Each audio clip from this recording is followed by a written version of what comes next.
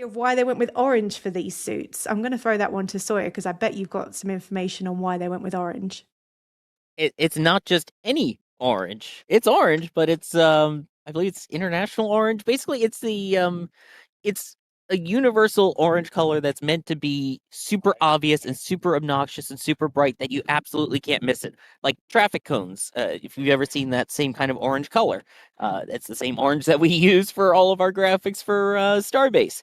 But the main thing is that it's obvious to see. So in the event that the crew has to get out of the capsule and float in the ocean for whatever reason, they're extremely visible. If they abort somehow and they need to find the crew, you can't miss them. So that's the main reason why they're that super bright orange color. And these are, I believe now they call them OCSS, the Orion Crew Survival Suits. So, I mean, that's the main thing is this is essentially a second spacecraft that they're putting on. So once they close the lid and everything, the visors and everything is pressurized and ready to go, it can act as essentially a safety boat that they can stay in, I believe, for 24 hours with Orion.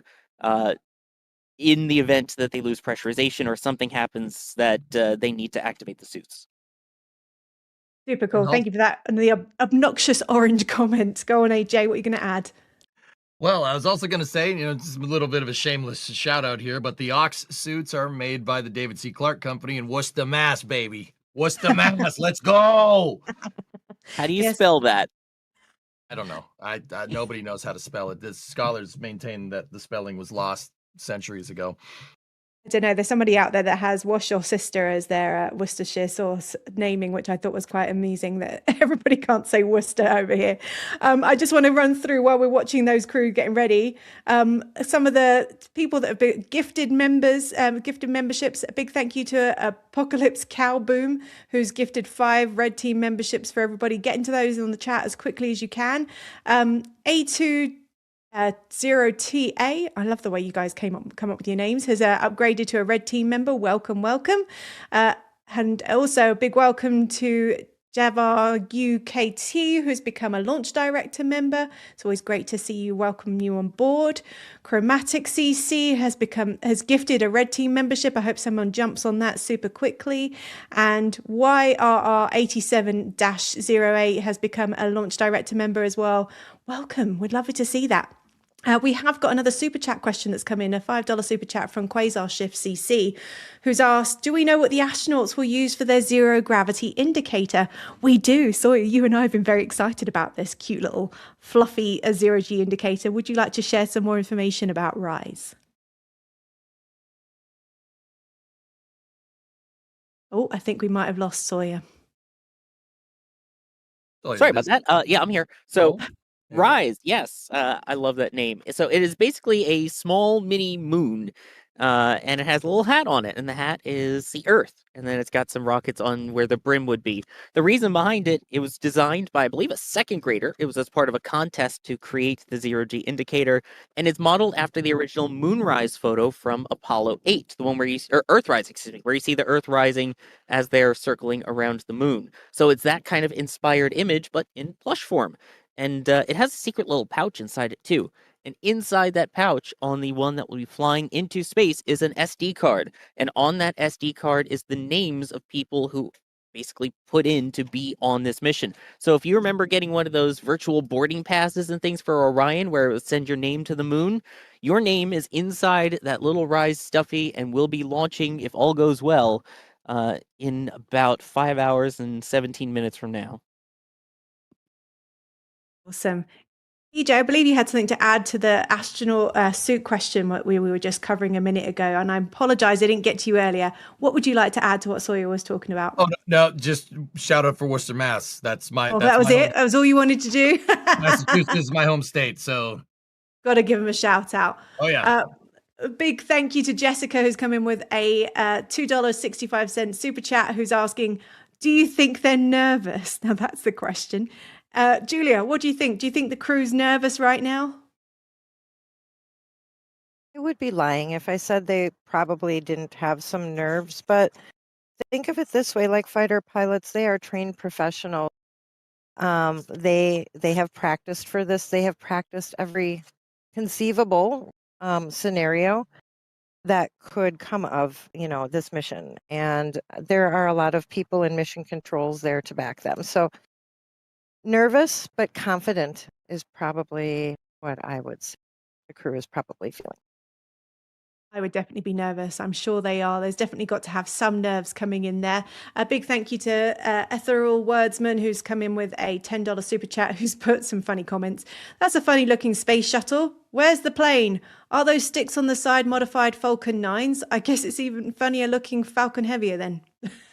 If you Well, ask AI, it's all the above. Or if you all try of and the have Gork make it for you. I love don't that. believe you. Gork, is this true? No comment. Another big thank you to the super chat coming in from Java RUKT. I'm going to go with $20 super chat has come in with a question. What's the official job title of the team members that help the astronauts suit up?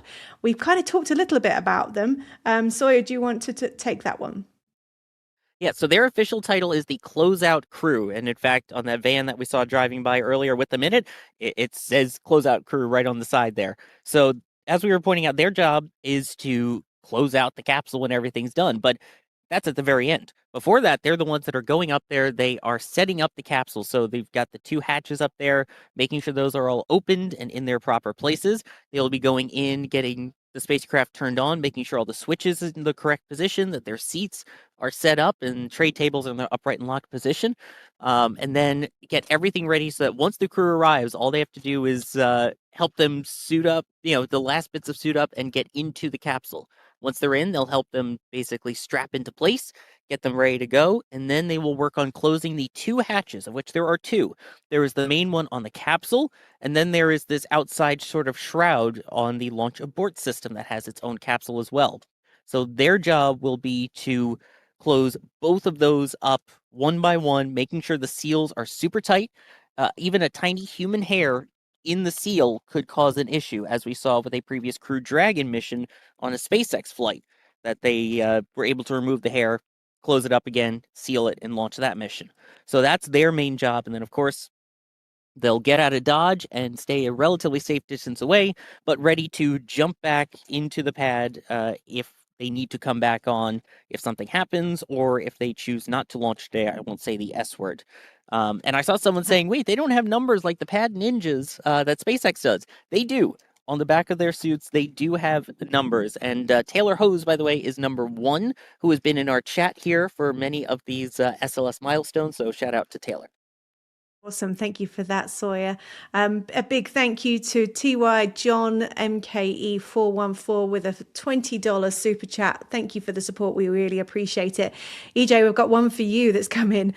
Biohazard 4524 has come in with a €100 super chat who says, EJ made me do this, mostly because I know he'll angrily deny it. Do we need to know what's going on with that? No, I don't know this person. I've never seen that person ever in my life, ever. Well, thank you, Biohazard 4524. We appreciate you and your support. We've got a couple of more questions coming in. Durix Enterprise has come in with a $5 super chat and a question. Do we know if any of the surviving Apollo astronauts who journey to the moon will be back at the Cape for the launch? Sawyer, you're kind of on the media side area. Have you seen any Apollo astronauts? I know you've spotted a few other former NASA astronauts today. Yes, so far I have talked to NASA astronauts here. I have talked to someone who flew aboard Crew Dragon, and we may or may not be having them come on to talk a little later during the launch broadcast. But basically, I have not seen anyone yet from the Apollo program. The Apollo, again, when you think of when the moon landings were, we're talking 1969 through 1972. And they were already in their 30s and 40s at that point. So they're definitely, unfortunately, getting up there in age. The youngest person to land on the moon was Charlie Duke, who is now in his 80s. So I'm not sure at the moment if any of them are here. If so, they're not directly down at the press site, but hopefully we will see where they are at. I'm sure if Charlie's there, he'll have the red carpet rolled out to him. Charlie, very sweetly, I've met a couple of times and said, big congratulations when I got my last job. So I'm sure if he's able to, he'd be there because he's a really great supporter of the Artemis II program, the whole Artemis program altogether.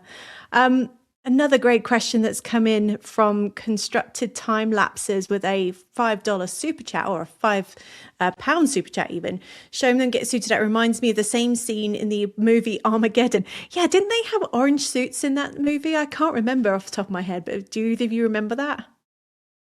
Oh, yes, they Yeah. did. Julia's That like, yeah. movie's been playing. Movie and The Martian have been playing in my house regularly, and yellow. They were orange suits. Absolutely. Yeah, very Yeah. well spotted for that one. Yeah, most of it was supposed to be modeled similar to the space shuttle missions, which they started using those suits then, which were called ACES suits back in the day, as opposed to OX, as they're called now.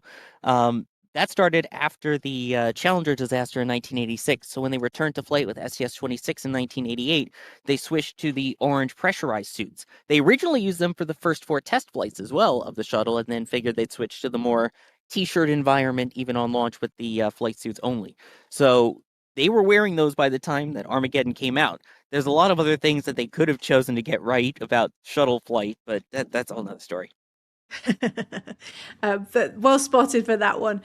Big thank you to Ronnie, who's come in with a £5 super chat, who's asking, are NASA and SpaceX competing for Mars, or will there be a joint effort there? Now, I wonder if that was covered last night in Max's interview with Jared. Anybody remember if that was a question that was put to him?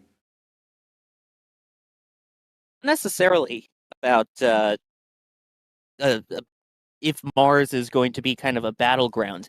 Right now, again, as Administrator Eisenman talked about, is the focus is the moon and getting to the moon. And it's about who can create the hardware now, not who will have the hardware ready 5-10 years from now. And again, knowing that that's all, space time where things take longer.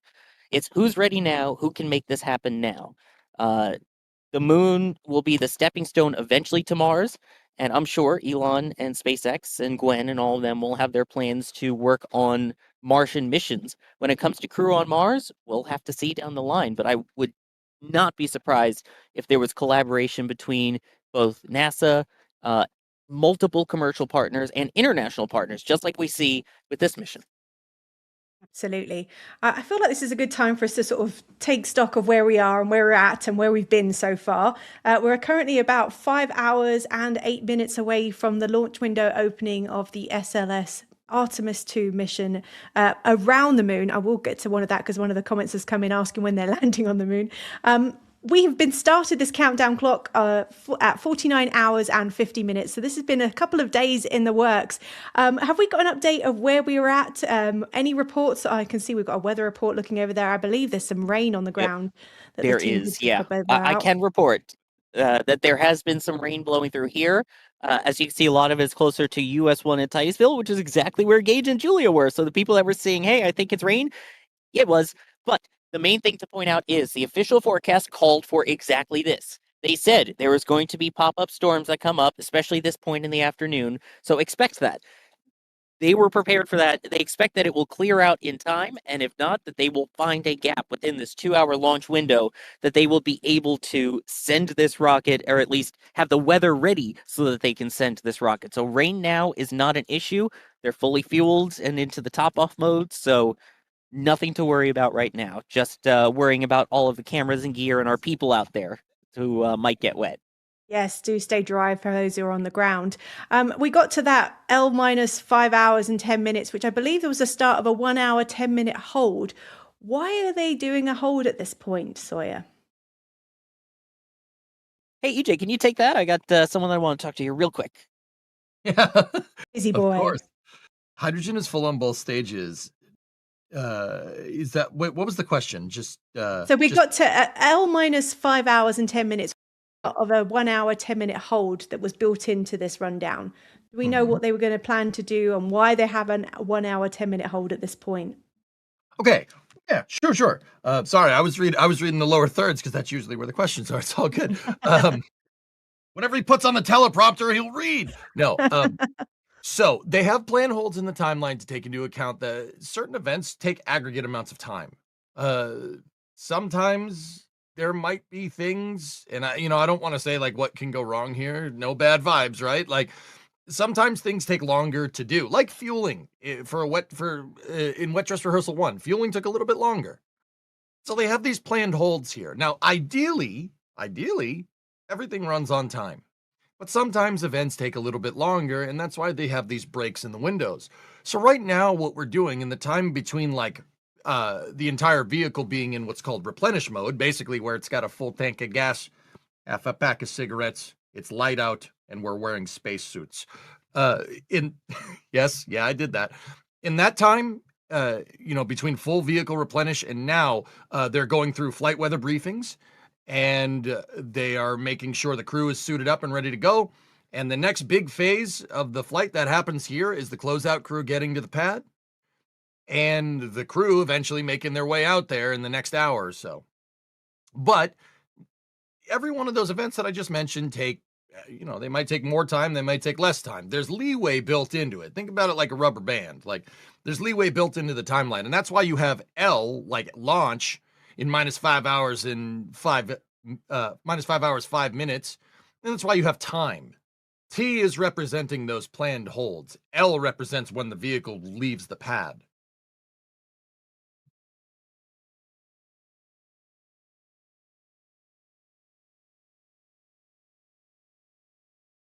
Yeah, we're just kind of waiting here until the closeout crew gets to the pad. The flight weather briefing from launch control has already happened. Yeah. And yeah, we're just waiting for the closeout crew at this point. It's looking very, very positive. We have got a super chat that's come in from Showboy XD, who's come in with $9.99, who says, best of luck with this launch. A quick question, though. Will this be live on all TV channel networks? And when exactly would they arrive on the moon? I really want to witness this with my family. So that was my point we were talking about earlier about what they're going to be doing during this mission. Do we want to talk through? We got that really great graphic of what they're going to be doing on this trajectory. EJ, do you want to grab that for us to talk us through what they're going to be doing during this mission? Okay, so the primary goal of this showboy is to shake down the Orion capsule with people on board. Now, what that basically entails is SLS is going to put the upper stage and the capsule with people on board into medium Earth orbit, and they're going to do an RPOD demo. Now, because everybody knows what that means. A Rendezvous Proximity Operations Demonstration, RPOD. Now, as Sawyer said, NASA loves their acronyms, right? So the first phase of the mission, for the first 2 days in flight, they're going to be doing that. What that basically entails is them separating from the upper stage in this medium Earth orbit and then turning around and then flying in formation with the upper stage to make sure that Orion is maneuverable. That's one of the primary goals of this mission. From there, you're already in medium Earth orbit. You already have 4 people on board. If everything works good with the RPOD demonstration is like saying ATM machine. If everything is good with the RPOD, then they're going to shoot the moon. That it's 3 days out to the moon, and unfortunately, they're not landing this time. We don't have a lander ready just yet, but that will be coming in the next year and a half, something like that. And what they're going to do is actually a free return trajectory. So they're going to get really close to the moon, and then they're going to use the moon's gravitational pull to shoot them back towards Earth. So unfortunately, no landing, but we will get a close flyby. And NASA has said that they want to stream as much of this as possible. So, you say you don't want to miss it. NASA's going to do their best to give us all the views that we want from this capsule. And we'll be sharing that, won't we? Of course, you don't need to go to a network, TV network. You can come to us. We're going to be live streaming throughout the launch. I think we're going to be going for at least 3 hours after launch as well. And then we're going to be updating throughout the next, we're saying 24 hours at 10 days rather than 24/7. 24/10, we will be covering this entirety of the whole mission for SLS. And Artemis II. So stay with us. We're going to be dipping in and out with lots of commentary throughout that time to keep you all as updated as possible. A big thank you to more super chats that are coming in. Jim has asked, what's the plans for the remainder of the mission?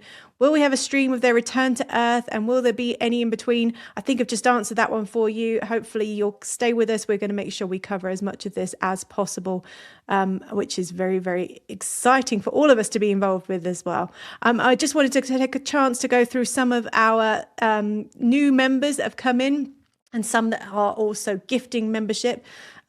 Shazbert has gifted 1 red team membership. Jump on that as quickly as possible and join us as a member here at NSF. Spaceboy123 is a new member who's become a Capcom member. Congratulations and welcome to the team. Very exciting. Also, I'm going to interrupt you for a sec because I'm going to have to head out real quick, but I want to thank everybody for allowing me here on the stakeout stream. And don't worry, we will all be talking soon. Awesome. Sounds good. Thanks, Sawyer. I really appreciate it. Apologies that I just saw that you were jumping out because I know we've got a lot going on. Everybody's everywhere. Sawyer's on the ground. He's actually going to be in the media area for the next few hours covering all of this and making sure that we're getting the latest information. Julia is the other side of the, is it Banana Creek, Julia, that's in between you and KSC? Well, Oh, it's the Indian River. I think we're getting a little bit of a static between you and your microphone and the connection right now. immediately in front of me is the Indian River Lagoon, but Banana Creek. Oh, well, that would surprise me between the weather and the crowds coming in. Can you hear me better now? I can indeed, yes. Okay. So I am at the Indian River, which is a lagoon that Titusville faces. Now, if people are viewing near Port Canaveral, Highway 528, that area, they actually are most likely on that Banana River. So you were really close. You were really close. It's been a while since I've been over there myself, so it's good to hear that you're there. And go and find Julia and Gage. Go say hi to them. They've got a table set up. They'd love to be able to speak to you. Maybe we'll even get you on air. You never know if you've got something fun to share with everybody watching. A big thank you to an email 104 who's come in as a Capcom member. Very excited to have you on board. Alicia Jones has become a PadRap member. Welcome, welcome. And then we've got Caleb I78, who's also become a PadRap member as well. We've got a few questions that are coming in as well on the super chat, which is always very exciting. Super LLD has come in with a $5.37 super chat, is asking, once we have a base on the moon, can we grow crops in the lunar soil? I guess that adds to that Martian question, EJ. Would that be possible, do you think? I know that's something we've been working on at NASA for a long time. Oh, on the moon? So In a habitat, maybe. You're not gonna just like get a scoop of lunar regolith. Lunar regolith is the really cool sciencey way of saying lunar dirt. But you're not gonna grow anything in that. That stuff has been the right way to say it is it's been baked by the sun for millions of years. There's no microbes or anything in it that is what causes plants to grow. That's why we call it regolith and not dirt. Dirt has all kinds of organisms in it and nutrients in it and water in it. That last one's kind of important. As we all know, you can't have life without hydrogen and oxygen, right? Definitely Right? helps. Right? Yeah. So, because it doesn't have any of that, you'd have to like infuse it with dirt. I'm sure if you infused it with dirt, it might work. Maybe. Well, that's something we'll be testing, hopefully, in the coming missions. We should probably ask Mark Watney about this. He would probably know, And if anybody who doesn't know, that's the lead character from The Martian. He's definitely one to be asking that question. We know that NASA has been working on what kind of plants can grow in microgravity environments, in low gravity environments. That's what they've been working on the ISS for some time now. We will see is definitely the answer to that question that's come in. But we appreciate it. And thank you so much for that super chat. We have another one coming from Blake, who's curious of what we're most excited about after the complete Artemis II mission. Will it be Artemis 3? Is it Freedom 1? What's the next big thing that we look forward to? I'm going to throw that one to Julia first. After this mission today, what's the next one that you're most excited about? Oh my goodness. So, I mean, if we're talking about Artemis, then it will be a little bit after this mission before we launch another Artemis mission. But I can tell you that this is gearing up to be a very busy spring for us here. And I can't pick any one mission. I hate to tell you this, but it sounds like Falcon Heavy, we'll finally get to see one of those launch. We'll get to see Blue Origin's New Glenn launch again. And then you know what? We're going to see Starship hopefully by the end of the year here. But this next month alone, next 30 days or so, following this mission is going to bring some excitement back to the coast and hopefully some more crowds again. So sorry, I can't pick one because those are all missions we don't get to see very often also, and I love them all. Absolutely. EJ, what would you say about that? What's the next big thing to look forward to? Yeah.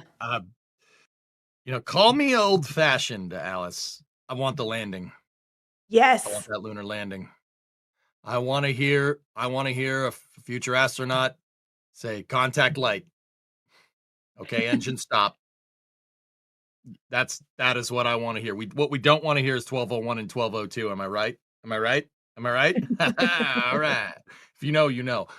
That I want the landing.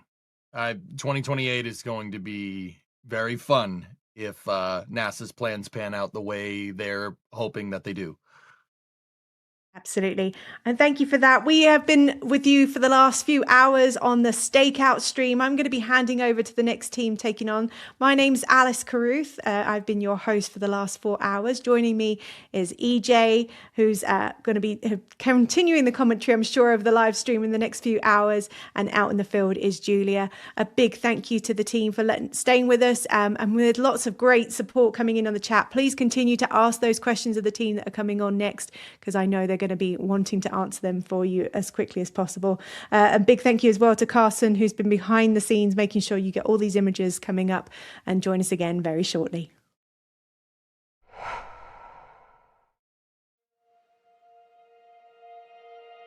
And here we go.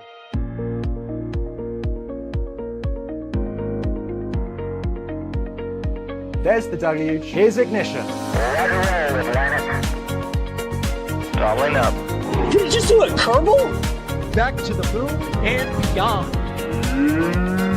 Put that in the big bag, you know. Back at home, we all have a lot of work to do, but from here, it sure looks like a perfect world. Propulsion continues to be normal. We did have an observation. Sequence. 343 unfolds to go. It's orange. Water towers can fly!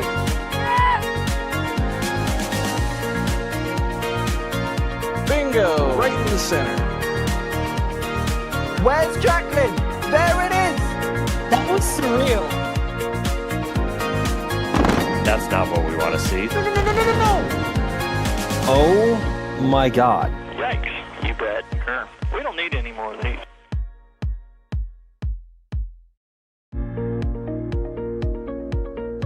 One of the questions we get all the time is, are you excited? Absolutely. Artemis II is more than a mission to the moon and back. It is the next step that gets humanity to Mars. For decades now, literally thousands upon thousands have risen to that challenge. May I introduce them to you all? Jeremy Hansen, Christina Hammett-Cook, Victor Glover, Reed Wiseman. We are going to launch on top of the most powerful rocket NASA's ever made. We're gonna fly around the moon in the spacecraft. Integrity. We are going to the moon together. Let's go.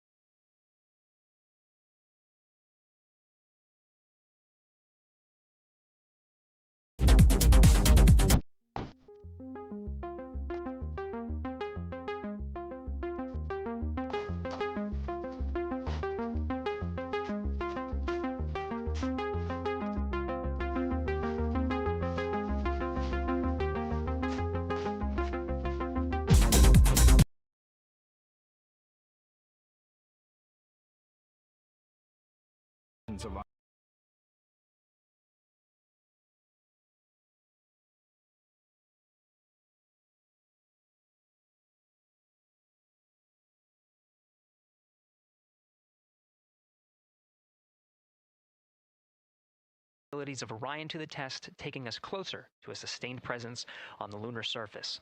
It's great to see the crew gathered around the table. Megan, with that, we'll toss it back to you as we continue to monitor from here in Mission Control Houston. Back to you.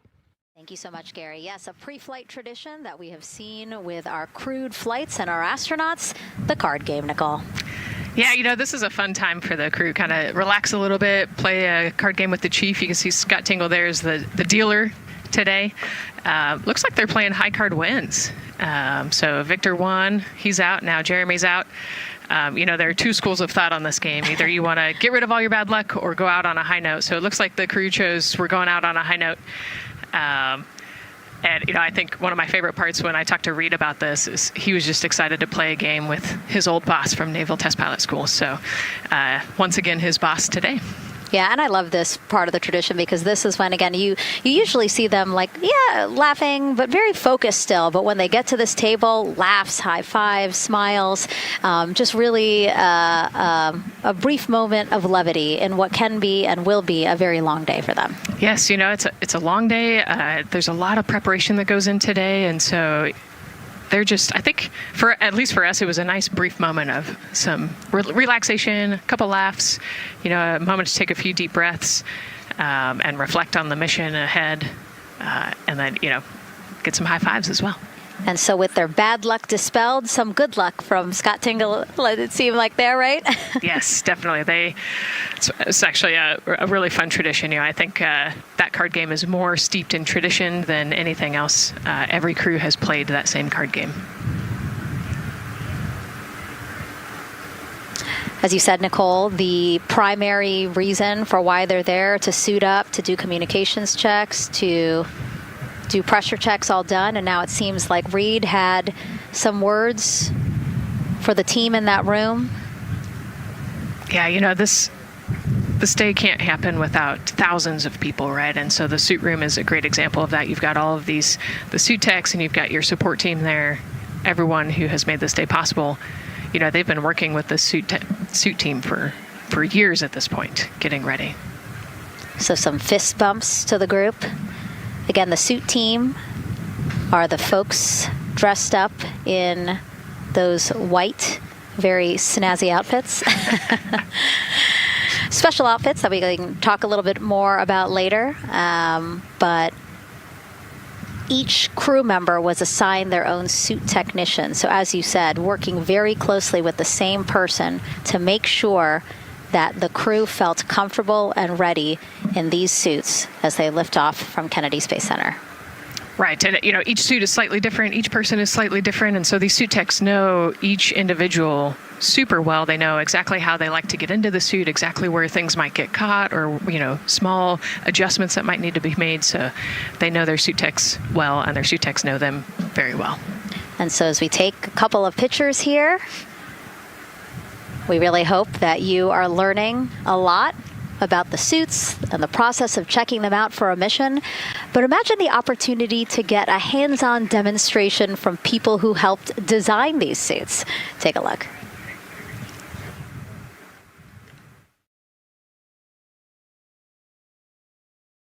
Does anyone want to try on one of the gloves?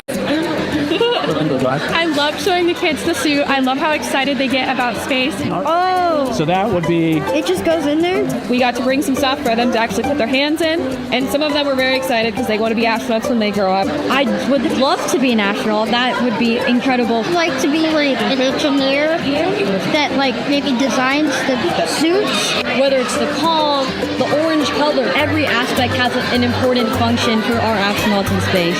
It's going to be amazing seeing astronauts up close to the moon again. And that was a special event at Johnson Space Center.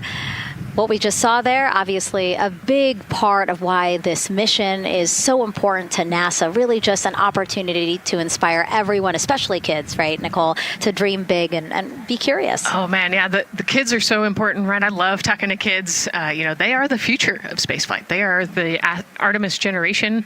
And, you know, if we could just inspire even one of them to go on to be a scientist or an engineer or maybe even an astronaut someday, that's a win. And now let's turn our focus to the rocket for a little bit. Powering liftoff will be, again, NASA's Space Launch System rocket right behind us. And to learn more about SLS, let's go to Megan Carter, who's at Kennedy Space Center's Visitor Complex at an exhibit dedicated to Artemis and the future of spaceflight.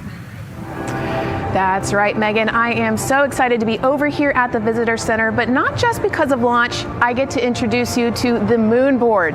This is obviously a very complex mission, lots of moving parts and pieces. So the moon board is going to allow me to break some of those things down for you just a little bit more in depth, starting with that SLS rocket. Now, the SLS, or the Space Launch System, very big, very powerful. It is going to be producing 8.8 million pounds of thrust at launch. And like I mentioned, very large, as you can see here, going to stand about 322 feet tall with Orion there on top, just a little bit taller than the Statue of Liberty. Now, there are many components that make up this rocket, so I'm going to point out just a handful that you're going to hear about a lot throughout this broadcast, starting with our boosters. These two twin solid rocket boosters are going to be very powerful. They are going to burn for the first 2.5 minutes of flight, and each one is going to stand 17 stories tall. They weigh in at about 1.6 million pounds each. Now, I am going to jump back out and I'm going to show you a little bit about our core stage. That's going to be known as the backbone, essentially, of our rocket, and it is made up of around 5 components, starting with this engine section down here. This engine section is where our 2 propellants are going to be funneled down through our pipelines, and they are going to be mixed at 2 different temperatures, very complex processing, and they are then going to go on to feed that fuel to our 4 very powerful RS-25 engines. These are going to produce about 500,000 pounds of thrust each at launch, and they will burn for 8 minutes. All right, now jumping up here, we are going to take a look, because I just mentioned those propellants. Obviously, we do need fuel, and that is why we have around 535,000 gallons of that liquid hydrogen. That's approximately about the same amount that you could fill an Olympic-sized pool, just to give you an idea. And then we're also going to have that liquid oxygen, and like I mentioned, there's going to be about 200,000 gallons for that one, and they are going to be funneled down through those lines that you see here on the side. All right, jumping up real quick, this is going to be our upper stage. That is where our core avionics are going to be stored, essentially the brains of the spacecraft. And then jumping out super quick, let's see if we can zoom in here, and we can. Those propellants I talked about are going to be stored at cryogenic temperatures. That means thousands of degrees below Fahrenheit, so they have to be kept very cold. And that all those bumps and ridges there that you see, those are actually going to be an insulation spray that's going to help keep that rocket nice and cool, keep the propellants ready to go, and get us set up for success. Now, obviously, that was a very quick overview of our rocket. I have so much more to show you here on our moon board, but for now, I'm going to turn it back over to you, Megan. Thank you, Megan. A very impressive demo of the moon board, but also an impressive system, obviously. She mentioned 4 RS-25 engines on the core stage, and actually we have one right behind us here, used during the shuttle program, and I got to get a closer look at it with Space Launch Systems Engines Deputy Manager Philip Benefield. Okay, so Philip, in terms of size, shape, and function, what we see here behind us, exactly what we see on the pad. Absolutely, Megan, absolutely. So this is the RS-25 engine. Impressive. We have 4 of these on the bottom of the SLS rocket to propel the SLS rocket in Orion into low Earth orbit. And we've been seeing views of the pad throughout this broadcast, but you mostly only see the bell here. What's happening over here? Right, so this is generally what we call the power head section of the engine. So the purpose here is that it takes in the propellants from the vehicle tanks, the liquid oxygen minus 297 degrees, super cold stuff. The liquid hydrogen even colder, minus 423 Fahrenheit. There's 4 turbo pumps on the engine that pressurize that propellant up to 9,000 psi in areas. It is all directed into the main combustion chamber, where it is burned into hot gas that then is accelerated out the nozzle to produce thrust. When you say hot gas, what are we talking about? We're talking 6,000 degrees Fahrenheit gas. Wow, so we're talking really cold as liquids coming into the combustion chamber, and then it comes out as really, really hot gas. How do you engineer something to control both extremes? Absolutely. It's very technically challenging. one of the main things here with the nozzle is that since you have the 6,000 degree Fahrenheit gas coming out, you have to cool that nozzle so it doesn't melt. And so the way the nozzle is constructed with these 1,080 coolant tubes. And so each of these coolant tubes flows a small amount of hydrogen. It keeps it cold, and so it doesn't melt during operation. Wow. I mean, all of this science that you're talking about, it is truly amazing that you guys designed this for shuttle, and yet you've reconfigured it, retooled it to be able to now support Artemis. What do you think about that? Yeah, I think that's really amazing, the fact that we were able to use the heritage hardware on the Space Launch System. The engine itself, developed through the Space Shuttle program, many upgrades to make it more reliable and improve the thrust as well. Perfect. Philip, thank you so much. I can't wait to see all 4 function. Same here. Thanks, Megan. Enjoyed it. And again, another idea and way that we are learning from what we've built upon and figured out all into this moment. Yes, with so much more thrust and capability. Like we said, we learn all those lessons from previous missions, and we get to involve them here today. And here we are, the closeout crew in the White Room, getting ready for the astronauts who have just left crew suit up and are now walking down a hallway to greet some family and friends downstairs. Commander Reed Weissman, Pilot Victor Glover, Mission Specialist Christina Cook, and Jeremy Hansen. Looking excited, ready. Now in that elevator to take them 3 floors down. Thumbs up, one more photo. Oh, nope, a couple more people in that elevator. Those are important folks. They're going with them to the pad. Yeah, Bye, Reed. This is a fun elevator ride. Yeah. And, actually you couldn't see them because they're off camera, but the support crew that's actually in crew quarters with us is right there waving goodbye and saying goodbye to you. So it's a really special moment to say thank you and say goodbye to the support crew at crew quarters. That's amazing. And so again, they will ride down 3 floors, and then soon we'll walk out the doors that you see underneath the banner there that says their names. These doors, the same doors that astronauts who have launched from Kennedy Space Center have walked out of since the Apollo program. Yes, and you can see another tradition is putting your patch on that archway as well. So I'm sure they did that over the last couple days. They did. It's actually it's so hard to see because there's so many of them, which is also great. But it's on the door frame on the right-hand side, the very, very bottom. Awesome. Great crowd here. A shot now of everyone who is waiting to greet the crew as they walk out of the operations and checkout building here at Kennedy Space Center and will board their ride to the launch pad. Yeah, this is a really great shot, right? Because you get to see a little bit of what goes on there. So you've got the close family that were in quarantine with them up close. They get to wave goodbye one last time. You've got a little bit of media in the background, and then you've got some NASA employees and a lot of the program managers off to the side as well to wave goodbye one last time and wish them luck. Yeah, it's a really nice moment. Again, they have had some quality time with family, but this is their final opportunity to say, see ya in 10 days. Yep, the last wave. And so there are different pens of people, again, as Nicole was alluding to, specific to the quarantine rules that you followed in order to be able to have that access, have that closeness with the crew. And then on the bottom left-hand side of your screen, the Astrovan. And that is going to be the crew's ride out to the launch pad. This modified Airstream motorhome can seat up to 8 people inside. It has a TV and sound system, and we know they plan to watch a video during their trip out, right, Nicole? Yes. So I think Top Gun is on the menu, yes. And then also Point Break because Christina surfs. So I think they've got a pretty decent entertainment planned. So I love that. It gets them in the headspace, the right headspace to really just enjoy the ride to space. NASA's history with Airstream dates back to the 60s when the company created a crew quarantine vehicle for when astronauts returned from the moon. This picture here, President Nixon talking to the Apollo 11 astronauts inside said quarantine vehicle.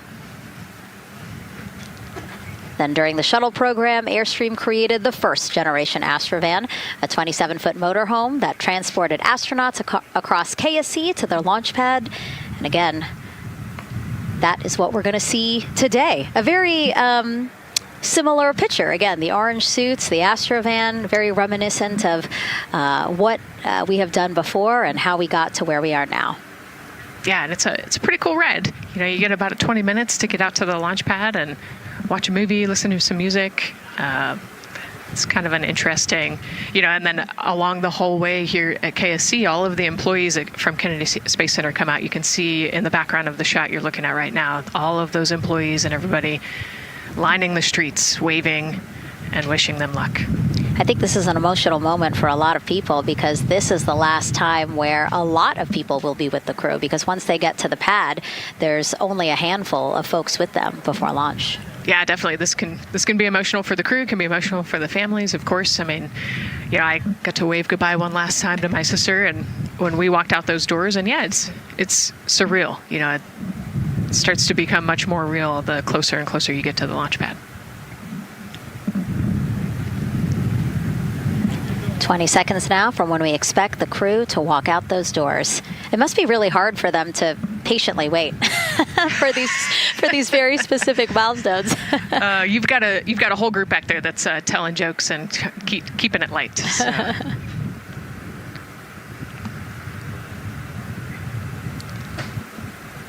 And here they are, NASA's Artemis II crew.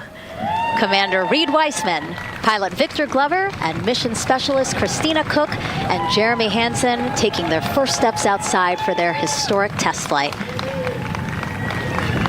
To a wonderful applause from the crowd.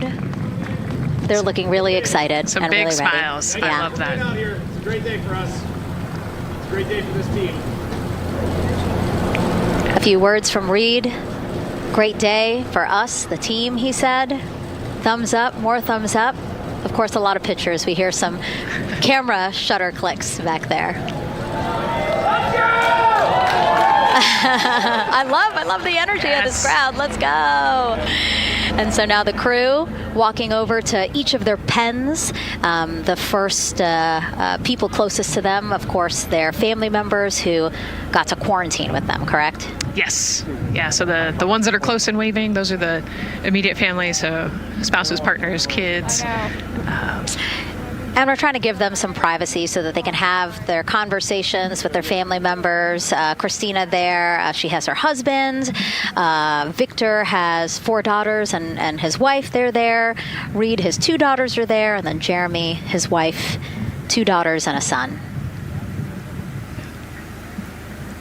When you were standing in their shoes, Nicole, when you flew for Crew 10, what were you kind of talking about? Like, did you really think about this moment and what you might want to say?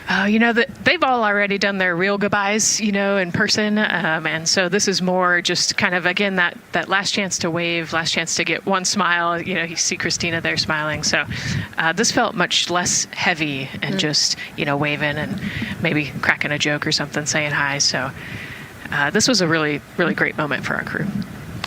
Reed's 2 daughters there. Reed spoke about when he told them that he was selected to be the Artemis II commander.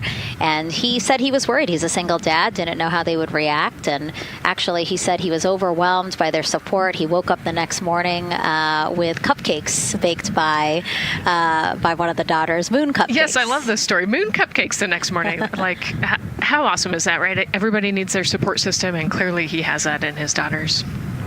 Christina said she took a bike ride with her husband and wanted to tell him when the moon rose, but that it was too foggy.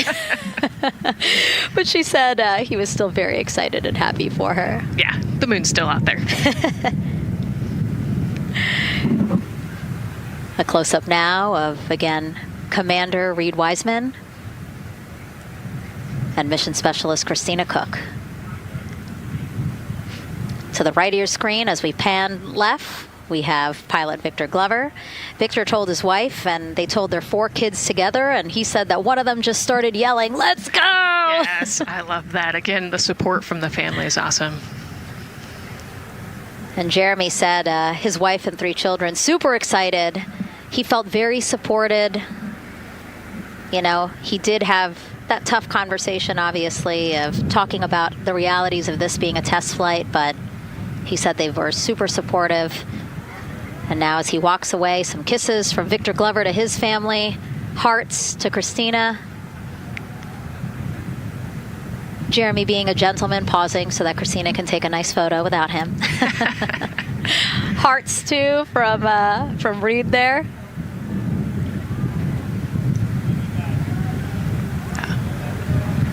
Hearing Victor saying, "Love you guys," saying that to some of his crew members there. Woody. Some more applause from the group. Quick wave to some of the NASA program managers, and I think Norm Knight's out there, the FOD Flight Operations Director.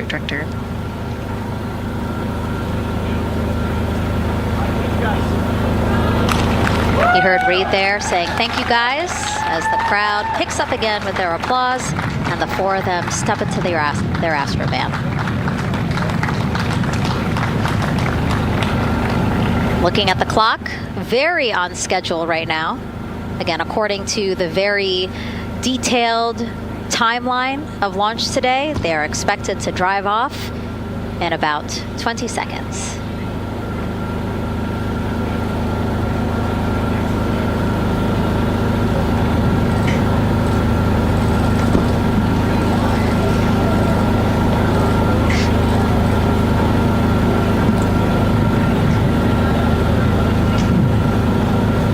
So far, we're marching toward the launch smoothly.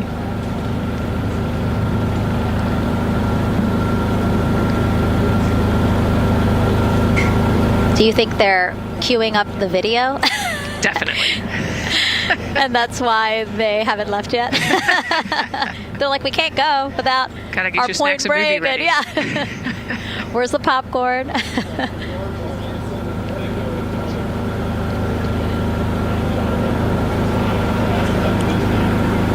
Again, good on the timeline. Of course, they do have these very specific milestones, but this is not one that has to be completely stuck to the second and the minute. Yeah, we will make up that time easily. They will get a full security escorted ride out to the launch pad. It's a quick trip, 15, 20 minutes.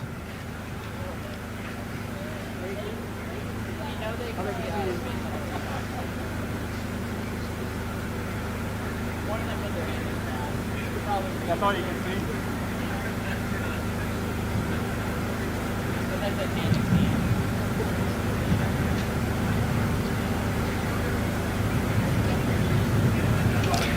The closeout crew at the pad, still just getting everything ready for their arrival. Configuring Orion, right, Nicole? Yes, so they're probably laying out the seat restraints and getting all of the umbilicals set and ready to go so that when the crew gets there, they can ingress and start getting strapped in and connected to the capsule. And in our smaller box there, we have a shot of our administrator, Jared Isaacman. Bouncing around quite a lot today, was in the firing room right after the crew weather brief, saying to the crew that they are good for them to start suiting up, and now here to wish them well as they drive out to the pad. Yes, he's so invested in this mission. I love it. You know, he's been an active participant today, and exciting to see him there at the walkout.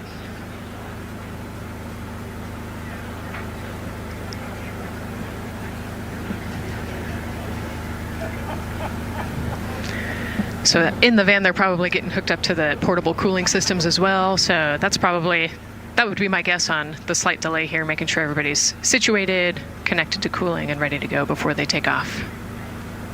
Right, because the orange boxes, we didn't talk about it when we were in the suit-up room, but if anybody noticed, there are these orange boxes, and that's what provides the cooling to those thermal garments. And so those boxes have been staged inside of the Astrovan so that once they got there, they can connect up again so that they're cool and comfortable on the way out. Right, so they were off cooling from the walkout, you know, said hello to their families in the 80-degree weather here in Florida today. So it can get really warm in the suit quickly if you're not careful. So we want to make sure everybody's comfortable before we drive off.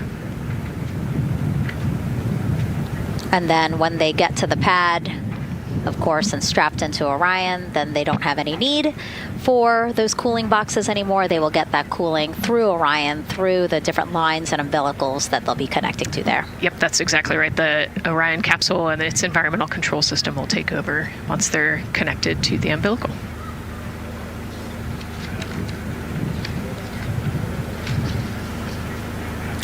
And so when we were watching them get into the elevator, I said, oh, there's a couple more people going in there. And they were, again, those folks in the white suits that we saw. Again, suit technicians. Yep. And there they go. And off they go. Reed, Victor, Christina, and Jeremy now on their way to launch pad 39B, where they will fly to the moon, something no human has done in over 50 years. They may also set a new record as the farthest humans have ever been from Earth, a record set by the Apollo 13 crew almost 56 years ago today. We still hear cheers as they drive away from the operations and checkout building here at Kennedy Space Center. Now, while the crew make their way to the pad, let's get to know each of them even better. First, Commander Reed Wiseman. The moon, to me, it's the thing that connects me together with all the other humans in my life. I remember being a little kid lying in bed at night and just looking out at the moon in whatever phase it was in, and I was thinking, man, my friends that live like 20 miles away, they can probably look out and see that same exact moon. And then when I was in the Navy and I would look out at the moon and I'd be halfway around the planet, I would think, man, my brother can see that moon where he is and he's halfway around the planet from where I am. To me, it's a connection of life on Earth. We can all look up and see that moon, and it's always changing. The moon is never the same 2 days in a row. I love that. My name is Reed Wiseman. I'm the commander of NASA's Artemis II mission around the moon. I grew up in a little town just north of Baltimore, Maryland, about 20 miles north of the city. There was a National Guard base nearby my house, and there were A-10 aircraft that would fly over every now and then. I just would look up at them and be like, man, I want to be up there. I want to go do that. And then my brother went to the Naval Academy, and I would go every year and watch the Blue Angels fly during commencement. And that just started to grow and grow and grow. For a while, I wanted to join the Air Force, and then I realized Navy flies as well, and they fly from ships in the middle of the ocean. And that was it, like, done deal for me. That is exactly what I wanted to do for my career. Flying is freedom to me, especially when you're in a jet aircraft coming off of an aircraft carrier in the middle of the Pacific Ocean. Nearest land is over 1,500 miles away. So when you come off of that aircraft carrier, you are truly just alone with yourself out there. It is a magical experience to be out there all by yourself in an aircraft over the Pacific. Just it's free. I think anybody who accomplishes something that they set their mind out to, there's no one thing that does it for them. It's a combination of everything. I mean, the way my parents raised me, the way my brother and I, the way our relationship developed over time, my friends, being in the marching band, going to college, setting my own course, learning how to live on my own, being mentored along the way, being, kept on the path to success, but being given the freedom to, make excursions and fail every now and then and regroup and carry on. I think all those things come together in the end to get you where you are. I've had to overcome, I'm a human being. I've had to overcome a lot of fears. I'm pretty scared of heights. I joked about that on the International Space Station, but it turns out I'm only scared like at the edge of a building. When you're up on the International Space Station, even though you're 250 miles up, I never had that feeling of falling or that I was, at risk up there. I just kind of loved the feeling of floating and looking down at Earth. There have been challenges all throughout my life. By far, the biggest challenge was losing my wife in 2020 to cancer and now raising two daughters who are grown up now, but that's been the biggest challenge by far I've ever had to face. It is not easy. Being an only parent, trying to work a full-time job, and raising two kids is something that I think about every single day. I'm very proud of the work I've done. I haven't always done it well, but I've always shown up and tried as hard as I possibly can. And now Artemis II pilot Victor Glover and his journey to this history-making moment. I do wonder what it's going to be like when we are really far from Earth and can see it. The sensation of being so far away from everything that you know. I had that sensation on the space station the first time I got to sit in the cupola for a really long time. So I can only imagine what that's going to be like from 200,000 plus miles away. My name is Victor Glover, and I'm the pilot for NASA's Artemis II mission around the moon. When I was in 4th grade, I was 10 years old, and that's when the Challenger accident happened. And it helped me understand how the general public felt about the astronaut corps, right? Like, these are the people that we want to be. And that just gave me an easy thing to strive toward. The biggest fear that I've had to overcome in my life is doubting myself. Going to college when no one in my family had gone to college was a huge risk. I had more confidence in my athletic ability than in my academic abilities. I could play football with those college students that I saw on TV. But my classmates that I saw in the lab and around the University Union, I didn't know if I had what they had. I think addressing that self-doubt was a part of, swinging for the fence and trying to go get an engineering degree, not just go to college, but get an engineering degree and then go do something challenging and technical like flying. Apollo is known for sending humans to the moon. Artemis has an opportunity to continue the Apollo story, but I actually think it's important for this story to stand on its own. Artemis is a new program, and we're trying to do new things. And it's great to compare and contrast. When you look at our spaceship, you can see parts that were designed, built, and integrated in another country. When you look at our crew, you see that our crew is international. There are also men and women. And I just think that comparing and contrasting makes the story even richer. The piloting role specifically, I will have an hour and a half or so where I get to fly the spacecraft by hand.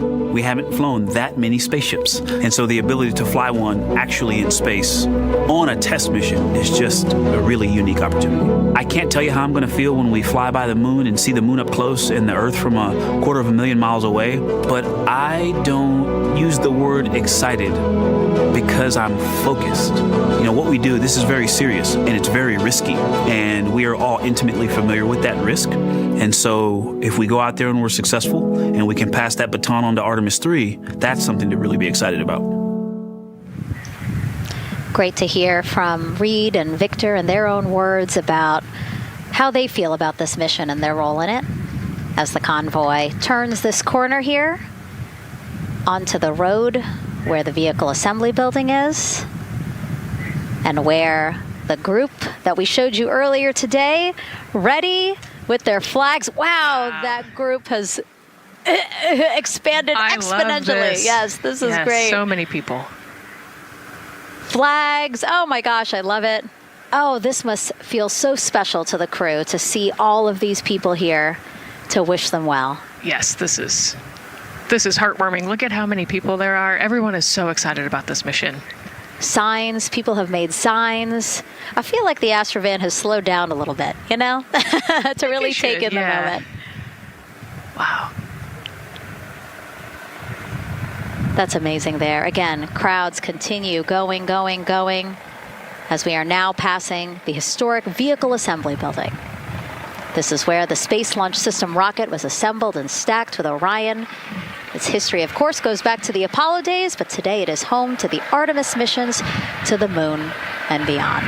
Gosh, still people lining the route. Yep. I love that. I do too. It leaves me kind of speechless, you know, just to see all the support, all of the people who want to know that they're thinking of them, they're with them, and the fact that this crew specifically has always said we are going for all by all. This must be really special to them. Yes, and that's just here on Kennedy Space Center. Imagine the rest of Florida right now. Yep. Mission Specialist Christina Cook, who holds the record for the most consecutive days in space by a woman. Let's take a look at what she has to say about this mission. I tell a story, which is one that my dad told me before the Apollo missions when he was just a very little boy.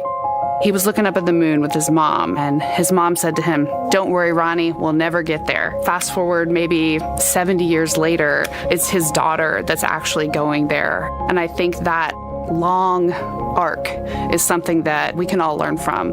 The idea that the seemingly impossible becomes possible if you just believe in it and are willing to work hard and come together to achieve it. My name is Christina Cook, and I'm a mission specialist for NASA's Artemis II mission around the moon. When I look back on my dreams as a kid, I definitely never thought I would actually get here. I was very pragmatic. Even though I'm a dreamer, I knew that the odds were way against me again, so I might as well do something I'm loving in the meantime. I definitely loved science and math in school and, did pretty well in those things, but I also loved being active. I was always outside. I loved things that made me feel small. I loved looking at the night sky, oftentimes between the pine tree branches, or I loved the ocean. North Carolina also has mountains, and when we go there, I just loved the vastness of all of those things. I loved how they made me feel and what they made me think about, and the vastness of the universe and how much out there was to learn. I'm drawn to exploring. I'm drawn to challenges that involve both mental and physical, and I'd much rather be solving problems wearing a whole lot of equipment and in a harsh environment, and that's just something I've carried with me ever since I was a kid.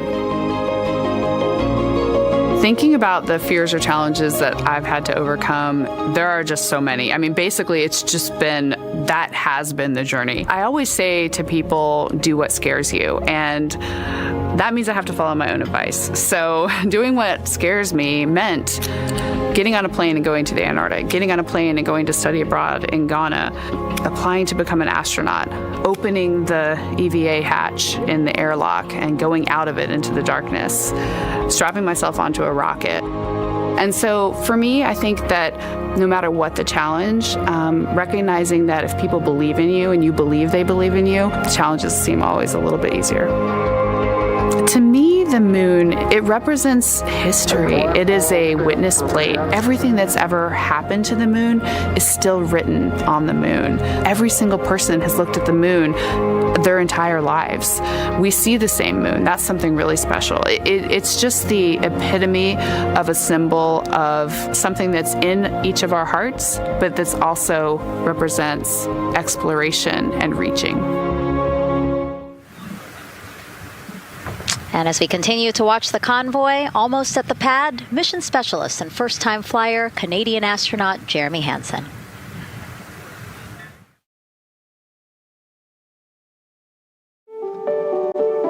I have this very distinct memory of seeing an image of an astronaut standing on the moon. It's burnt in my brain because I went back to it so many times in my childhood, and I would look at that image, and I know it had a huge impact on me that humans had walked on the moon.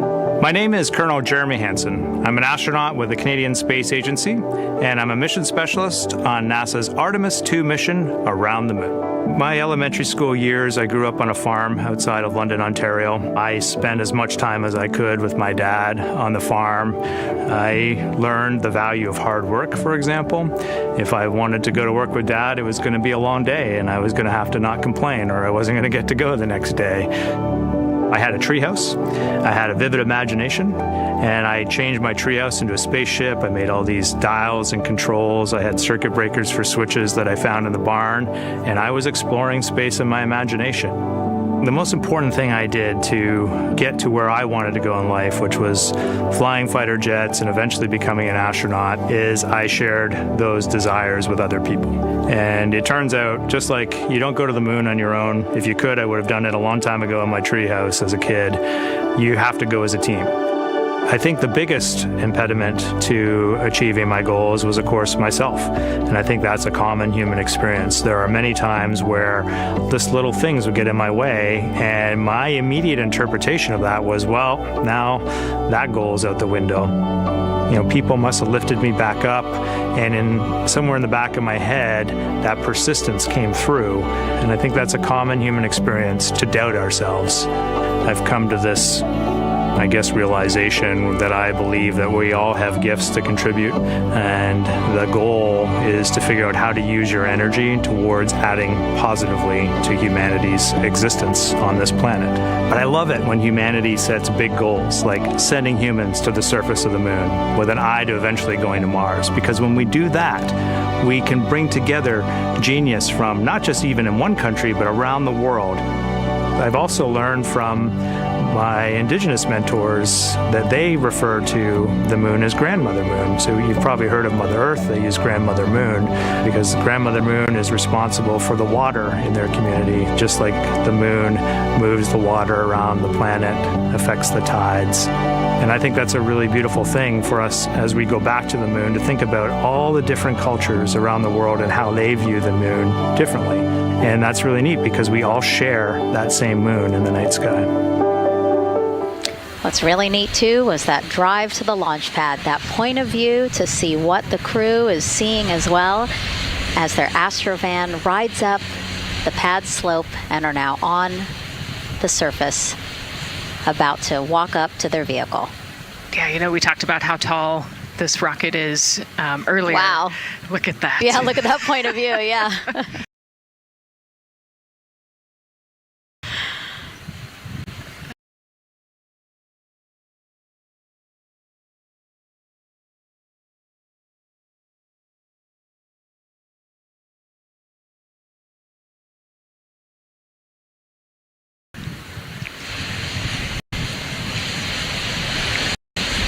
Pad 39B, another historic place here at Kennedy Space Center. Construction began in 1964, finished 3 years later. Apollo 10, the full dress rehearsal for the moon landing. That was the first mission to launch from this pad. Yeah, we've used this pad for a lot of missions. We modified the pad in the 70s and 80s, and then the shuttle missions actually launched from here as well. And then, of course, Artemis I took off from this launch pad, November 2022. And now here we are about to see the Artemis II crew get out of the Astrovan and make their way up the mobile launcher to the 274-foot level, where they will embark on their first crewed test flight of the Artemis program. I think that button in the elevator actually says space when it you does? hit it. Yeah. Really? At least on 39 Alpha it does. So I imagine it says something similar here. Again, let's take a look at the clock as we wait for the crew to get out. 4 hours, 10 minutes and counting until the top of our 2-hour launch window today. Let's head back across the street to Daryl, who's following the launch team every step of the way. All right, thank you, Megan and Nicole. And here inside Firing Room 1, we had a nice moment.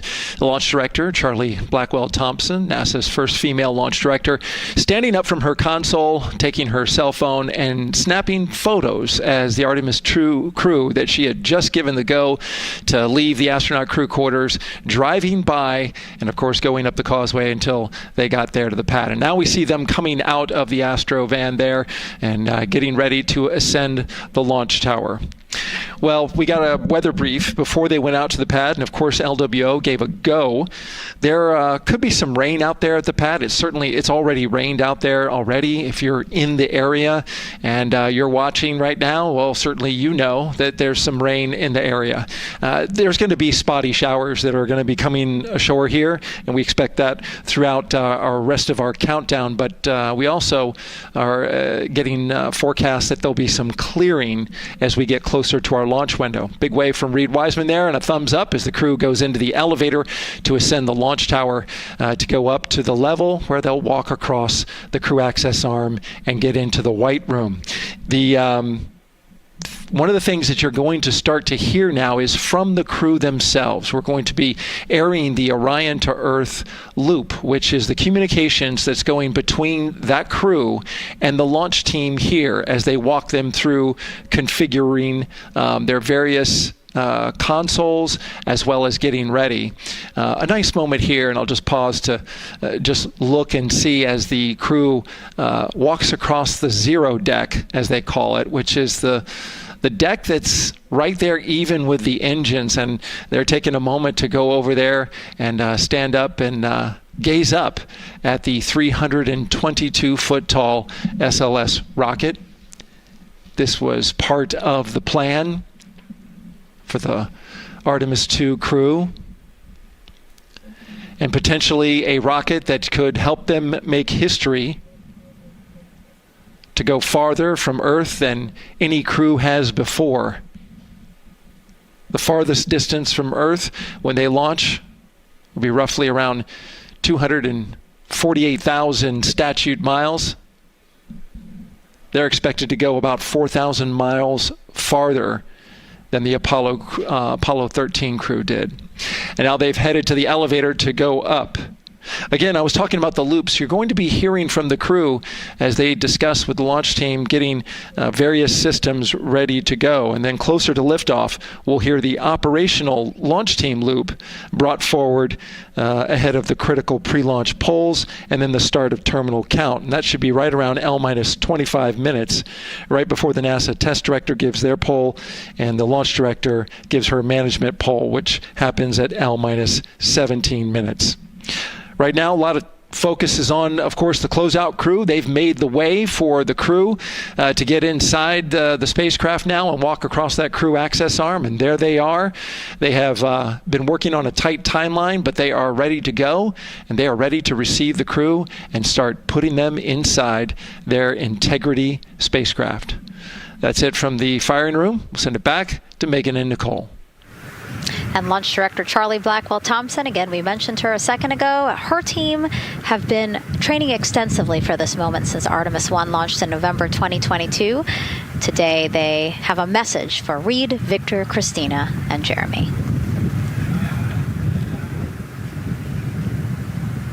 Today, you carry the work of thousands and the hopes of millions. Every test, every simulation, every long day and night have led to this moment.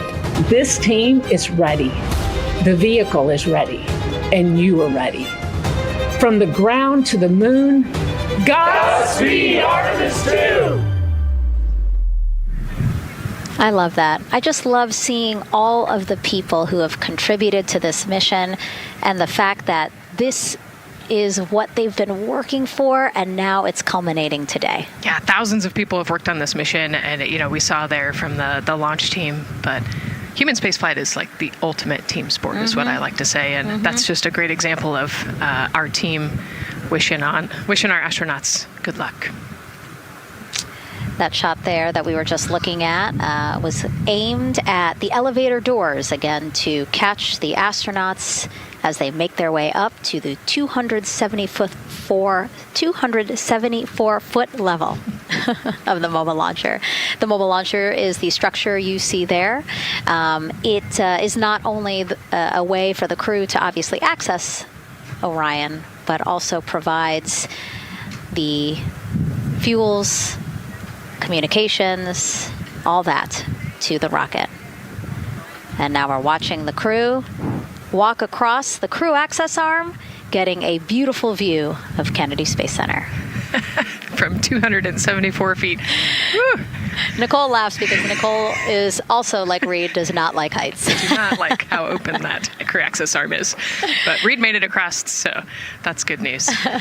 It looks like they really enjoyed it. They didn't just walk straight past. Christina and Victor, we definitely saw. Some thumbs up there, looking too. out, yep, that crew access arm. And then Reed, he knows where that camera is. Taking the opportunity to, again, just tell folks, hey, we're doing good. Ready for it. Yeah. And it looks like they're actually probably signing their patch. Yeah, there's a wall with patches there, and so each crew signs when they get up for their launch. And so this is probably actually the first time a crew is doing this in the White Room of Launch Pad 39B. Don't quote me on that, but I think the signing started with the commercial crew program. So there's a lot of that in the White Room over at 39A. But again, this is 39B. Yep.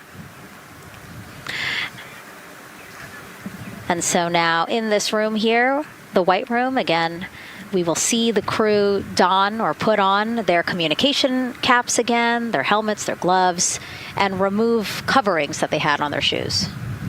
Yeah, so they want to protect the suits while they're walking out and up to the White Room, and now they'll finish reassembling those suits. Put the boots on, put the gloves on. You can see they're working their comm caps now, and they'll work the helmets eventually as well. And so as we watch this process unfold, why don't we take a couple of questions from you guys? What is the most difficult thing about preparing for a flight? Nicole, that question's obviously for you. Ooh, this is a great question. I think we get such good training. This crew's been training for years. And so they know this rocket and this capsule inside and out. They know all the dangers. They know how to react to anything. So I actually think, preparing your support system and your family, I think launch day is actually tougher for your family than it is for you. And we've heard the crew talk about the difficult conversations that they've had with their family to prepare for this historic test flight. And so I think, the closer and closer you get to the rocket, the fewer and fewer things from Earth you keep. They left their suitcases at crew quarters this morning. They left their cell phones, their laptops, everything. And so you are just a human in a spacesuit about to get on a rocket with all of your loved ones watching. And I think that can be probably one of the most difficult parts about today. And while you were answering that question, Nicole, we did get a chance to check. Yes, this is the first time crew has signed the wall of the White Room, again here at pad 39B. Let's take another social question now. All launch windows happen to be in the evening. How come? Obviously referring to the April opportunities specific to Artemis II. Right. This is a complicated answer. I don't know that I would have the exact mechanics behind it, but it has a lot to do with orbital mechanics and where we are in terms of the Earth and the Moon relationship. Like we said, we're trying to get on that free return trajectory, and so it has a lot to do with when we can do the perigee and apogee raised burns and the translunar injection. So there's a lot of math that goes behind these launch windows and why they shift and move, and why we just so happen to be in the evening for the April launch windows. Yep. You did answer it well. All right. And before we asked you guys a question, who would you take to the moon with you? Would that be a bestie, a pet, family member, or seasoned astronaut? Overwhelmingly seasoned astronaut. So, Nicole, you and I are going to the moon. Was that your answer as well? That was totally my answer. Again, I thought my husband would not like that answer because he'd want to come along too. But I think if asked, he would also say seasoned astronaut. So that's fair. Like we said, there's a lot of training that goes behind it. These guys can react to anything that comes their way. And so, yeah, if you don't have all that training, maybe you do want someone that's a little bit more experienced. Yep. So correct answer, everyone. And now we have another question for you. What do you want to know about living in Orion? What the crew eats, how the crew sleeps, how to fly the vehicle, or how free time is spent? Another great question. Yes, I'm excited to see what they say. Yeah, so head to NASA's Instagram or Twitch accounts to vote, and we'll share the results as soon as possible.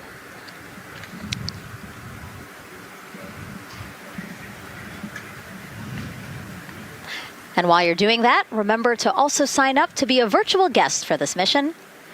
Just go to the link we'll pull up on your screen. As a virtual guest, you will get mission-specific information, notifications of any schedule changes, and curated resources straight to your inbox. You will also receive commemorative stamps for your virtual passport after launch and splashdown. Again, we really, really want you guys to engage with us, engage with this mission, come along with us for the ride. So yeah, take advantage of these opportunities to be a part of it. Yes, it's a mission for all. And so back in the suit, no, not the suit-up room, the White Room. Well, they're suiting up. You can see why I might have slipped that up. So they are continuing to put on gloves. Reed and Jeremy look like they've been checked. Again, they've put on their gloves, their helmets. They've taken off those coverings on their shoes now that they're about to get into Orion.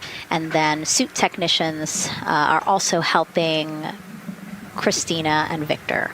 And they're in this particular order, actually, because this is the order in which they're going to ingress into Orion. Again, we have Reed, Jeremy, then Victor, last Christina. Yeah, and that just has to do, like you said, with the seat orientation. So as the astronauts sit down and lay back in the capsule, the left side will be Reed, and then below him will be Jeremy. So that's why they're going to get in first, to create space for then Victor and Christina to get in.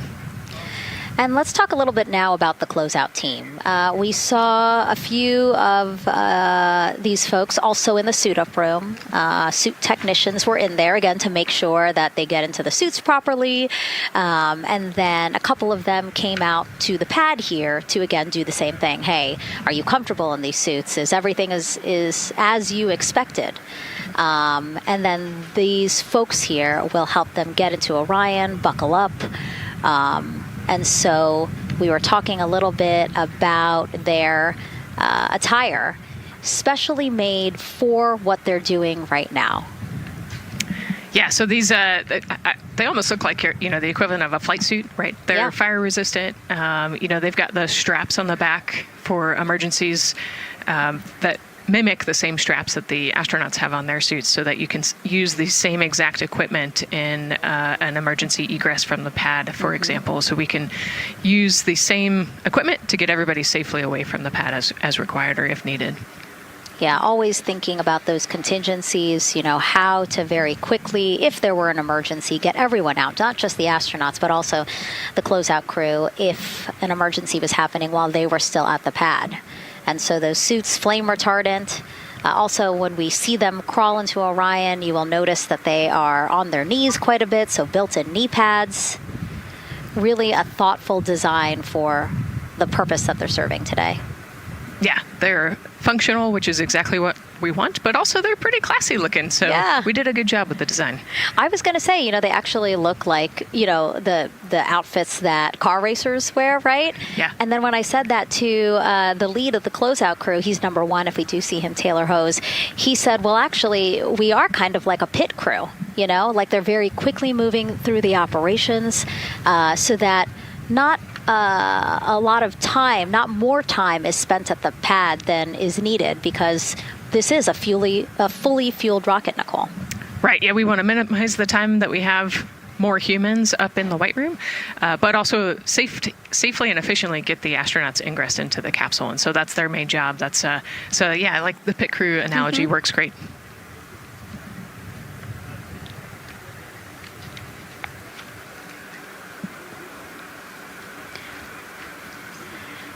And so, Nicole, as we get ready to see them ingress, I know you'll be, again, an invaluable source as we talk through this part of the launch countdown, because you've been inside a mock-up of the Orion spacecraft. And I know that because you texted me a photo that you took, this selfie in the mock-up, and little did you know I was going to put it in this broadcast.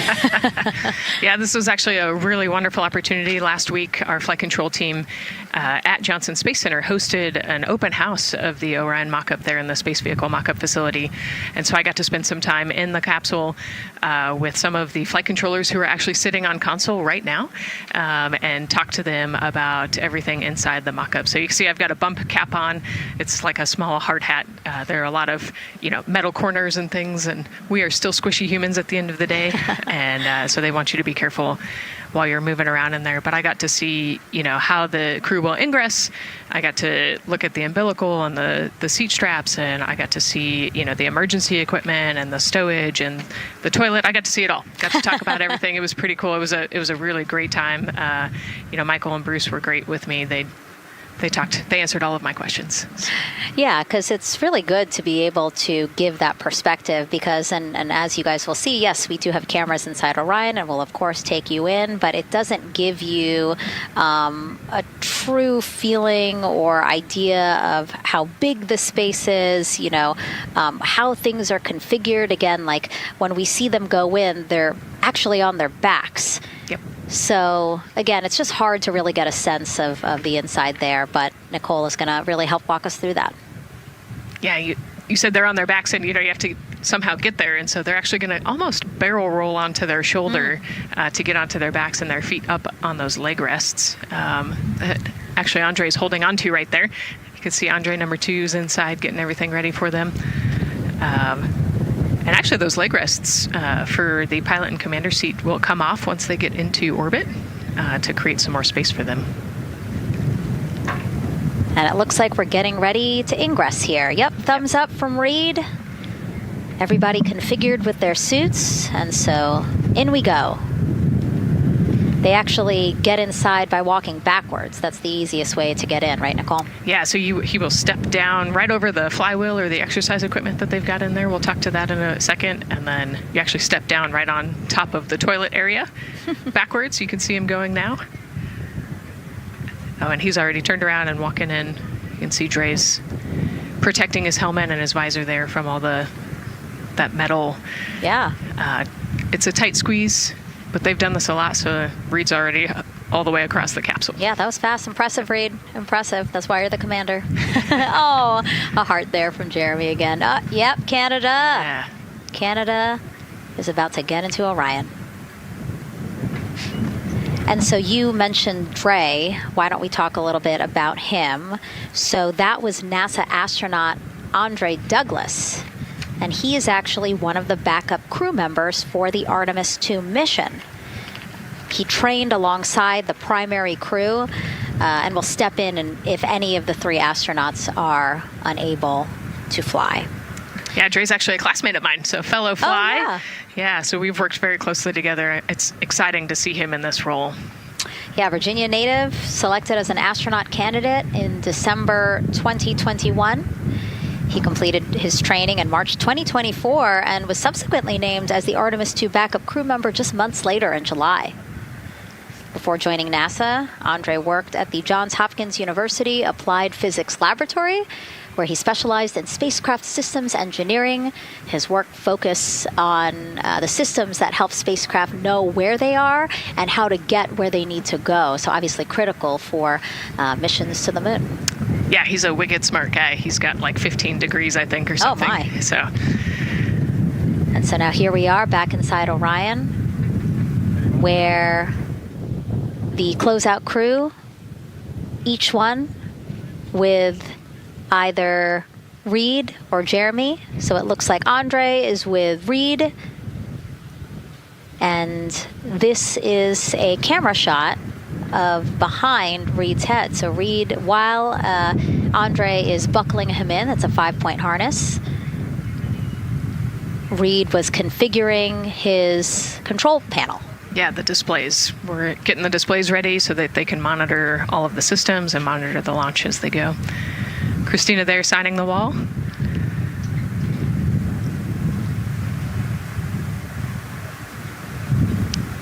Got to put away the pen. The pen could be foreign object debris or FOD, which is bad for NASA. We definitely want to make sure that we keep track of everything and we know where everything is, because the smallest thing could prevent us from launching or affect the equipment out there. Yeah, and you'll actually see that most of their tools will be tethered as well, so nothing can fall through a crack or drop.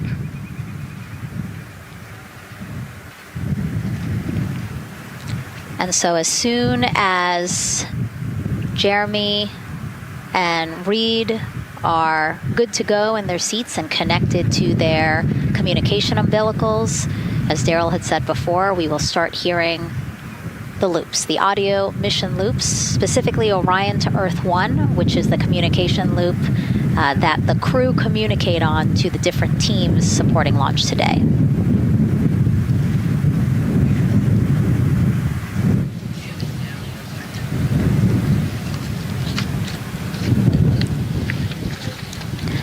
And as we said when we were in suit up, after they do communication checks, again, suit leak checks to make sure that nothing went wrong between the suit up room and here, and also to specifically connect them to the Orion systems.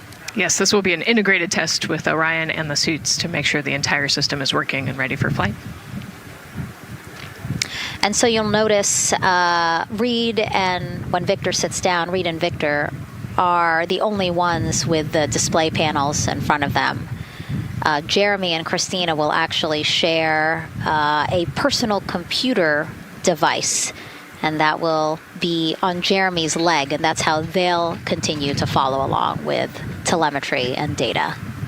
Yeah, it's actually pretty cool. This is one of the technology demos that we're doing, and so they're going to plug into the system, and it'll be a screen repeater on that that device for them, so that they can see what the pilot and commander are seeing.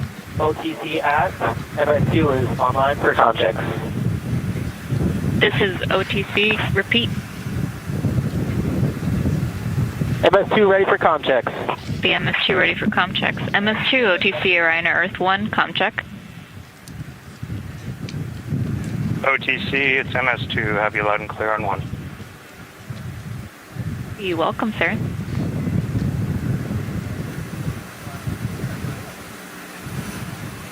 And so that was the Orion test conductor speaking with Jeremy Hansen, again, mission specialist 2 for this mission. So his communication check over, you heard him say 1, Orion to Earth 1, has been completed, a successful test.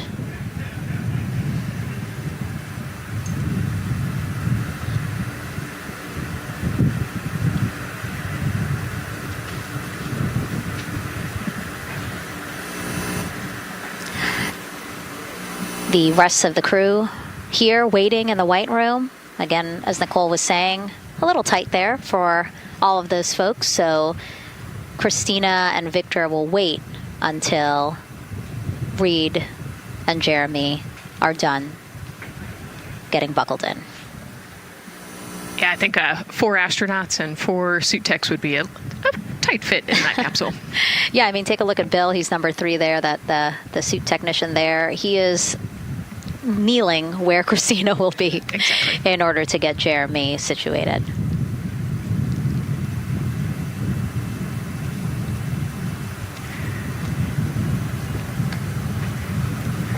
OTC asked. Commander's ready for comm checks. OTC copies. Commander. NTD, MEFCO 212, comm check. NTD, have you loud and clear here as well. I'll catch FTS on 194, thank you. Commander, OTC Orion to Earth 1. OTC, CDR has you loud and clear. Good comm. Welcome, sir. And there you have it, a successful comm check with Commander Reed Wiseman. And so... And CDR, NTD on Orion to Earth 1 for comm check. This is Gary Bush. I got you loud and clear, NTD. And good to have you on board. Good luck today.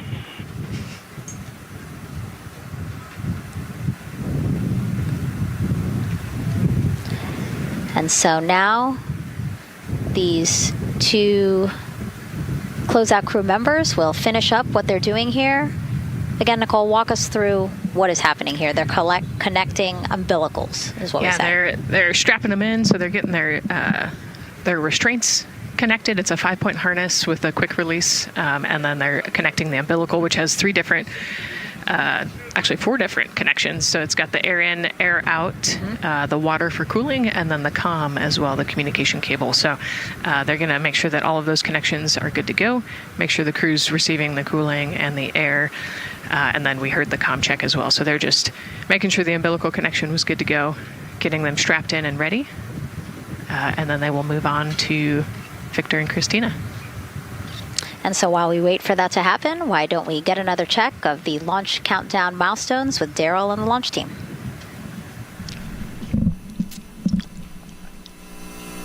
All right, welcome back into the firing room 1 here, where some of the launch team is having some pizza that was brought by the administrator. That was nice of Administrator Jared Isaacman to bring that by for the launch team to enjoy.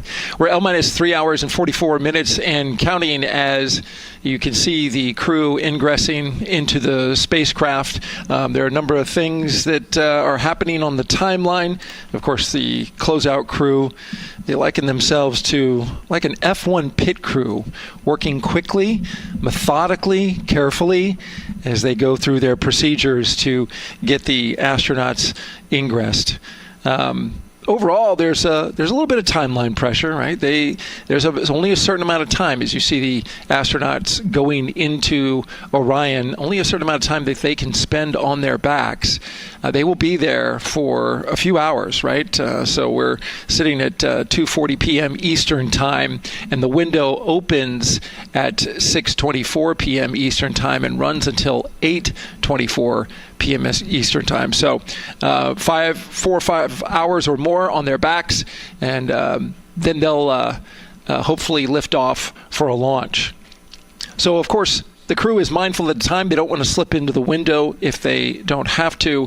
And so they're keeping a tight lock on the margin, the amount of time that they're working there. And there's a heart from Christina Cook. Great to see that as she gets ready to get into the Orion spacecraft, one that they named Integrity. It certainly fits this crew from what I've observed.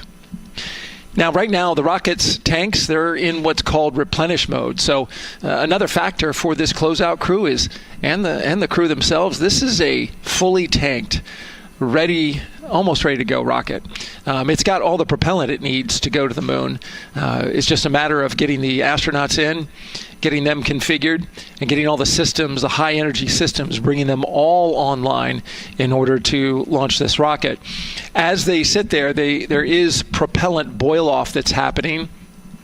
All tanks are at 100%, but the propellant, which is liquid oxygen and liquid hydrogen, those two propellants are minus 423 for hydrogen and minus 297 for the liquid oxygen. They are boiling right now. They've been boiling the entire time they've been in the tank. And that is vented out, as you can see.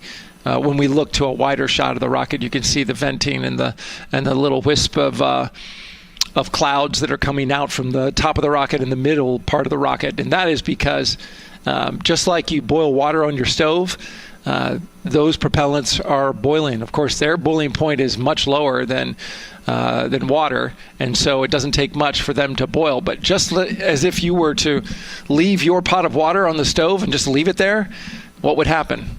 Well, it would completely boil off, and all the water would be gone. Basically turned into water vapor inside your house. Well, it's the same case here. So we are continually replenishing the rocket with propellant, liquid hydrogen and oxygen, running from those propellant lines that you see there going into the rocket. So that continues to go well. Overall look from the launch team here, this has been a very smooth countdown so far. The cryo tanking went exceptionally well, and the launch team is really in a good mood right now. Cautiously optimistic, understanding that with a system this complex, you can have something unexpected happen. But to this point, the firing room is really encouraged by what they've seen so far, and are especially excited to see these astronauts getting inside the spacecraft.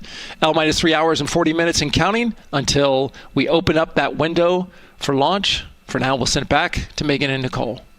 Thank you, Daryl. And, he mentioned that the crew decided to name Orion Integrity, and it was not something they came to easily. They really wanted to put in a lot of thought, and what they came down to is integrity is a value that NASA embodies, and also individually they felt like integrity is something that speaks powerfully to them.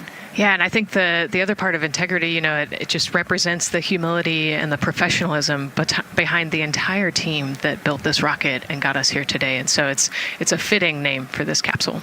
Yeah, like I said, I think the crew said it took them a little bit to decide on what they wanted, but I think they made the perfect choice. I agree. And so as the countdown to launch continues, we are reminded that this is an agency-wide effort to make today's launch attempt possible. We invited people across our NASA family to wish our crew a safe journey. Go Team Artemis! Go Team Artemis! 3, 2, 1, blast off! Have a great flight. Godspeed. We'll get you around the moon and home. If I had a message for the crew, be safe, to have fun, to remember that we're all down here rooting for them. I want to wish my friend and former student, Victor Glover, and the entire Artemis team best wishes and a successful flight. Have fun. Take some really cool pictures. Can't wait to see you when you get back. From the Earth to Sky team connecting NASA science to public lands, go Artemis. We will see you in the Pacific, and you can count on us being there. Greetings from NASA Langley's historic gantry facility, where Neil learned to land on the moon and Orion learned how to swim. We are with you all the way to splashdown. Let's go fly from the Orion Human Engineering Team. Woo! Like a full moon, your future is bright. Have a safe journey from the multimedia team in Cleveland, Ohio. We hope to see you guys back safely in San Diego, maybe singing some karaoke. Yeah, right, maybe. He knows exactly what he wants to do. After. He's like, yep, karaoke. I love that people submitted videos. You know, this is something that we actually asked as part of the broadcast. We were like, you know what, I think it'll be really fun. And the overwhelming amount of people who wanted to record something for the crew was really heartwarming. Yeah, you know, this is the first time in over half a century that we're sending people back to the moon, and everybody is excited about it. You know, kindergarten to congressmen and all over the world, everyone is ready for today and excited to see this launch. And so here we are again, still inside Orion with the closeout team, putting some final touches on, it looks like Victor's configuration there. Again, making sure that his harness is set and that he's connected to cooling, he's connected to communications, and he's connected to any other umbilicals that he needs to be connected to for Orion. Again, we are sharing so much information with you, and we hope you find it educational and fun. But we do know you guys still have some questions, so why don't we take another one now? Tell us what the moon is like! So cute. That wasn't a question. That was a demand. Nicole, you tell her what the moon is like. Oh, man, that was so cute.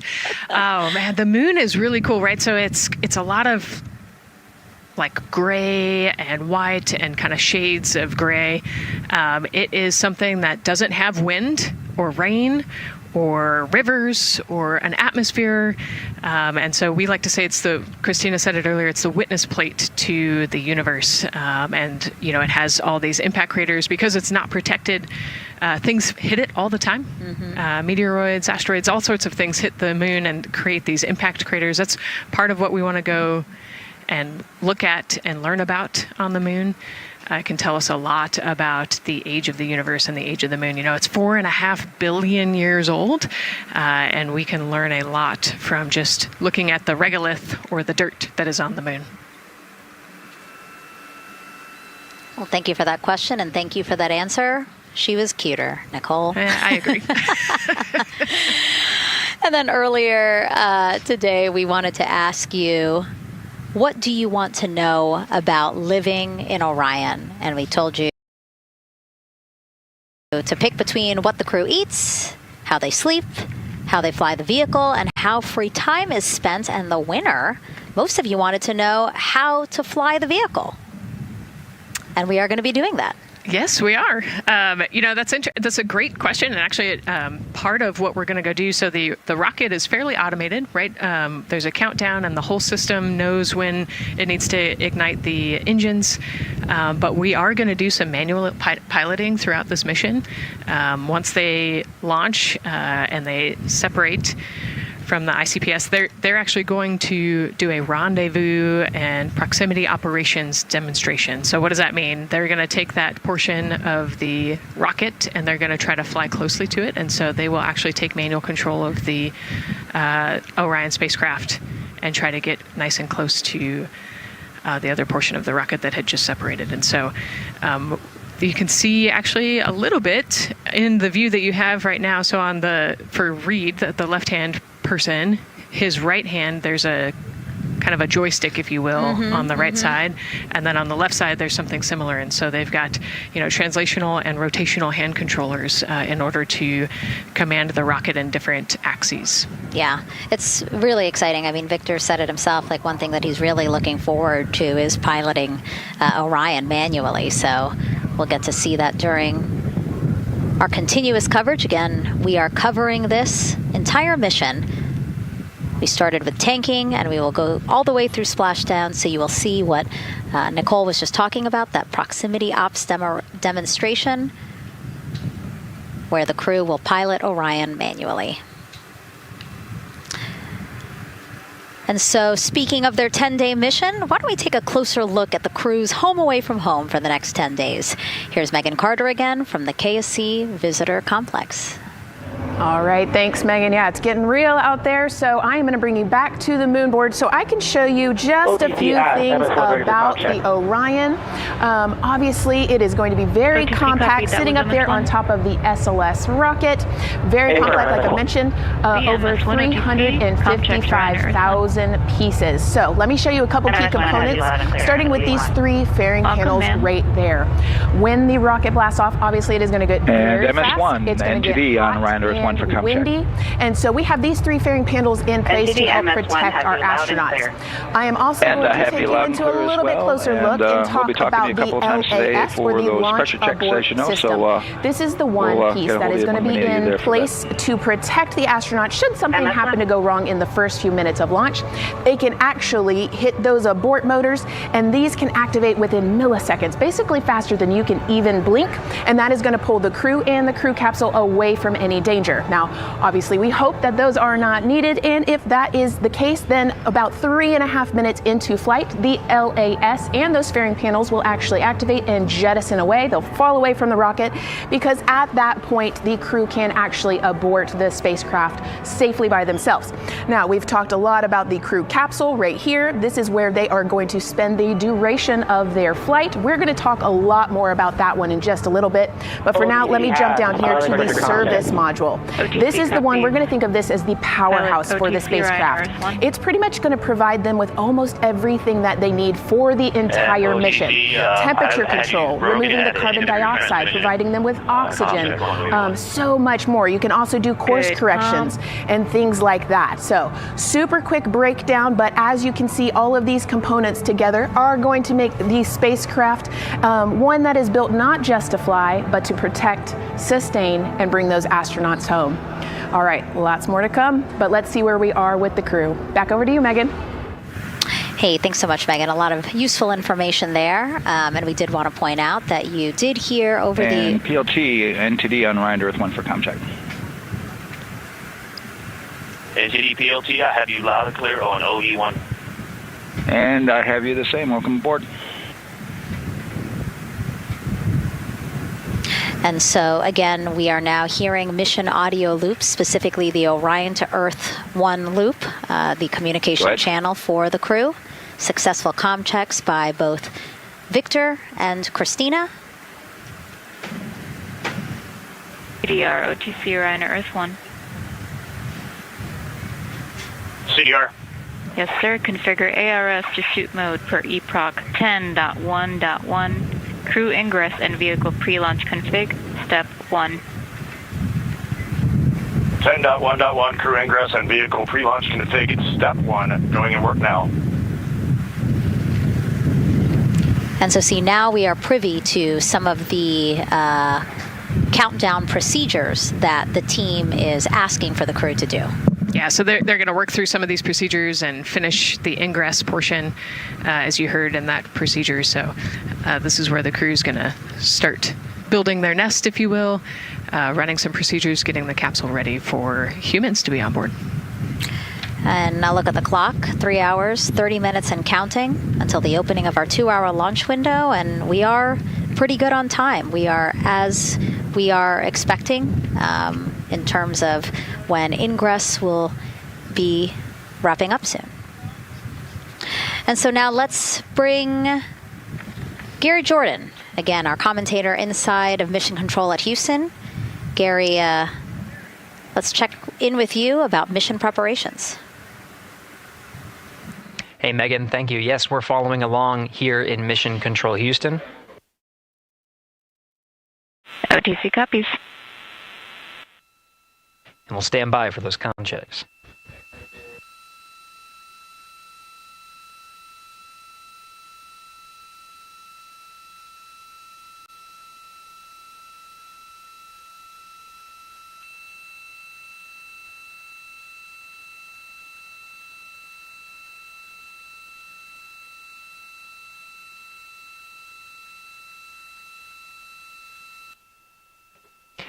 And again, we're waiting for those comm checks.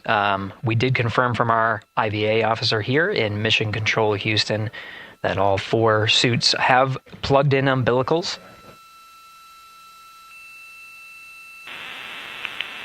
And CDR, NTD. Go ahead, NTD. Yeah, Reed, we're ready to proceed with the voice checks if you and everyone else is.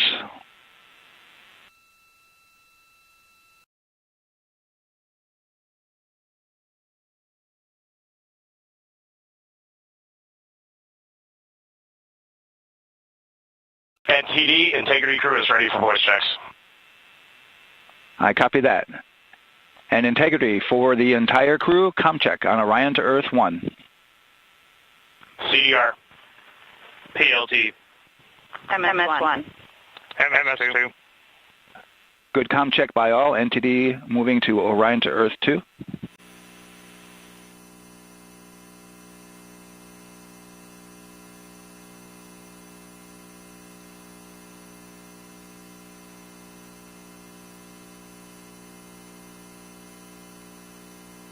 CDR. PLT. MS1. MS2.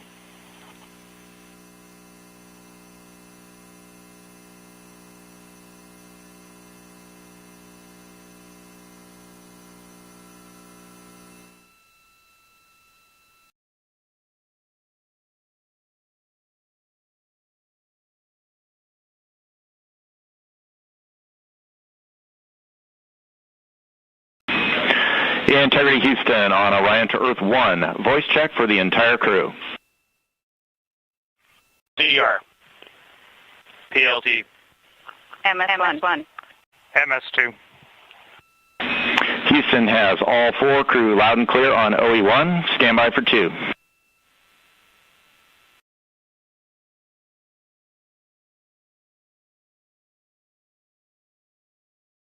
Your initial word was broken, Stan? MS1. MS2. Crew loud and clear on OE2. We'll use 1 for the default. Houston out.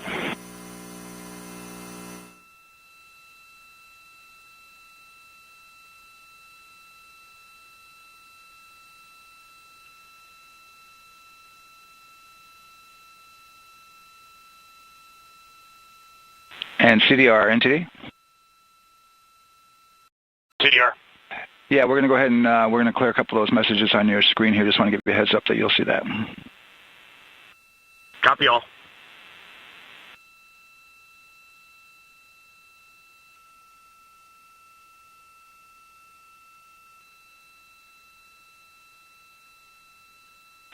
CDR, OTC, Orion to Earth 1. CDR. Yes, sir. Perform crew suit leak checks per 10.1.1. Crew ingress and vehicle pre-launch config, steps 2 through 4. Annunciation of LCC O-ARS-001 will occur. 10.1.1 crew ingress and vehicle pre-launch config, steps 2 through 4. Going in work now.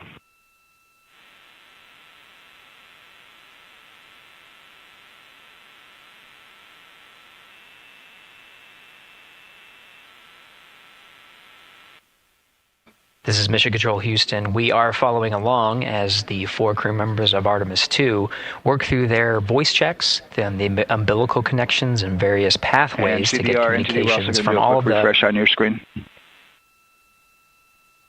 CDR. Yes, sir. We're going to look to do a quick refresh on your screen if you guys are okay with that.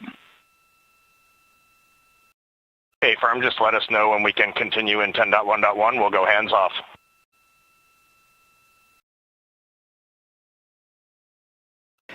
10.1.1 referring to the procedures that they have through the various phases of ingress and some of the checkouts needed to prepare for today's launch. Here in Mission Control Houston, the IVA or Intravehicular Activity Officer will be confirming the leak check status and watching as the suits pressurize to once again confirm that the suits are in a good configuration ahead of launch. Of course, for the teams here in Houston, launch is just the beginning. The first flight day is jam-packed with activities. Shortly after main engine cutoff, Integrity will enter into a coast phase while still attached to the interim cryogenic propulsion stage, or ICPS, and prepare to deploy the solar arrays. With power being generated, Integrity prepares. Go ahead, MTD.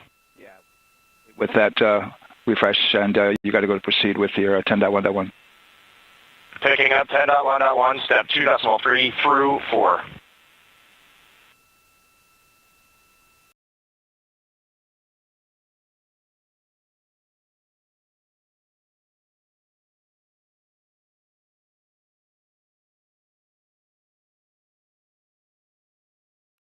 Picking up the procedures, the crew again working through the various steps to prepare for launch, standing by for suit.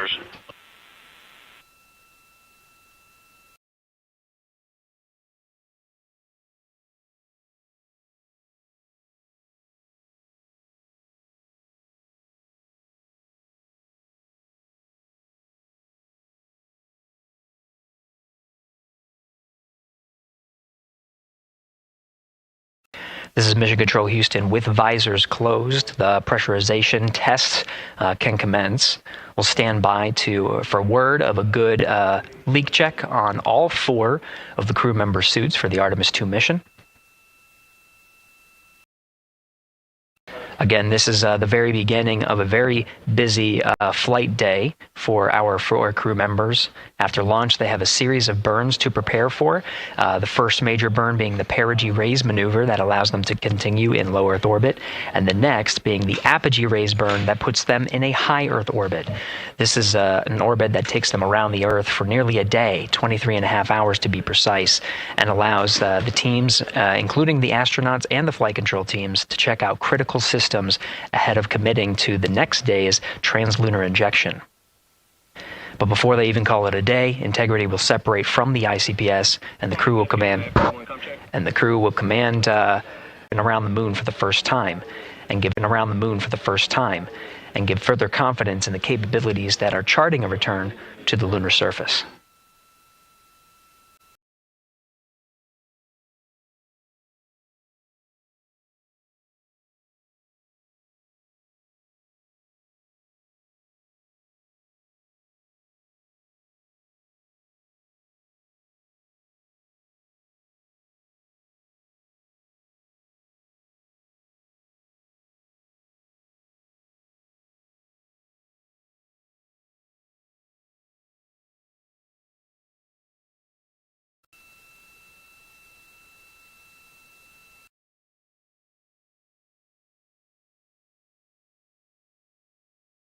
You may be able to see from this view the suits themselves inflating. This is, again, a pressure check, verifying that the suits are leak-free ahead of the ascent portion of today's flight. How you see the crew now with visors down will be the configuration of their ascent all the way through core stage separation, about a little more than 8 minutes after booster ignition.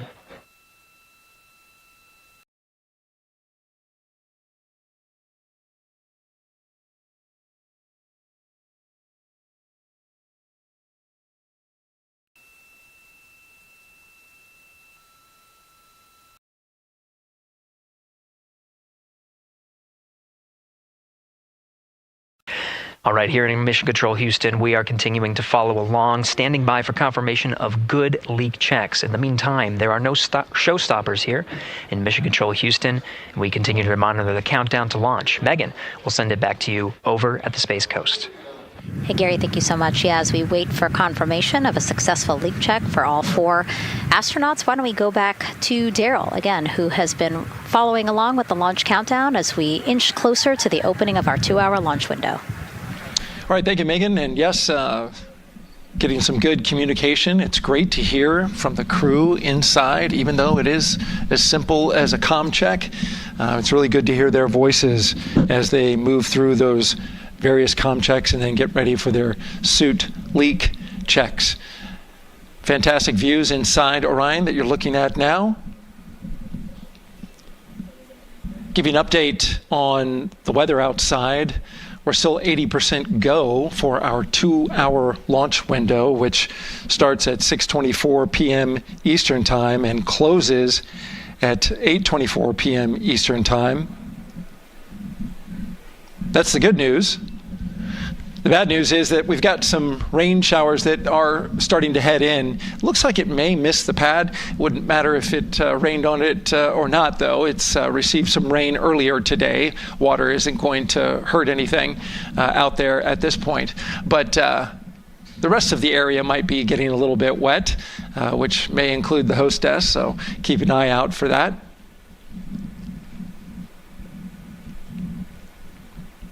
As we're watching with the astronauts inside the Orion Integrity spacecraft, you'll be hearing more and more from them, especially Christina Cook, who is mission specialist number 1.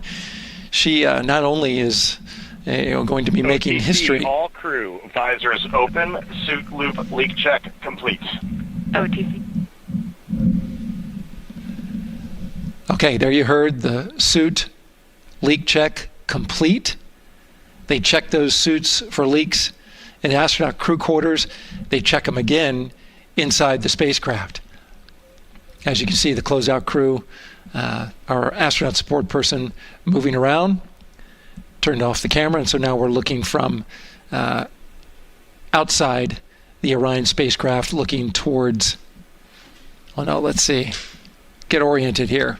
Well, there we go. Back inside, we've got the view. But basically what I was saying about Christina Cook is that she will have the role of reading. CM is ready for closeout, performing video sweep using drag-on camera. OTC.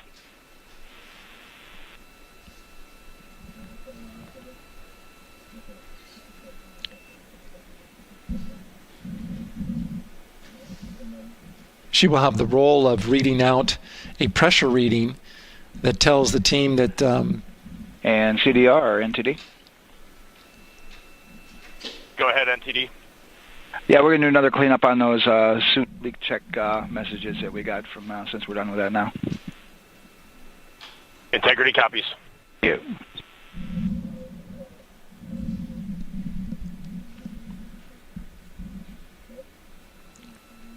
And that's communication going between Orion Commander Reed Wiseman and NASA Test Director Jeff Spaulding. But as I was saying, Christina Cook will be reading measurements from the counterbalance assist arm. So you're going to hear her be asked by the NASA Test Director to read that. That CBA, counterbalance assist arm, it's mechanically latched by the closeout crew using tools, but there's a hydraulic assist. It's pneumatically opened and closed, rather, with a pressure assist that helps open it up. Not only that hatch, but also the last hatch. There's 2 hatches there that we'll see that will be closed. But this is in case of an emergency out there at the pad. If the crew, for some reason, needed to exit quickly, then they would exit the spacecraft by pulling that lever, which would open both hatches. Those hatches are heavy. The Orion hatch is hundreds of pounds. HHP cameras 1 and 2 both set to record. OTC copies.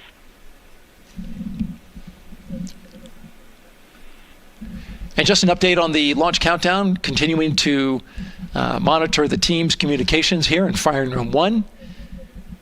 Everything going really smoothly so far. We don't have any significant open constraints to launch at this time, so we continue counting down. And for now, we'll send it back to the hostess with Megan and Nicole. Thank you so much, Daryl. And so we heard some of the communications over Orion to Earth 1, and it sounds like we are now moving into the hatch prep and closure phase. We will now start to see the closeout crew getting out of Orion soon so that they can start getting ready to, again, close up Orion, close the 2 hatches, and then get out of the pad. Yeah, the closeout team will take the hatch seals off, and they'll inspect the seals, make sure everything's ready to go, and then do a few last-minute configurations before they close that hatch. And then, like Daryl talked about, then Christina will have a role in looking at the CBA there. So Mm-hmm. Yeah, you might have heard them say over the loops again that drag-on camera. So basically, it's a camera that they can move around, and you might have seen it in a couple of our shots already. But they will take that camera and literally go and inspect the seal. There's two seals that go around the entire area of the hatch, just to make sure that everything looks good, and that camera feed is being directly shown to NASA teams who need to monitor that. Yeah, they want to make sure there's not a single hair or piece of dust on those, make sure that there's no damage and everything's ready to go, so that the seal, they will do a leak check on this hatch seal as well. Mm-hmm. Make sure it passes. Yeah, and we'll know they're doing that because we will actually see one of the closeout crew members with a hand pump, and they will pressurize, again, just the seals, and they have to see if it will hold pressure for just a minute. And if it does, then they will go ahead to pressurize the entire Orion spacecraft, and then that again is to make sure that the spacecraft is holding the right amount of pressure. And that one's a lot longer. It'll take them like 8 minutes. Like it takes time to pressurize it, then they have to hold pressure, and then it takes time to depressurize it. Right, and they want to measure the difference in pressures at the beginning and end of that, and make sure that it holds the right amount of pressure, so that when they get to the vacuum of space, obviously the capsule holds its pressure. Yep. Okay. Well, again, as we continue to watch operations that are happening at the pad inside of Orion, why don't we go over to Banana Creek? It's one of our viewing locations here at Kennedy Space Center. They will have a spectacular view, and we actually have NASA's Leah Martin there chatting with a big group of people surrounded by a lot of folks on bleachers there. Hey, Megan, yeah, tons of people out here today, thousands of people gathering at Banana Creek to enjoy NASA's next big mission and humanity's next great leap today. It's a gorgeous day, and I'm joined here actually by some people who are probably the only people on center who are a little bit more excited than me to see this rocket lift off. Where are you from, and why are you here? So we're from the University of Tennessee, Knoxville. We're a group of 7 aerospace senior engineering students traveling here with Josh Dobbs, former quarterback of the University of Tennessee, with his extraordinary Dobbs Foundation. Now, you were actually telling me a little bit earlier, you're here local, you're from Orlando. What's it like being an aerospace engineer and then having the opportunity to come back here to the Space Coast and see this mission lift off today? It is absolutely amazing. I feel like the little 9-year-old girl inside me is so excited. Like, I'm from around here. I grew up watching launches in my backyard, and so this seems like such a full circle happy moment for me. Now, you are an aerospace engineer looking hopefully to join the workforce in the future. How does it feel to be here and see firsthand what that work does? It's just so cool to see what I've been working for the last 4 years, and then 12 years before that, just actually be physically happening in front of me. It's something I never dreamed of as a kid.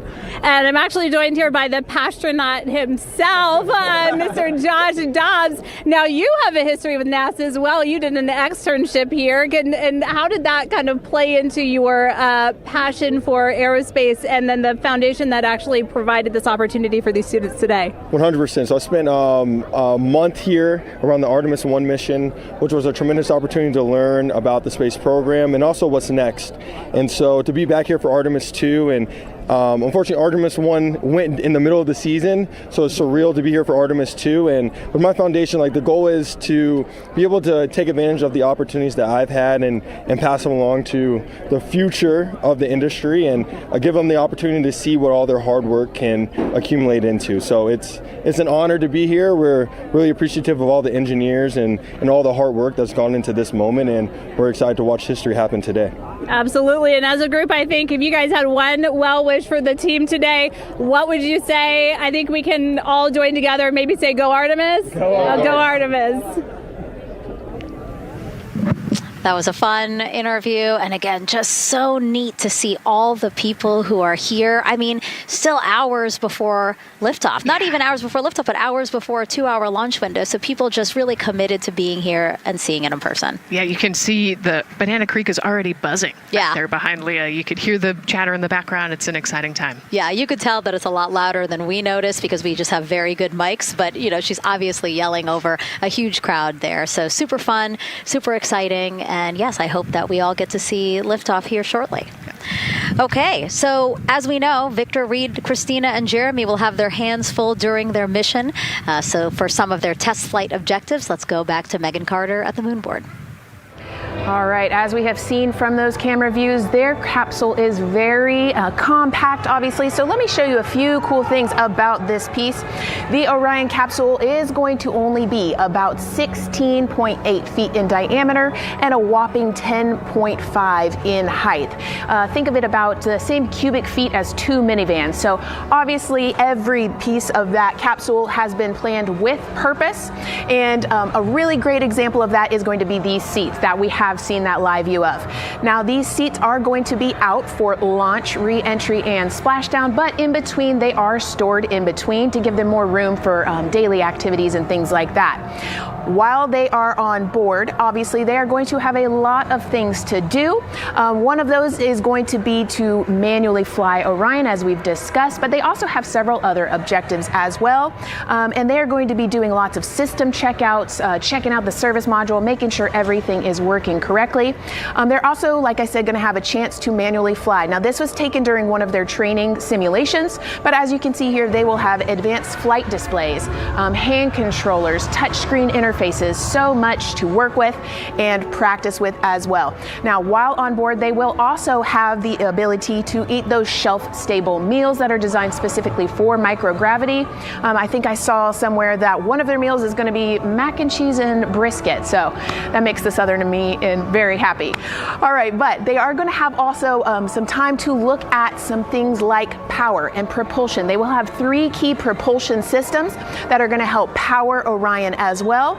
And speaking of power, I want to bring you back to the service module real quick because I wanted to point out these 4 solar panels.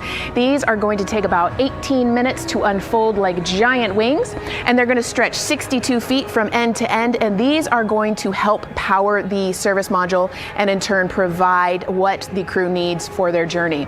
So as you can see, spacecraft is built specifically for what we need and to guide them and get them home safely. All right, back over to you, Megan. Thank you so much, Megan. You know, it's taken thousands of people many years to get to us to where we are today. Let's meet some of the people of Artemis who've made this flight test possible. I am the Artemis Launch Director. I'm the Orion Crew Survival System Manager. I am the Artemis II Chief Training Officer. I'm the SLS Launch Integration and Mission Operations Lead. I am the Recovery Director. And I'm Boeing's Core Stage IPT Leader at Kennedy Space Center. And I am the Artemis II Entry Flight Director. And I'm the Closeout Crew Lead for Artemis II. Our job is to design the spacesuits that the crew will wear for the Artemis II mission. The team here at Johnson Space Center in the Orion Crew Survival Systems Lab does pretty much everything involved with processing the suits, designing the suits, qualifying the suits, testing them for the Orion mission. The role of the Chief Training Officer is to manage both the planning and the development of how we are going to train our astronauts and run our simulations for our flight control team for the mission, and then go implement that plan. Recovery team is responsible for 3 things. So recovery is what we call our nominal recovery situation, where we go recover the crew and the capsule at their designated landing site. Rescue is in case we do need to rescue the crew and they landed somewhere else that we did not plan. And then the retrieval is us getting the capsule if they did land somewhere where we did not expect them to. My job on SLS is to manage the operations architecture on the SLS program. One of the specific things that we do is support launch operations. It means a lot to be a part of this Artemis team, to show the next generation in seeing what may come. I am responsible for our core stage processing at Kennedy Space Center. My team is responsible for that core stage, and it's our responsibility to make sure that core stage is safe, built correctly, and there's going to be 4 of our astronauts, and it's going to get them to their ride around the moon. I've been a flight director for over 10 years now. I worked on the Artemis I mission, and after that mission completed, I was assigned as the entry flight director for Artemis II. I can't wait to see the hatch open after splashdown. That's when we know that our mission will be complete and the crew will have safely returned to the moon and back to Earth. Closeout Crew is responsible for getting the astronauts up to the white room, getting their helmets and gloves on, getting them into the vehicle safely, connecting all their umbilicals, making sure they're ready to go for launch, and then closing the crew module hatch. The reason we do this is to expand mankind's knowledge. If I can be a part of that, doing anything, I want to do that. The launch director role really is to step back and kind of take that big picture view of launch. How are we doing on any NCs? How are we doing on our timelines, our procedures? Artemis II is a beginning. It's going to inspire a new generation. It's going to uncover science. It's going to serve as a pathway to places that we have never been before. And to meet more people of Artemis, you can head to the link we're going to put up on your screen there. Just, again, really nice to see all the faces that have put in the work, the time, the hours, the dedication to get us to today. Yeah, so many professionals that worked so hard on this mission. And what was really fun to see is, we interviewed Taylor Hose, closeout crew lead, as he said, and that's who we are now seeing inside of the White Room as they are getting ready to close out Orion and close one of two hatches. We have the side hatch of the crew module as well as the launch abort system hatch, correct? Yeah, the astronauts are in the capsule. They're ready to go, and now the White Room is very busy as they're getting ready to close both of those hatches. That's a great shot right there where you can see them. Almost looks like they're doing that hatch seal inspection that we talked about.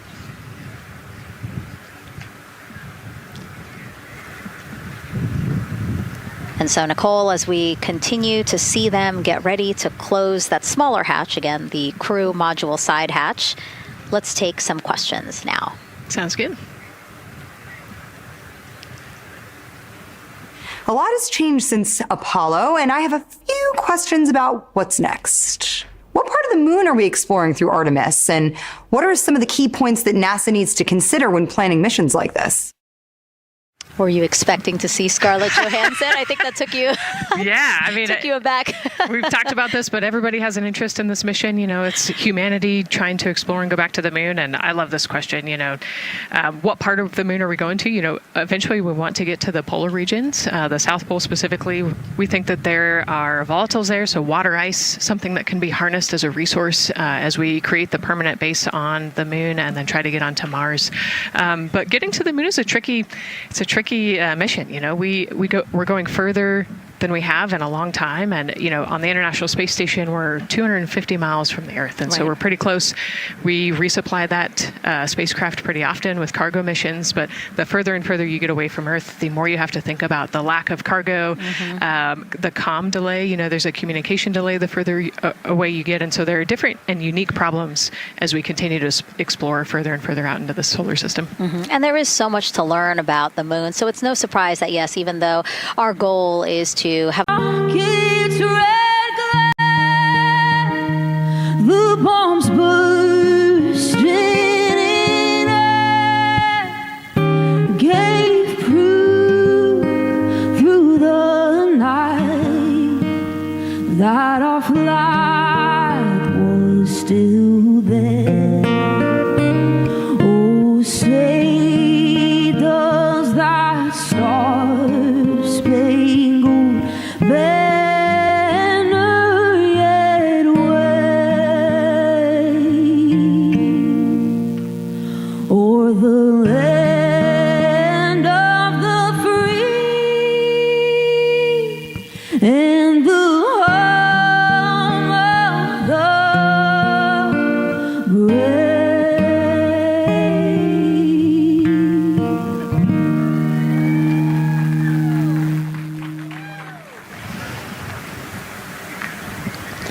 A beautiful rendition. Honestly, we are a nation of explorers, a nation of curious minds, and to see us again 250 years after our Declaration of Independence was signed to when we are trying to return to the moon for the first time in more than 50 years, really powerful. Yeah, leading the way back to the moon. It's exciting. And that's so important. We can't do that alone. We often hear NASA leadership say that, this is not something one nation can do. This is something that is a collaboration of nations. And that's why we have European countries. We also have Canada, again, joining us on this ambitious test flight. Yeah, of course, it goes back to the old proverb, if you want to go fast, you go alone. If you want to go far, you go together. And we want to go far. We want to get onto Mars eventually. And so we're going to get to the moon first. And you can't do that alone.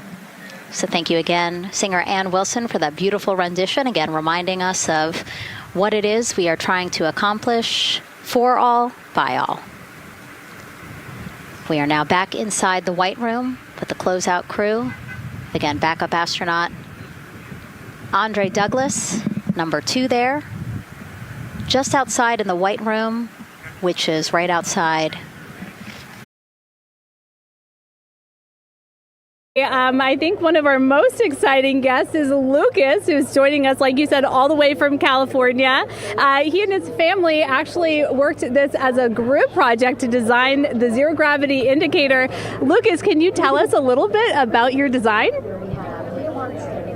Yeah. So you named him Rise. Can you tell me why you picked that name? It was very remote, representing the Artemis II launch and Earthrise. And yeah, that's pretty much it. So were you really excited to find out that you won the competition and that your zero gravity indicator would be going to space? Yeah. So how does it feel? We're actually just across the river right now from Artemis. We can see it from where we're standing. How does it feel to know that design you created is actually currently on that rocket just a couple hours away from going to space? Really, really, really, really, really, really, really surprised and very happy. Now, Mom, you were telling me on the way over here that it was kind of hitting you what was happening. Tell me a little bit about that. It's definitely very surreal to be here in person. That Commander Weissman said that it's for all and by all, that we couldn't have said it better. We're just very grateful to be here. Super, super excited. And we're so excited to have you here too. Now, Oliver, this is your first launch too, is that right? Yeah, that's right.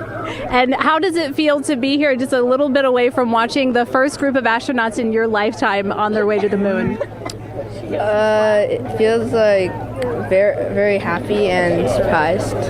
So if you had one word of encouragement or something to say to the crew who's sitting on that rocket right now, what would you say? Go Artemis. Go Artemis. Thanks so much, Megan. I would say have a nice trip. Yeah. You would say have a nice trip? I did hear that answer. I would say have a nice trip. You know, Leah, that was a hard question. You know, it's really hard to come up with the spot what to say to the crew who's about to make history today. Yeah. And so the Artemis II crew, again, ZGI, zero gravity indicator. It's a plushie, a soft toy that is brought in to the spacecraft with astronauts so that it can be a visual indicator for when we astronauts that they've reached weightlessness. For Artemis II, the crew wanted a one-of-a-kind ZGI, so we asked you to come up with it.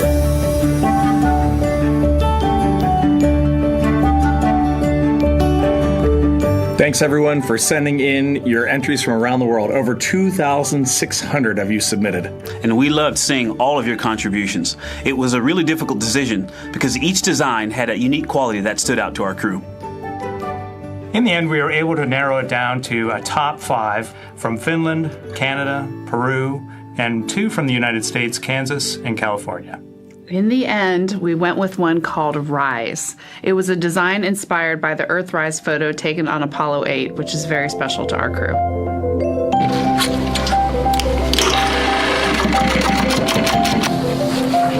With the winner chosen, next came the task of bringing it to life here in the Thermal Blanket Lab at NASA's Goddard Space Flight Center. This lab specializes in custom materials to protect sensitive spacecraft equipment and is perfect for creating a ZGI that meets the rigorous safety standards of NASA. Because you have to be concerned with whether the thread's going to outgas or if it will hold up, if it's flame retardant. This is the Rise ZGI doll.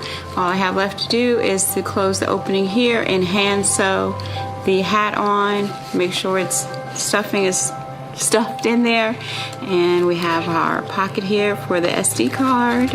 And on that tiny SD card will be millions of names submitted to virtually join the crew aboard Orion. Got Rise. Not the real one, obviously, but this is a replica. I mean, so clever for Lucas and his family to design.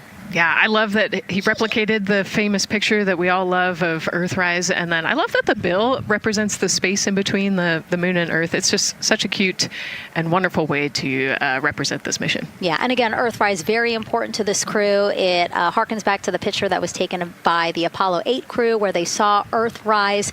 And so very appropriate since, again, now here we are going to see Earthrise again with this mission. Yep. So yeah, so this is little Rise here. And then you heard in that video that there is an SD card that is zipped inside with the real ZGI with the crew. So get this, more than 5 million people submitted their names as part of NASA's Send Your Name to Space campaign. And actually, Christina said that her niece and nephew's names are inside that SD card. How cool is that? Her nieces and nephews are going to go with her. Yeah. Love this. Love that people are engaging in such a cool way. And actually, if we take a look back inside of Orion, we can actually see the actual ZGI inside with the crew. As we said, the purpose of zero gravity indicator is to show when we've reached the weightlessness of space. Now, I know that it's probably dark in there because, as we said, the crew decided to just dim it a little bit for them. But here again, as we see, Reed on your left, Victor on your right. Below Victor, or next to Victor, again, because they're on their back, it's a little weird. It's a little hard to explain the orientation. But between basically Victor and Christina is where Jenny Gibbons has placed the zero gravity indicator. And Jenny, who, again, Nicole just brought up, Jenny is one of the backup crew members. So we mentioned how Andre is the backup crew member for the NASA astronauts. Jenny is the backup crew member for Jeremy. Yeah, Jenny's one of our Canadian astronauts. So she's been also helping with preparations for today and helping get the White Room ready, get the capsule ready. And she's actually going to be a Capcom for Artemis II as well. Yeah, she's from Calgary, Alberta, completed astronaut training in 2020, mechanical engineer, combustion scientist, and actually before becoming an astronaut, she was an assistant professor. So again, another very well-accomplished person on the team. And I know the Artemis II crew has really enjoyed working alongside both Andre and Jenny. Yeah, actually, Jenny was our EVQ mentor when I went through our AskCanner initial training, so she helped us with all of our spacewalk training, which was kind of cool as well. Okay, and there we have Andre again, number 2, with the rest of the closeout crew team there. Why don't we get another check with Daryl and see how the launch countdown is going.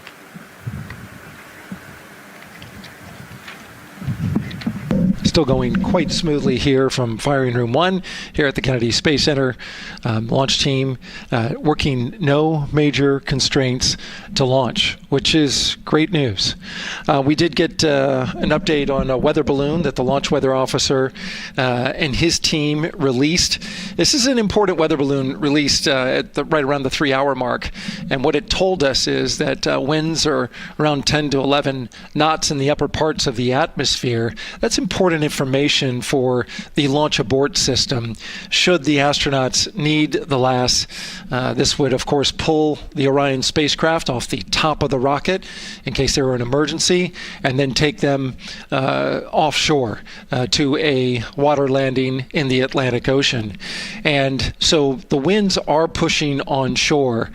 And because they're pushing onshore, the launch weather officer is keeping a close eye on the strength of those winds, because if the Orion were to come off the top, and it's powered by 3 rocket motors, which can propel it or pull it especially fast off the top of the rocket, it would go up into the air thousands of feet and then splash down in the water. And if you've got wind pushing against it, you don't want that spacecraft to come back and land on land.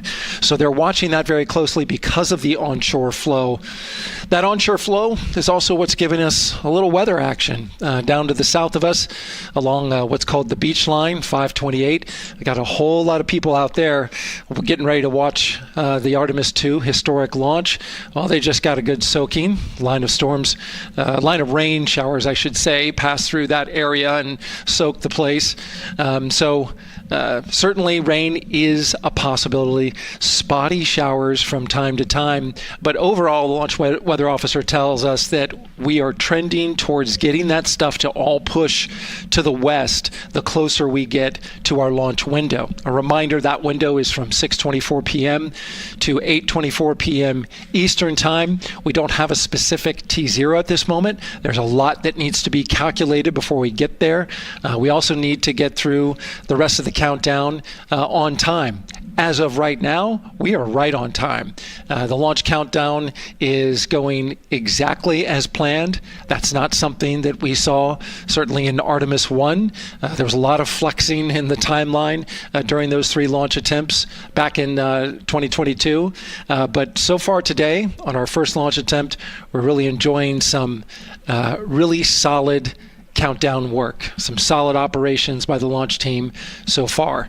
And to quote our friend Lucas, who created Earthrise, we all really like that. We'll send it back to the host desk. Thanks so much, Daryl. Yes, we really like that, and we really like Rise and Lucas. So thank you for that. That was really cute. Okay, so again, here we are in the big box here. We have our full view of the rocket, looking glorious on there with, again, some clouds, but still weather is good for launch today. And then we have the closeout team continuing to do work in the White Room. We got confirmation that they have successfully completed pressurizing the counterbalance pressurization. Basically, as Daryl explained it before, the side hatch for the crew module is very heavy. So in order to open it, there needs to be pressure applied to it, and that's what we just completed, right? Right, that's exactly it. So the CBA, that counterbalance assembly that we're talking about, has to be pressurized. It's a pneumatic system to help. So in the case of an egress, Christina's the one that has to open that hatch. So once she gets it unlatched and unlocked, then that pneumatic system will help move the hatch. It weighs a lot, and so the average human cannot open that hatch by themselves. And so that's why we want to make sure that the system is pressurized, that it's not going to leak, and that it is ready to go in case they need to open the hatch. So that is complete, and now what is happening are the seal leak checks. So that is in progress. Again, 2 seals go through the entirety of the hatch, and we will take the seals to pressure, hold it for about a minute, and just make sure that it is holding pressure. Again, we want to make sure that the crew has a safe, pressurized environment in any sort of situation while they're in Orion. Yep, that's right. So we're going to take a look at it. We're going to take a look at the starting pressure, and then after a certain amount of time, we'll take a look at the ending pressure, and then there are certain tolerances that we will accept for flight. 2 hours, 37 minutes and counting from the opening of our 2-hour launch window today at 6:24 p.m. Eastern Time. After liftoff, it takes less than 10 minutes to reach Earth's orbit. Let's learn more about today's ascent profile with Gary in Mission Control. Hey, Megan. We are monitoring here in Mission Control Houston. Flight controllers are looking at data from integrity and the Space Launch System during the countdown. We're looking at some of the events happening in the White Room now and just making sure that all criteria is met to commit to launch and ascent today. It's the team you see in this room that would be looking after ascent, which is a very dynamic phase of flight. And after solid rocket booster ignition of the Space Launch System, it's this team that takes over control of the mission. There are voices you'll hear upon ascent, calls being relayed between Stan Love, the Capcom you see here in this shot in Mission Control Houston, that's the voice from this room, and the Artemis II crew on a communications channel aptly named Orion to Earth. Here are the calls you may hear during this part of the mission. Capcom Stan Love, his first call after responding to the crew's successful roll pitch maneuver at 30 seconds is AMT high. This notes that should we lose just one of the main engines, an alternate mission in low Earth orbit can still be achieved. At 1 minute 25 seconds, you'll hear max Q on PDL. This notes that reaching the moment of maximum dynamic pressure on the spacecraft. This event happens to be in line with a communication switch to another ground station, the Ponce de Leon Inlet Tracking Annex located about 35 miles north of Kennedy. At 2 minutes 45 seconds, you'll hear SM primed, upper stage RCS ready. This means that the European Service Module propulsion system that's prepared for the next phase of aborts after the launch abort system jettisons, and the reaction control thrusters on the inner rim cryogenic propulsion stage that enable pointing and maneuvering are ready. At 3 minutes 50 seconds, you'll hear voice check on TDRS at the Kármán line. At this point, the launch abort system has jettisoned and revealed the Orion capsule underneath. This check verifies that the now exposed Orion antennas have a good signal over the tracking and data relay annex, tracking and data relay satellites, which is part of a geosynchronous satellite network and the same assets that are used aboard the International Space Station. This communication switch happens to be at the Kármán line, a widely recognized boundary about 62 miles, statute miles, or 100 kilometers above the Earth's surface, where the air is too thin for conventional aircraft to fly and marks the point where our astronauts leave Earth and enter space. At 5 minutes 16 seconds, you'll hear the call 3-engine press. This notes that if one of the 4 main engines on the SLS core stage were to fail, 3 engines can carry the crew to a nominal main engine cutoff and proceed with the expected mission timeline. This is an important call that gives more assurance of continuing today's moon mission. At 7 minutes, you'll hear expect nominal shutdown. You'll hear this call should the main engine performance be as expected up to this point. Shutdown plans can vary and may impact G-forces experienced by the crew or future burn plans, but a nominal shutdown is more indicative of continuing the mission on the expected timeline. At 7 minutes 30 seconds, you'll hear AOA open. This notes crossing into a new abort profile. At this point, an abort would use Orion engines to escape the core stage, and the altitude and velocity are enough to make it one lap around the Earth and aim for a splashdown in the Pacific Ocean instead of the Atlantic. And then, of course, shortly after 8 minutes, you'll hear nominal MECO. You won't hear MECO right away. Teams here wait until the core stage has separated and the trajectory is confirmed as expected before that call to the crew. Now, this ascent profile is approximate, as there may be calls that move a few seconds depending on the trajectory, and of course these are the calls and times for a nominal trajectory. Teams in this room have been training extensively to prepare for any and all scenarios, and they are confident and ready to take this crew into space today. In today's pre-brief, the flight director Judd Freeling expressed his confidence to the team, citing the hundreds of simulations to prepare for this very moment. These are the calls you'll hear during ascent less than 3 hours from now. But now we'll turn our attention to the countdown to launch and send it back to you, Megan, at the Space Coast. Thanks so much, Gary. Now, one of today's 4 astronauts, of course, Canadian Space Agency astronaut Jeremy Hansen.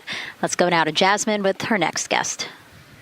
Thanks so much, Megan. Yeah, we're joining you live now from the Operations Support Building here at Kennedy, where crowds are starting to gather, and we're honored to have Lisa Campbell of the Canadian Space Agency joining us. Lisa, Jeremy Hansen is about to make history as the first Canadian to venture to the moon. What does that milestone mean for your agency? Thanks so much, Jasmine. It's wonderful to be here. It's such a special moment, both for our astronaut colleague Jeremy Hansen, but also for Canada. We're here because of decades of public investment in space robotics, in space collaboration, and so for our country, we're very proud. He's so ready.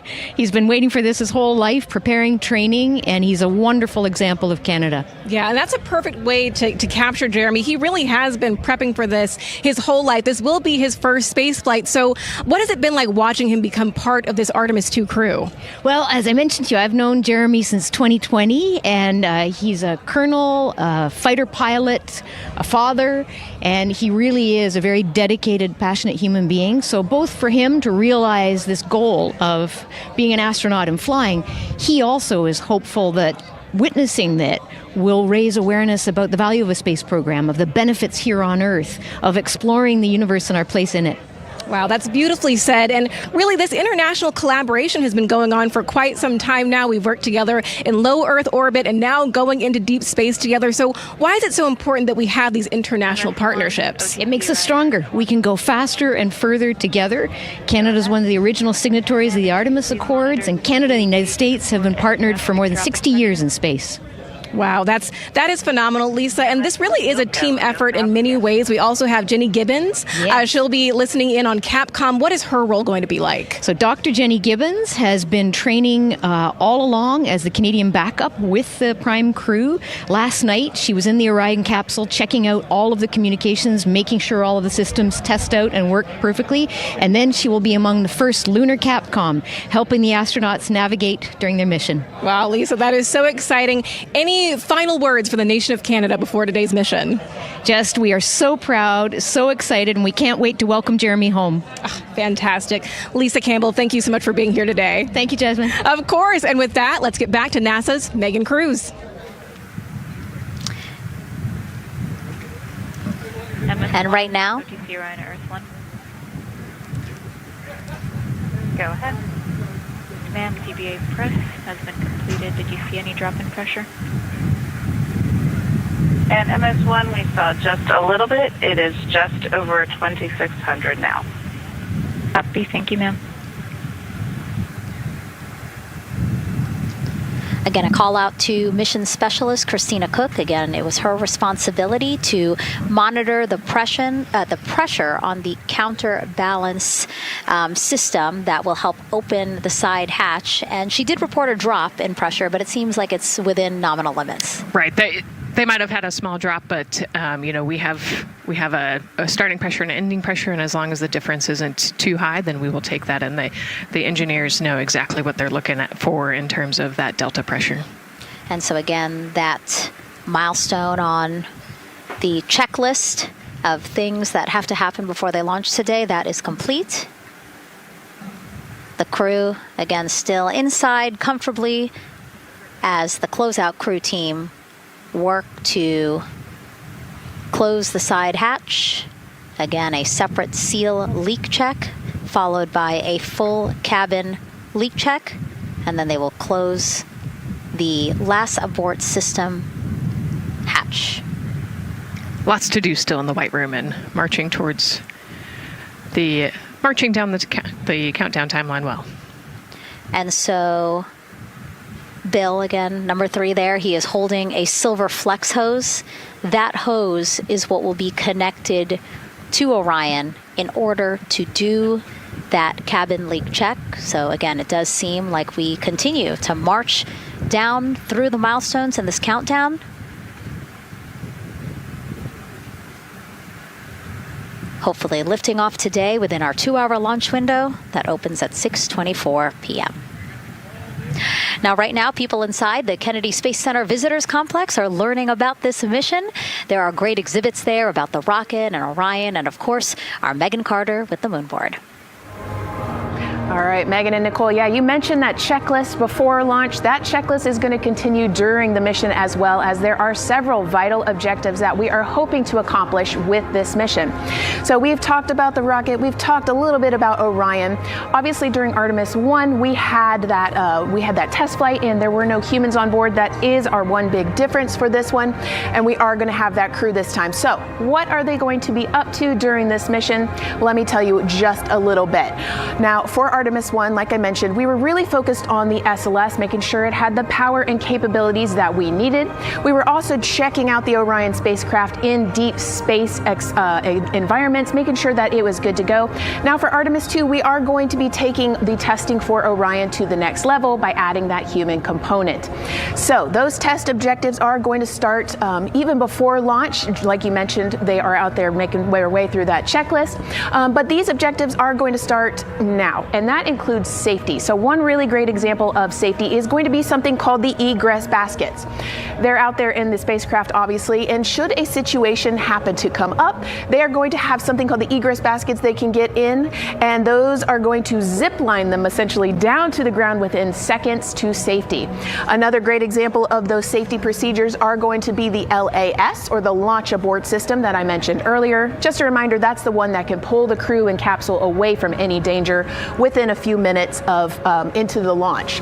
Now, those are just a couple quick examples, but our recovery teams have been training extensively, quite a lot, to make sure that they are ready and prepared for any challenging situation that could possibly arise. All right. Several other objectives that we are going to be looking at are also going to be communication checkouts. That is going to be vital. I know we talked a little bit earlier about all the maneuvering that they're going to be able to do, but we want to make sure that they have full communication ability from space to ground so that we can fully support them here. We are also going to be checking out those life support systems. Obviously, we've talked a lot about the service module and what it is going to do for the crew, but we want to make sure that those life support systems are fully functioning, obviously, before we send them farther into deep space. That's going to be critical for them. So on top of being able to maneuver the spacecraft and check everything out, we are also going to be making sure that everything is fully functioning. So as you can see, big part of this mission is to make sure that the spacecraft, the hardware, and all the operations are working and that the data is going to make sense. And speaking of recovery, we are also going to have the opportunity at splashdown to recover that launch or that flight data, and we're going to be able to take that back, analyze it, and make sure there are if there are any enhancements we need or changes we need to make before our next missions, we'll be able to do so. So lots to do. They're going to stay very busy, obviously. And with that, I will turn it back over to you, Megan. 2 hours, 25 minutes and counting, and the crowd, check it out, continues to grow at our Banana Creek viewing location. They will have a great view of launch, and we will go back now to Leah Martin, who's standing with her next guests. Hey, Megan. Yeah, we're surrounded by thousands of people, some here local from the Space Coast, but we actually have quite a few people who have traveled a pretty far distance to be with us today. I'm actually joined here by a group from the International Space Station Ambassadors Program who have come from all over the globe. Saku, you're here from Japan. You've come, Val, from Mexico, and then we have brother and sister Cosma and Jesco here who are visiting from Germany. You actually told me that you participated in the NASA Rover Challenge in Huntsville. How was that experience, and how is it kind of participating there in Alabama and then being here today? So it is an amazing experience because you meet so many young people with visions, with dreams, with ideas which inspire you and motivate you. And it's even better to be here now to see the SLS launch because we are going back to the moon, and that's what we're working for. Absolutely. And, you know, the Artemis missions, we talked a lot about the Artemis Accords and this being an international effort. You were actually telling me, Saku, that you're interested in becoming an astronaut with JAXA, pursuing your PhD to be able to do that. Tell me a little bit about that. Yes, actually, I applied for the Japanese Aerospace Agency, the astronaut selection like 2 years ago, and then I didn't make it all the way, but I'm still working on it, and hopefully I can be at the launch pad sometime, and then I hope to go back to the moon and Mars, and yeah, I'm working on it. Absolutely incredible. And Val, you're from Mexico. We were talking a little bit about women in space. This is a team who, you know, is predominantly made up of women. What is it like knowing that Christina is on that rocket right now, about to be the first woman to travel around the moon? I think that's such an amazing news. It's just so inspiring that we are taking the first black person and also the first woman to the moon. It's just the first step in humanity and a big step in equality as well. Megan, a lot of excitement here, not just in Florida, but from around the globe, and we're keeping our eye on that rocket, and we're ready to see it lift off. Thanks, Leah. Yeah, a lot of excitement, but also a lot of inspiration. Again, this is part of, or a big part of the reason why. 130.6. Good readback. Aux 1 voltage, 131.3. I copy 131.3. Again, those numbers you hear, they're referring to specific steps in the launch countdown that the crew have to step through in order to get us to launch today. And so we were saying, yes, inspiration, a big part of why NASA does what it does. We want to go together and we want to explore together to learn more about ourselves and here on Earth. Yeah, humans, I think, naturally want to explore, and so going together, like Lisa said earlier, we're going to go farther and faster than we possibly can alone. And, you know, what a way to celebrate that today. Yeah. Going back to the moon in the first time in over half a century. And we have that great shot there in our small box of the rocket on the pad. And at the very top there, our Artemis II crew. Right now, we know that the crew has begun the closeout crew, has begun doing that cabin leak check. So they are currently pressurizing the cabin, and it sounded like it would take about 6 to 8 minutes for them to get to pressure, and then they have to hold that pressure for 5 minutes, right? Yes, that's correct. Yeah, so there's quite a bit of volume. You know, we talked about it being a 6-person tent. I think it's 330 cubic feet. Don't quote me on that number, but you know, they have to pressurize that capsule, and then, like we talked about, take that initial pressure, wait 5 minutes, and take the second pressure. Yeah, and then it takes about 6 to 8 minutes again to depressurize the cabin. So this process will take a few minutes. Ascent switch configuration complete. OTC copies. Thank you.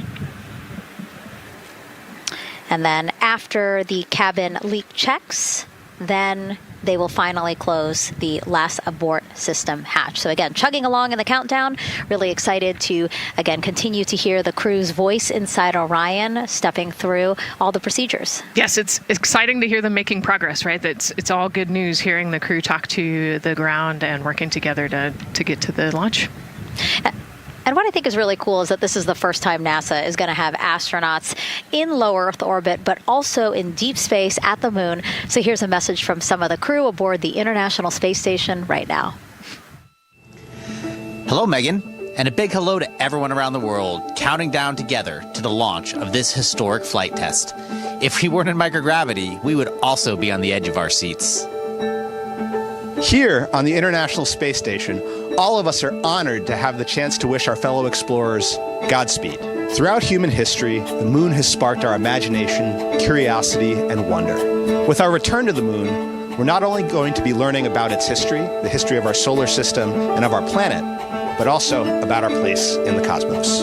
We are so proud of the Artemis team and so excited for what you will see and learn on behalf of all of humanity during your trip around the moon. As we push the boundaries of exploration and expand our knowledge with scientific discovery, we advance our collective civilization together as one. Test flights are crucial to the mission of exploration. We all learn in test flight schools that the more challenging the missions are, the more incremental the tests should be. This Artemis II mission is one more increment on the way to further exploration. Thank you to the crew, our friends, for your dedication. And from the entire Expedition 74 crew, thank you to all of the teams that had a hand in getting the Artemis II mission to where it is today. Back to you, Megan, as the countdown continues. Oh, I love that so much. I just love seeing them there. And again, you have to remember the International Space Station is an orbiting lab. We learn so much there, and we're going to learn so much more from Artemis II, because this isn't just a test flight. It's an opportunity to learn more about the moon, deep space, and how humans can live and work so far from home. So here are some of the science objectives that NASA hopes to accomplish with Artemis II. Artemis II is our return of humans to the moon, flying around the moon on board Orion. But along with that, we're doing a lot of great science. One of the exciting things about the Artemis missions to the moon is that science is actually a fundamental pillar of why we explore, why we're going, what we're doing in Artemis. I think it's incredibly exciting that not only are we testing the vehicle, but we're testing science on board. Science where the astronauts are conducting experiments, science riding along with the astronauts. We have astronauts looking outside the window and really observing the lunar surface. It will help us understand the deep space environment. It will help us understand how that environment affects our astronauts, our systems, and life in general. So deep space is a challenge for us because you have to leave Earth's protective magnetic field. Here in low Earth orbit, the crew members are protected from some of the harmful radiation. Going to the moon, they'll no longer be protected, so they'll have a higher radiation exposure. Much like Artemis I, we have so many radiation sensors and detectors that are inside the capsule so that we can fully understand and appreciate the radiation environment for protecting our astronauts. In my hand here, I'm holding a tissue chip model. This is the exact design that's going to be flying alongside the astronauts. We'll be collecting samples from each of the crew members, and we can make these organ chips out of the astronauts' astronauts themselves. So every crew member will have their own avatar on board, and then upon return we can evaluate that deep space radiation environment and what that compares to the astronaut themselves. Not only are they going to help change the course of medicine for the astronauts, but revolutionizing that on Earth as well. We're looking at sleep, we're looking at team dynamics, we're looking at how you interact with the environment. We're also looking at the immune system, so what are the biomarkers? We're using saliva as a method to study hormones and different things in your body that may change during a mission like this. And then finally, how do we function after microgravity, being close to the moon, then returning to Earth. Which will ultimately help us achieve our goal of getting humans to Mars. And then on top of that, we have an opportunity to look at the moon from deep space on the far side for the first time in over 50 years. Having human eyeballs and brains back around the moon is going to unlock a new generation of lunar science discovery. The human eyeball is capable of taking in so much data in just a split second. They'll be able to tackle impact history, volcanic history. They'll be able to look at how the albedo, or kind of the shade and hue of the moon and the color of the moon, can tell us something about how that terrain evolved over time. We're integrating science in ways that have never been integrated into human exploration before. We have a front room mission control flight controller position called the science officer. We have a brand new science back room where it's basically our brain trust of lunar scientists and geologists supporting the crews of the future. And Artemis II will allow us to really test how this works so that future missions are really set up for success. We'll also be deploying some CubeSats. They're small shoebox-sized spacecraft of their own. They're each provided by another country, one of our partners. As they conduct their research, they'll complement what we are doing at the moon with Orion. It is so incredibly exciting to be a part of this mission. It has been, really one of the privileges of a lifetime. I can see the work I'm doing benefit crew members right now and benefit the crew members in the future. So it's incredibly exciting and it's very rewarding. As this rocket launches humanity off of the Earth, we'll be setting the stage through our science to prepare humanity to leave Earth and explore the solar system. And what we learned during this and future Artemis missions to the moon will eventually get us to Mars. Here's Jasmine Hopkins again, now with Nikki Fox, Associate Administrator of NASA's Science Mission Directorate. Thanks so much, Megan. Yes, we're back on the balcony now, joined by Dr. Nikki Fox. Nikki, in this nearly 10-day mission, we are covering a lot of science from CubeSats to tissue chips. What are you most looking forward to learning? Oh my goodness. I think for me, the most exciting thing is actually being able to interact with the crew while they are flying, doing this historic journey on the far side of the moon. They are going to be seeing pieces of the moon that no human eyes have seen before, which is really spectacular. It's going to be an interesting trajectory. Some of it is in darkness. Then at the terminator, so in darkness, they'll be able to look for like impact flashes and things when micrometeorites pummel that poor moon. And then at the terminator, they can see shadows and interesting things, which kind of gives you depth perception. And then, of course, in the sunlit, picking out everyone's favorite craters. Also, if we launch today or tomorrow, they will see a total solar eclipse from the Orion capsule. How cool is that? That is very cool. We are thrilled for this Artemis II crew to be able to see the moon in a way that we've never seen before. What is so unique about that far side? Why are we going there? I mean, honestly, it's just, it is unique. It's very different to the near side of the moon. The actual sort of terrain, the morphology, it's very, very different.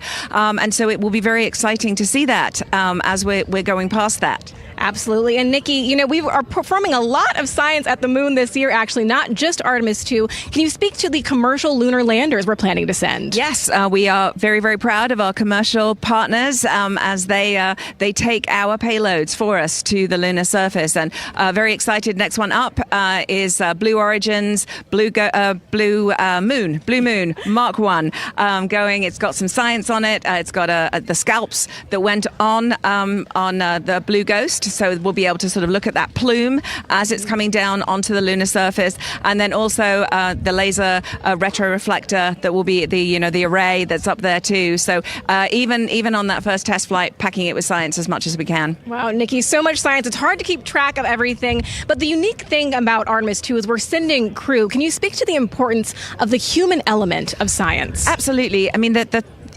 we can program, like we do with our beautiful rovers on Mars, we can program them to do certain things, and it's what we think we need them to do.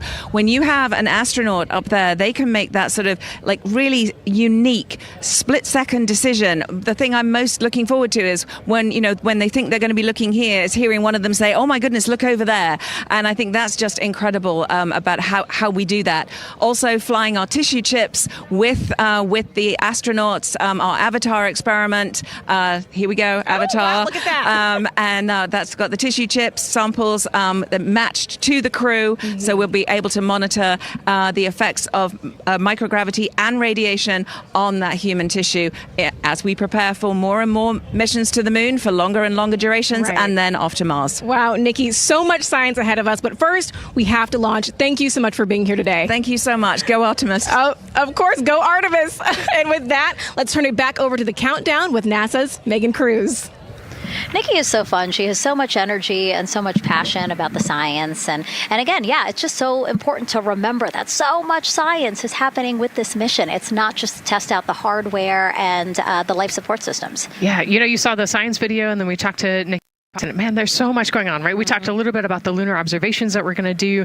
And then, she talked about, made a really great point about, the human eye can pick things out that a camera or a robot can't necessarily pick out. And so that's why we're sending humans. But also, we're not just doing the lunar observations. The Avatar, that's a really cool experiment. They took blood samples from the crew, and then they used those stem cells to make bone marrow and create those little Avatar chips, which is so impressive. Feels like scientific, sci-fi movie stuff.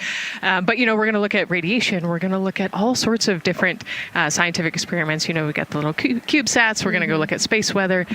Lots going on. Yeah, even collecting some of the astronauts' saliva. You can learn a lot about the body through the saliva. So just really a lot in a small amount of time in a small capsule. It's scientific discovery. That's why we go back to the moon. Yeah.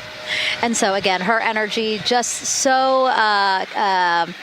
oh my God, I can't find the word. So wonderful. Awesome. I don't know why I couldn't find the word. So anyway, just really, again, thank you, Dr. Nikki Fox and Jasmine. And so, Nicole, what about answering more questions? Let's do it. Okay, great. First one, what was the word I was trying to get at? No, I'm kidding. Let's have the first question up on the screen now.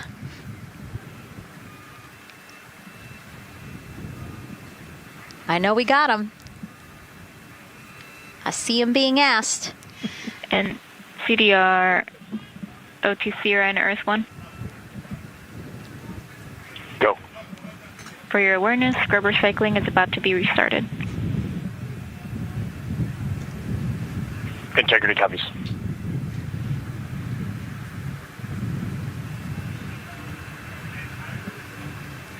All right, let's try that again. Can we get the next social question, please? What are the G-forces experienced by the Artemis astronauts during launch and reentry? These are actually pretty similar to a Dragon launch or a shuttle launch. We have to accelerate to get out of the Earth's atmosphere, and then we talked about the secondary burns that they will do to get away from Earth. But, for me personally, it kind of felt like we got slingshotted off the Earth is how I like to describe it. So, you get set back in your seat and the G forces are into your chest. CDR OTC on Earth 1. Go ahead. Moon leak check complete. The cabin is going to be vented to flight pressure momentarily. Integrity copies. That's fantastic news. Yeah. Again, so the spacecraft is holding pressure as expected, and so now they will depressurize it, which will take about 6 to 8 minutes. Exciting. Yes. Yeah. Go ahead, Nicole. Like we talked about, continuing to march towards the launch. So the G-forces are into your chest, and it's kind of a slow build, and you can get all the way up to 4.5 Gs into the chest during the launch. And often they have to back off on the thrust a little bit so that you don't get too high in the G-forces. And especially as we go through kind of max Q or that max aerodynamic force, so as they get through the thicker parts of the atmosphere.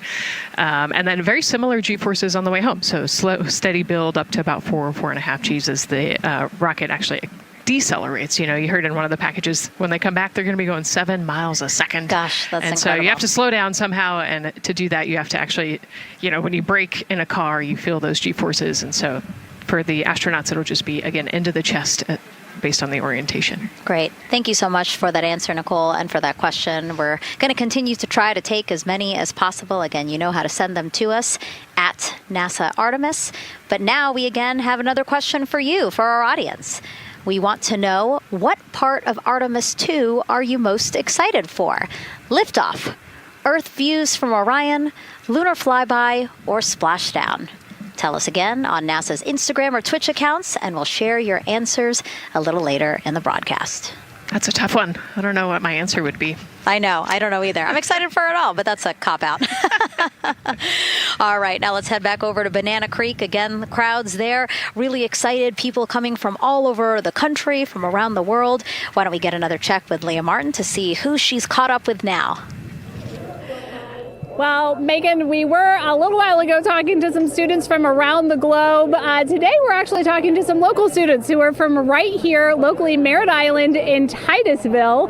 We talk a lot about the Artemis generation and about the students who are going to become the next generation of dreamers, of engineers, of scientists and technologists. And I'm actually standing with a group of those students here today. Our local high school has actually implemented a really neat new program in the spirit of being able to create these pipelines for employment and engagement. Can you tell me a little bit about what Merritt Island High School is doing? Sure. Well, this is a new program, first of its kind here at Florida, and basically what we're studying is astronautics and aviation, kind of blended the two together. We have flight simulators in our lab, but students are also learning about engineering, aerospace engineering, and we're trying to make all kinds of pathways available for them, trying to give them opportunities to see which pathway they might want to be interested in.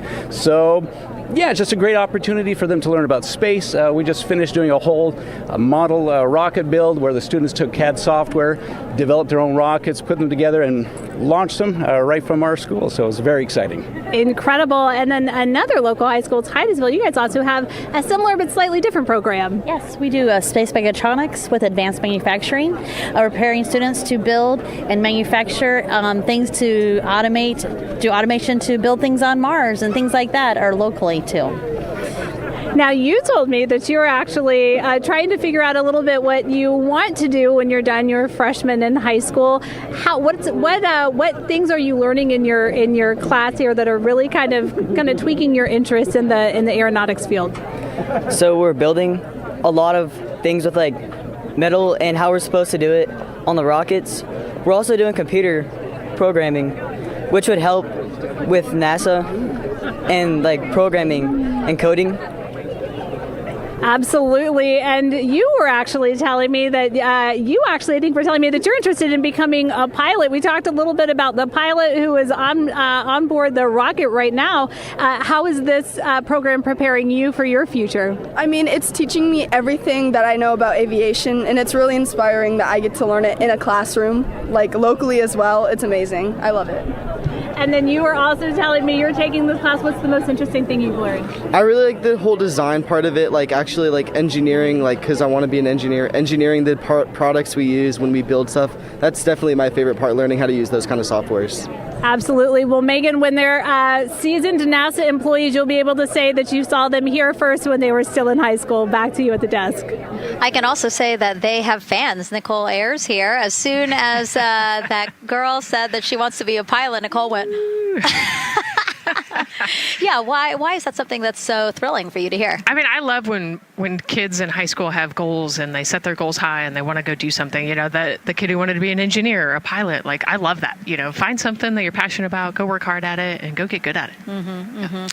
Yeah, and speaking of passion, I mean, we definitely have a whole bunch of people here passionate about what NASA is doing here. Again, the lawn behind us just filled with media from around the world, making sure that they can help tell our story to everyone who is interested in hearing it. So back here in Florida, of course, we have NASA leadership also keeping a close eye on launch operations. Let's go now to Jasmine Hopkins, who is standing by with Lori Glaze, Acting Associate Administrator of NASA's Exploration Systems Development.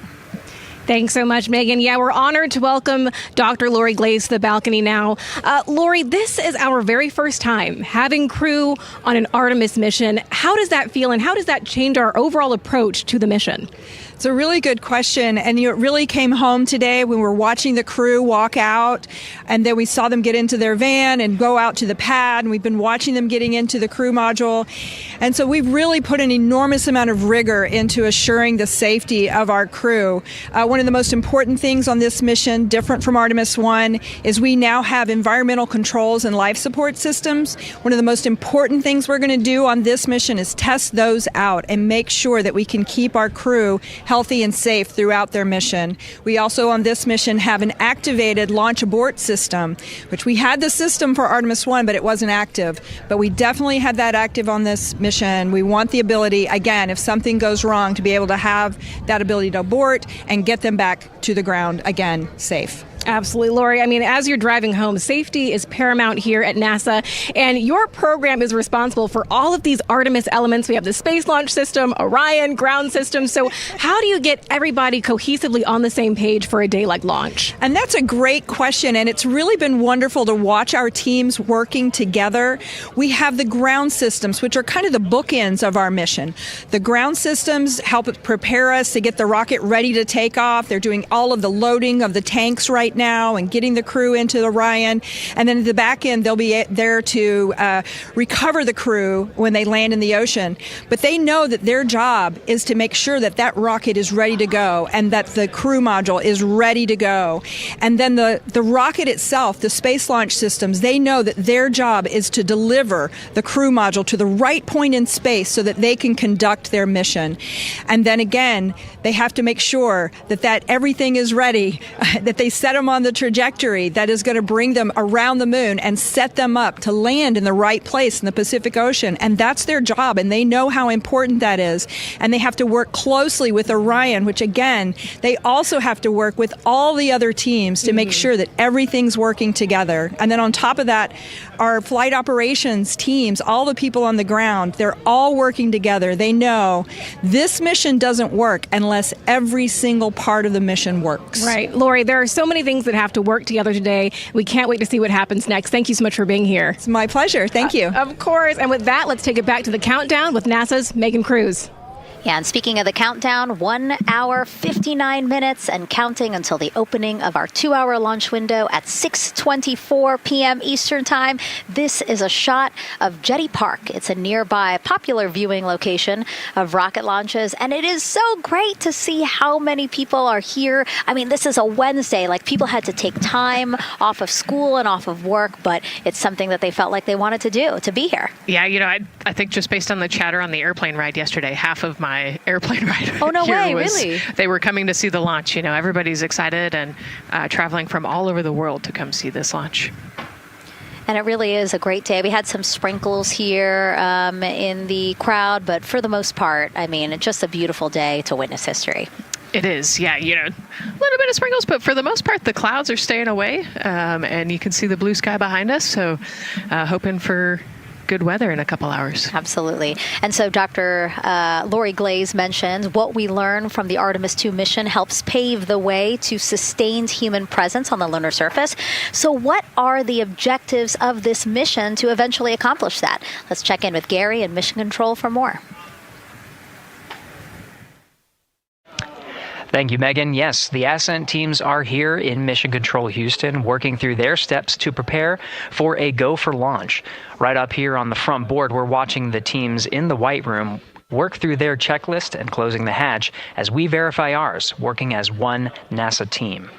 What Dr. Glaze said about working across the teams throughout the nation is true. It takes one NASA team to bring everything together and accomplish the mission objectives. The Artemis II is designed as the first crewed test flight of NASA's Artemis campaign, sending astronauts into lunar space to validate systems, operations, and human performance ahead of a more complex lunar landing missions. NASA has identified an extensive list list of mission and flight test objectives that serve as a checklist to verify the capabilities needed to land humans on the moon. For the Artemis II mission, there are 5 overarching priorities that cover the mission and flight test objectives. First is, of course, the crew. As the first crewed mission inside the Orion spacecraft, this mission serves to demonstrate the capability of safely sustain the flight crew throughout the mission, including launch, the deep space component, and return. Number 2 is systems. This mission brings it all together to validate the performance of all ground and flight systems needed for a long-term lunar campaign, from launch infrastructure to spacecraft operations in deep space. Third is hardware and data. We'll be gathering performance data as much as possible over the deep space network, but we also aim to retrieve onboard data and hardware after splashdown to gather additional insight and improve future Artemis missions. Fourth is emergency operations. The crew and flight control team will be testing emergency systems such as abort procedures, rescue operations, and contingency responses. During the flight, astronauts will rehearse a number of these procedures to ensure that in the event of a real emergency, the planned procedures and operations are sound. And finally, there's subsystem validation. Engineers will be verifying subsystems across the board to ensure reliability across life support, propulsion, avionics, and navigation systems aboard the Orion spacecraft. Human spaceflight is a complicated endeavor that requires precision and confidence across all disciplines. You may hear the phrase, human spaceflight is the greatest team sport, a few times in today's coverage, and it's absolutely true. Not only does it need mastery of specific components, but the integration extends across thousands of people and facilities around the world to come together and make it all work. A lot of the work from many people has led to this moment, a rocket at the pad with humans on board, ready to put everything we worked for to the test. I'm certainly excited about it. The teams here in this room are looking forward to supporting the mission, and I hope those watching are as excited as we are. We are following the countdown here in Mission Control Houston. Everything continues to look good. Now inside 2 hours from the beginning of the launch window. With that, I will send it back over to you, Megan and Nicole. Hey, Gary, thank you so much. We are getting word that the launch team is working something that we would like to give you an update on, so let's get on over to Daryl. All right, thank you, Megan, and we are live in Firing Room 1 here at the Launch Control Complex. Yes, we are currently not working any constraints with regards to the rocket or the ground systems. But the launch team has been made aware of an issue that the range is working. And currently they're monitoring that work that is going on over at the range. We understand that that issue is related to the flight termination system.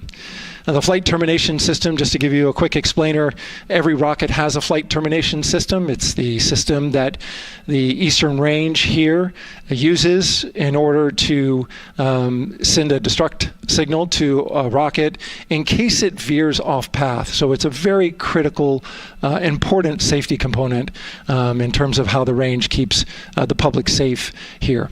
We understand that the flight termination system, they're working an issue. And so as they continue to work that issue, they've asked for some assistance from the launch team to help verify some of the work that they're doing on their FTS system. And this is where it gets a pretty unique situation here. The assistance they've asked for is to verify what's going on with their system. They want to check it to see that the work they're doing is okay. And in order to do that, the FTS console operator inside the firing room has been asked to help them verify it. And the way that they're going to do that, and the solution that he proposed to check and verify the system with the launch director, and she gave the approval, is to go get a piece of heritage equipment from inside the VAB that was used during the space shuttle program. And this equipment is able to receive commands by the range through the flight termination system. And so with this piece of equipment, this console operator who works FTS was granted permission to go over to the VAB next door and get this equipment that he's very much aware of and used during the space shuttle era. And so that is in work right now. The bottom line of all this is, at this moment, the range is no-go. But that is not stopping us from moving forward in the countdown. We can continue to process and work the countdown. The closeout crew will continue to do their work, and the launch team will continue to do their work as well. But we'll keep you updated on what happens in regards to, as far as my understanding goes, a pretty unique situation here with trying to bring resolution and kind of help out the situation that we're seeing at the range right now. And that's the latest here from the firing room. I'll send it back to Megan and Nicole out the host desk. Thank you, Daryl. Yes, very unique, but I think it speaks to the ingenuity of this team, right? To say, hey, we have this equipment at the VAB. Why don't we leverage it to try to solve this issue and work it? Yeah, what a great example of human creativity, right? We know this thing exists. Let's go solve this problem. We have time, like Daryl said, we're going to continue to march down the countdown. So we'll continue to get the rocket and the crew ready, but we still have that 2-hour window. So in the meantime, let's try to figure out what's happening with the range.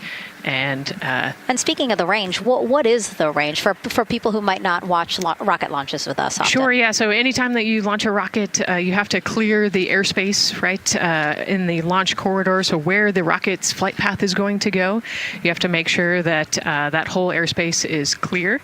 And so we actually have assets. The Space Force helps us out with this one, but we want to make sure that there aren't airplanes in the way and there aren't other maritime assets in the way or things like that. So that there's a whole group of people. We talked about, actually, Gary said it great, right? It's a huge team sport, and so there's a whole group here on the ground that is monitoring that launch corridor to make sure it's clear and ready to go.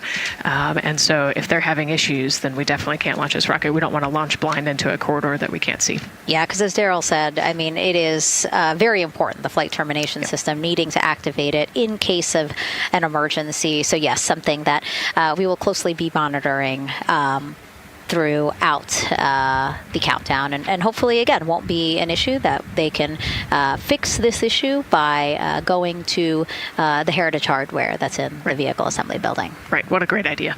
Okay, so again, under 2 hours from the opening of our 2-hour launch window, 6:24 p.m. Eastern Time. The crew, as you can see there, inside of Orion, relaxing, getting updates from the team, but also just getting in the right headspace for hopefully launch today. Let's learn a little more about each of them now. The moon, to me, it's the thing that connects me together with all the other humans in my life. I remember being a little kid lying in bed at night and just looking out at the moon in whatever phase it was in, and I was thinking, man, my friends that live like 20 miles away, they can probably look out and see that same exact moon. And then when I was in the Navy and I would look out at the moon and I'd be halfway around the planet, and I would think, man, my brother can see that moon where he is, and he's halfway around the planet from where I am. To me, it's a connection of life on Earth. We can all look up and see that moon, and it's always changing. The moon is never the same 2 days in a row. I love that. My name is Reed Wiseman. I'm the commander of NASA's Artemis II mission around the moon. I grew up in a little town just north of Baltimore, Maryland, about 20 miles north of the city. There was a National Guard base nearby my house, and there were A-10 aircraft that would fly over every now and then. I just would look up at them and be like, man, I want to be up there. I want to go do that. And then my brother went to the Naval Academy, and I would go every year and watch the Blue Angels fly during commencement.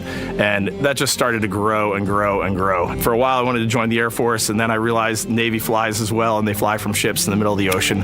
And that was it, like, done deal for me. That is exactly what I wanted to do for my career. Flying is freedom to me, especially when you're in a jet aircraft coming off of an aircraft carrier in the middle of the Pacific Ocean. Nearest land is over 1,500 miles away. So when you come off of that aircraft carrier, you are truly just alone with yourself out there. It is a magical experience to be out there all by yourself in an aircraft over the Pacific. It's free. I think anybody who accomplishes something that they set their mind out to, there's no one thing that does it for them. It's a combination of everything. I mean, the way my parents raised me, the way my brother and I, the way our relationship developed over time, my friends, being in the marching band, going to college, setting my own course, learning how to live on my own, being mentored along the way, being, kept on the path to success, but being given the freedom to, make excursions and fail every now and then and regroup and carry on. I think all those things come together in the end to get you where you are. I've had to overcome, I'm a human being. I've had to overcome a lot of fears. I'm pretty scared of heights. I joked about that on the International Space Station, but it turns out I'm only scared like at the edge of a building. When you're up on the International Space Station, even though you're 250 miles up, I never had that feeling of falling or that I was, at risk up there. I just kind of loved the feeling of floating and looking down at Earth. There have been challenges all throughout my life. By far, the biggest challenge was losing my wife in 2020 to cancer and now raising 2 daughters who are grown up now, but that's been the biggest challenge by far I've ever had to face. It is not easy. Being an only parent, trying to work a full-time job, and raising 2 kids is something that I think about every single day. I'm very proud of the work I've done. I haven't always done it well, but I've always shown up and tried as hard as I possibly can. I do wonder what it's going to be like when we are really far from Earth and can see it. The sensation of being so far away from everything that you know. I had that sensation on the space station the first time I got to sit in the cupola for a really long time. So I can only imagine what that's going to be like from 200,000 plus miles away. My name is Victor Glover, and I'm the pilot for NASA's Artemis II mission around the moon. When I was in 4th grade, I was 10 years old, and that's when the Challenger accident happened. And it helped me understand how the general public felt about the astronaut corps. Right? Like, these are the people that we want to be. And that just gave me an easy thing to strive toward. The biggest fear that I've had to overcome in my life is doubting myself. Going to college when no one in my family had gone to college was a huge risk. I had more confidence in my athletic ability than in my academic abilities. I could play football with those college students that I saw on TV. But my classmates that I saw in the lab and around the University Union, I didn't know if I had what they had. I think addressing that self-doubt was a part of, swinging for the fence and trying to go get an engineering degree, not just go to college, but get an engineering degree and then go do something challenging and technical like flying. Apollo is known for sending humans to the moon. Artemis has an opportunity to continue the Apollo story, but I actually think it's important for this story to stand on its own. Artemis is a new program, and we're trying to do new things. And it's great to compare and contrast. When you look at our spaceship, you can see parts that were designed, built, and integrated in another country. When you look at our crew, you see that our crew is international. There are also men and women. And I just think that comparing and contrasting makes the story even richer. The piloting role specifically, I will have an hour and a half or so where I get to fly the spacecraft by hand. We haven't flown that many spaceships. And so the ability to fly one actually in space on a test mission is just a really unique opportunity. I can't tell you how I'm going to feel when we fly by the moon and see the moon up close and the Earth from 250,000 miles away, but I don't use the word excited because I'm focused. What we do, this is very serious and it's very risky, and we are all intimately familiar with that risk. And so if we go out there and we're successful and we can pass that baton on to Artemis III, that's something to really be excited about. I tell a story, which is one that my dad told me before the Apollo missions when he was just a very little boy. He was looking up at the moon with his mom, and his mom said to him, "Don't worry, Ronnie, we'll never get there." Fast forward maybe 70 years later, it's his daughter that's actually going there. And I think that long arc is something that we can all learn from. The idea that the seemingly impossible becomes possible if you just believe in it and are willing to work hard and come together to achieve it. My name is Christina Cook, and I'm a mission specialist for NASA's Artemis II mission around the moon. When I look back on my dreams as a kid, I definitely never thought I would actually get here. I was very pragmatic. Even though I'm a dreamer, I knew that the odds were way against me again, so I might as well do something I'm loving in the meantime. I definitely loved science and math in school and, did pretty well in those things, but I also loved being active. I was always outside.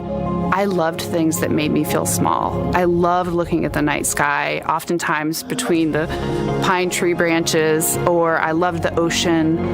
North Carolina also has mountains, and when we go there, I just love the vastness of all of those things. I loved how they made me feel and what they made me think about, and the vastness of the universe and how much out there was to learn. I'm drawn to exploring. I'm drawn to challenges that involve both mental and physical, and I'd much rather be solving problems wearing a whole lot of equipment and in a harsh environment, and that's just something I've carried with me ever since I was a kid.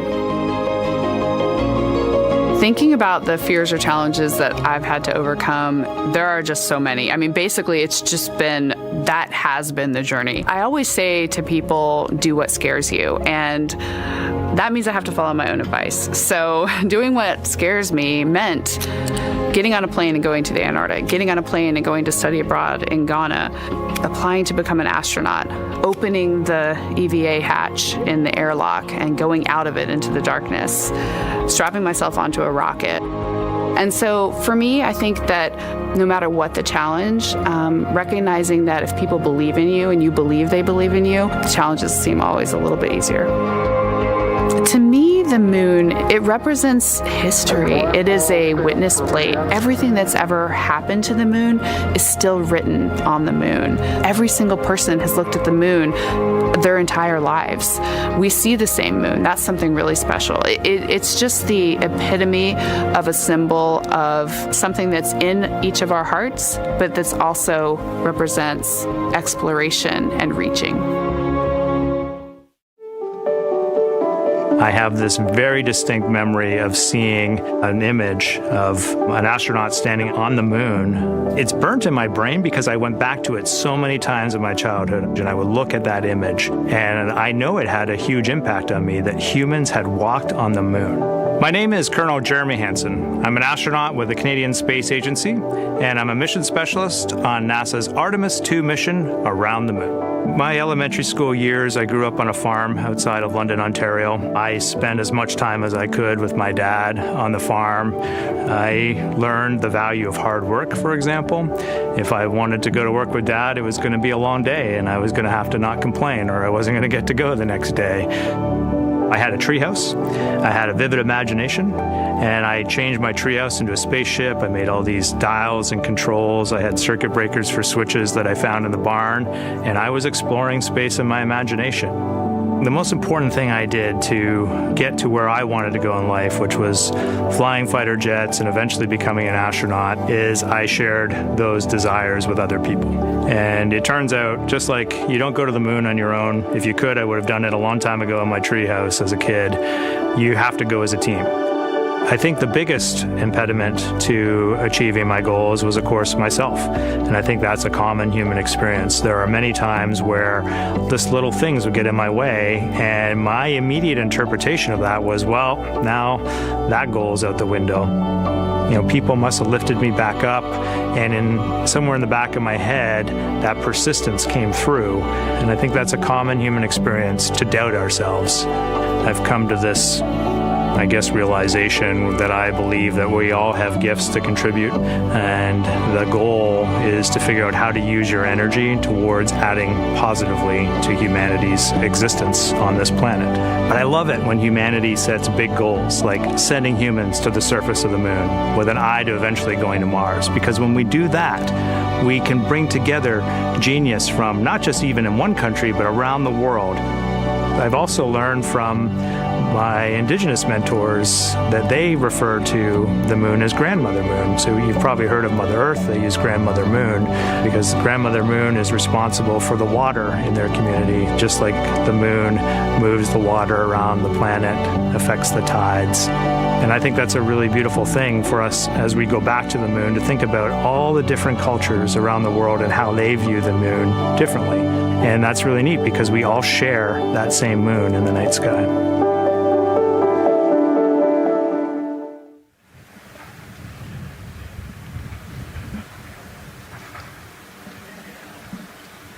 One hour, 38 minutes and counting until the opening of the Artemis II launch window today, 6:24 p.m. Eastern Time.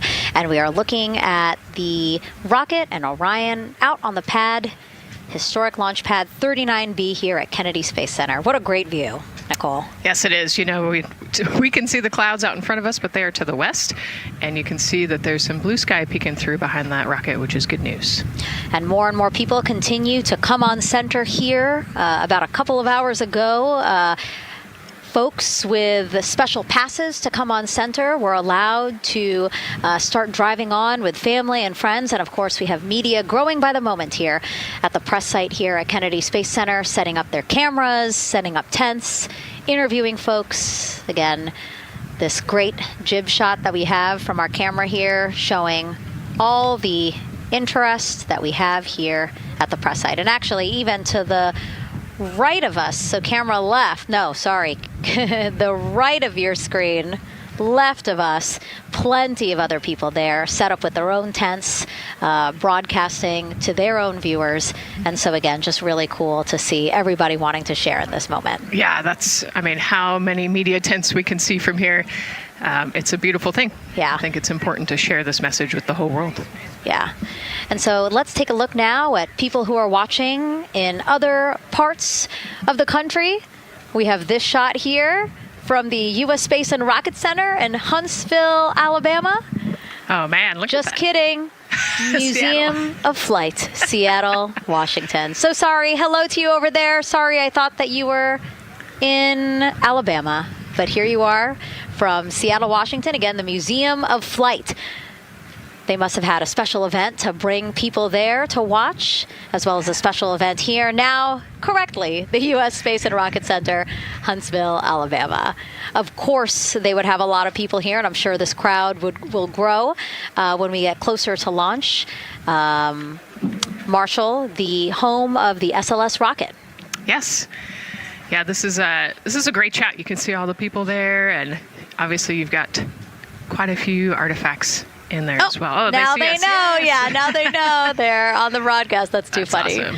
Hey, listen, it's all right. We can sit and chill until we wait for the opening of the window. No, there they are. Yeah. Everybody's excited. Thank you guys for showing us your excitement. I know deep down it was in there. It's just that you felt like sitting at the moment, and that's all right. There's a little delay. Yeah, that's all right. Well, thanks so much to those supporting these watch parties and bringing them to us live here. Actually, our video paths are taking quite a circuitous route to be able to bring those live views in from Seattle as well as Alabama, but we're glad that we can be able to share it with you in the broadcast now. And so why are we going to the moon? Why does NASA want to build a moon base there? Here's Megan Carter again with our moon board. All right. Thank you, Megan. Yeah, so we are right around that hour-and-a-half mark, hopefully for that launch. It's going to be very exciting. So they are going to have a few days to be around the low Earth orbit, and then they'll be heading on to the moon. So yes, let's talk what will be happening. Why are we going to the moon? So obviously this is not going to be a landing, as we've discussed. They are going to be coming with 4,000 to 6,000 feet around the moon's surface, and this is going to connect us directly to our past. Those Apollo missions did have 6 lunar landings, and the Artemis campaign is looking to build on that past by going back to the moon, staying longer, and then going farther. So how are we going to do that, and why? We have obviously talked a little bit about that lunar South Pole, and we are focused specifically on the far side of the moon for this one for a specific reason. You might have guessed we're going to be looking for some resources especially, and that's going to be water or water ice.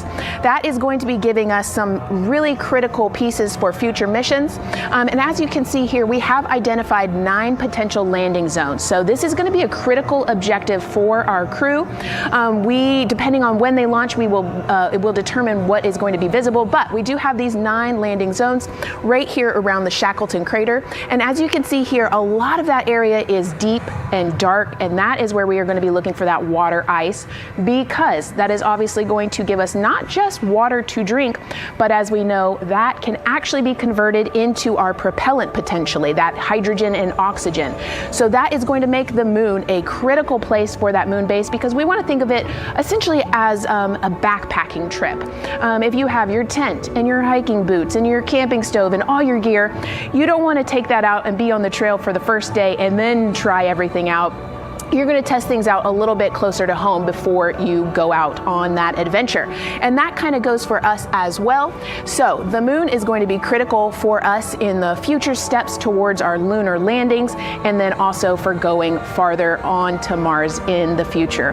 It's going to set us up for that deep space exploration, and we can't wait to see what they see once they get to that flyby. But for now, we are, like I said, getting closer. So I'm going to turn it back over to you, Megan. Exciting stuff. Again, the idea of accomplishing a moon base, like as we've been saying, sometimes things just seem like science fiction, and it's amazing that we're making it science fact. Yes, yeah, we're going back. We're going to scout it out, and then on the future Artemis missions, we're going to put boots back on the moon for the first time in over half a century. But we're going to stay, and we're going to learn from the moon, and we're going to, as Megan talked about, the water ice, and harness that resource, and not only learn from the moon about Earth and about the solar system, but also figure out how we get to Mars from the moon. And so what we're seeing now back inside the White Room with the closeout team, they are removing basically fixtures that protected the crew module hatch while they did work around it, right, Nicole? Yep. Yeah, so anytime that you're moving around and working, there are some sensitive sensors and parts of the crew module that we don't want to kick or bump into, and so it's easier to just put a guard up while you're working in there and then take it down later. And so this is a visual cue for us that the team is getting ready to close the last hatch, again, the launch abort system hatch. Can you tell us about what the LAS is? Yeah, so launch abort system, this is, we have the crew module, and then what sits out basically on top of the crew module is the launch abort system, and it has its own motors, so that we'll arm it about 5 minutes prior to launch, and then it stays with the crew module until about the Kármán line, so that 100-kilometer point in space.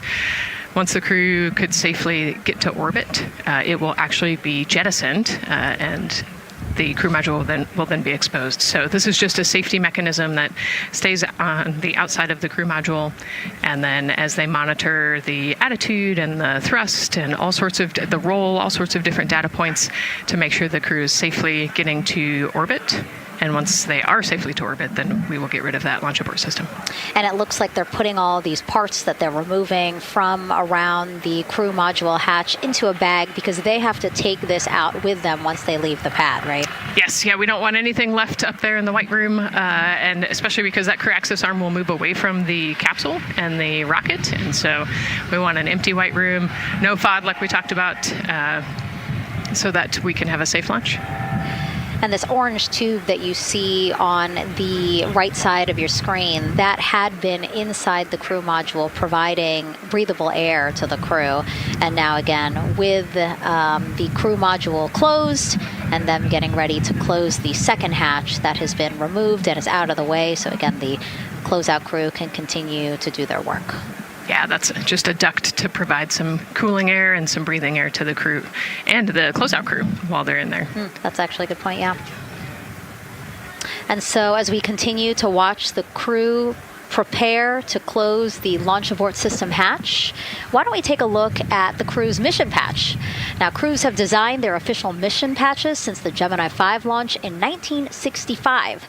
Reed, Victor, Christina, and Jeremy, they really wanted to play on the abbreviation of Artemis II to all, signifying not only the second major flight of the Artemis program, but also a mission to explore for all, by all. The crew chose the iconic Earthrise photo for a reason. It was taken by the Apollo 8 crew in 1968, the first crew to ever fly around the moon. The mission was to prove teams then were ready to land on the moon the same way Artemis II hopes to fly around the moon ahead of a lunar landing with Artemis IV. This time, as we've been saying throughout the broadcast, to stay on the moon and pave the way to Mars. Yeah, we talk about incremental steps, right? And so Artemis II is very similar to Apollo 8 in terms of that increment. They're going to fly around the moon and set up the rest of the Artemis program for landing on the moon, but also with a nod towards the fact that we do this for all humanity. And I love the thoughtfulness and how much importance they put on their patch design. Another camera angle of inside the Orion spacecraft. was going to say, we might be able to see Rise, but I think it's right behind Reed's foot there. And so to orient people again, so basically we have Christina in your upper Christina in your upper left-hand corner. Then you have Jeremy below her. And then the feet you're seeing, those are Reed's feet. And then next to him, the upper right-hand corner, that is Victor, who's unfortunately hidden by Reed's feet. But again, that is the orientation of the crew inside Orion right now. Now, earlier this week, the crew got to stick their patch on a wall just outside the suit-up room. You can play that video there now. You can see that crews have been doing this as part of a pre-flight tradition again. Wow, Reed just making sure that thing won't come off. It's flat. And so now Victor is signing there, followed by Christina,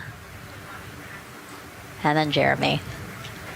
That's a fun tradition, and your patch is up there too. It is. Yeah, ours is on the left-hand side there. It's a fun tradition. This is a really fun day too. You know, they did this a couple days ago, but it's just another step that makes it a little bit more real that you're going to be launching soon.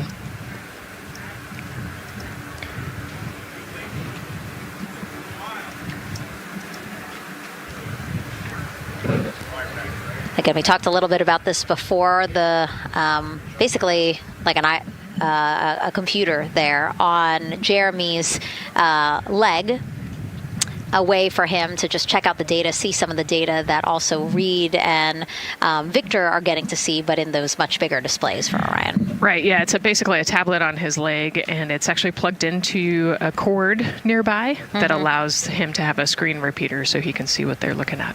And it looks like he's taking notes. Can you talk a little bit about what that is? It's part of, all of them have like a little procedural book, right? Right, yeah, so they have what we call a knee board, and they'll have blank pages to take notes on. They might have a cue card or procedures, or they can be kind of custom built to what each crew member wants for their knee board.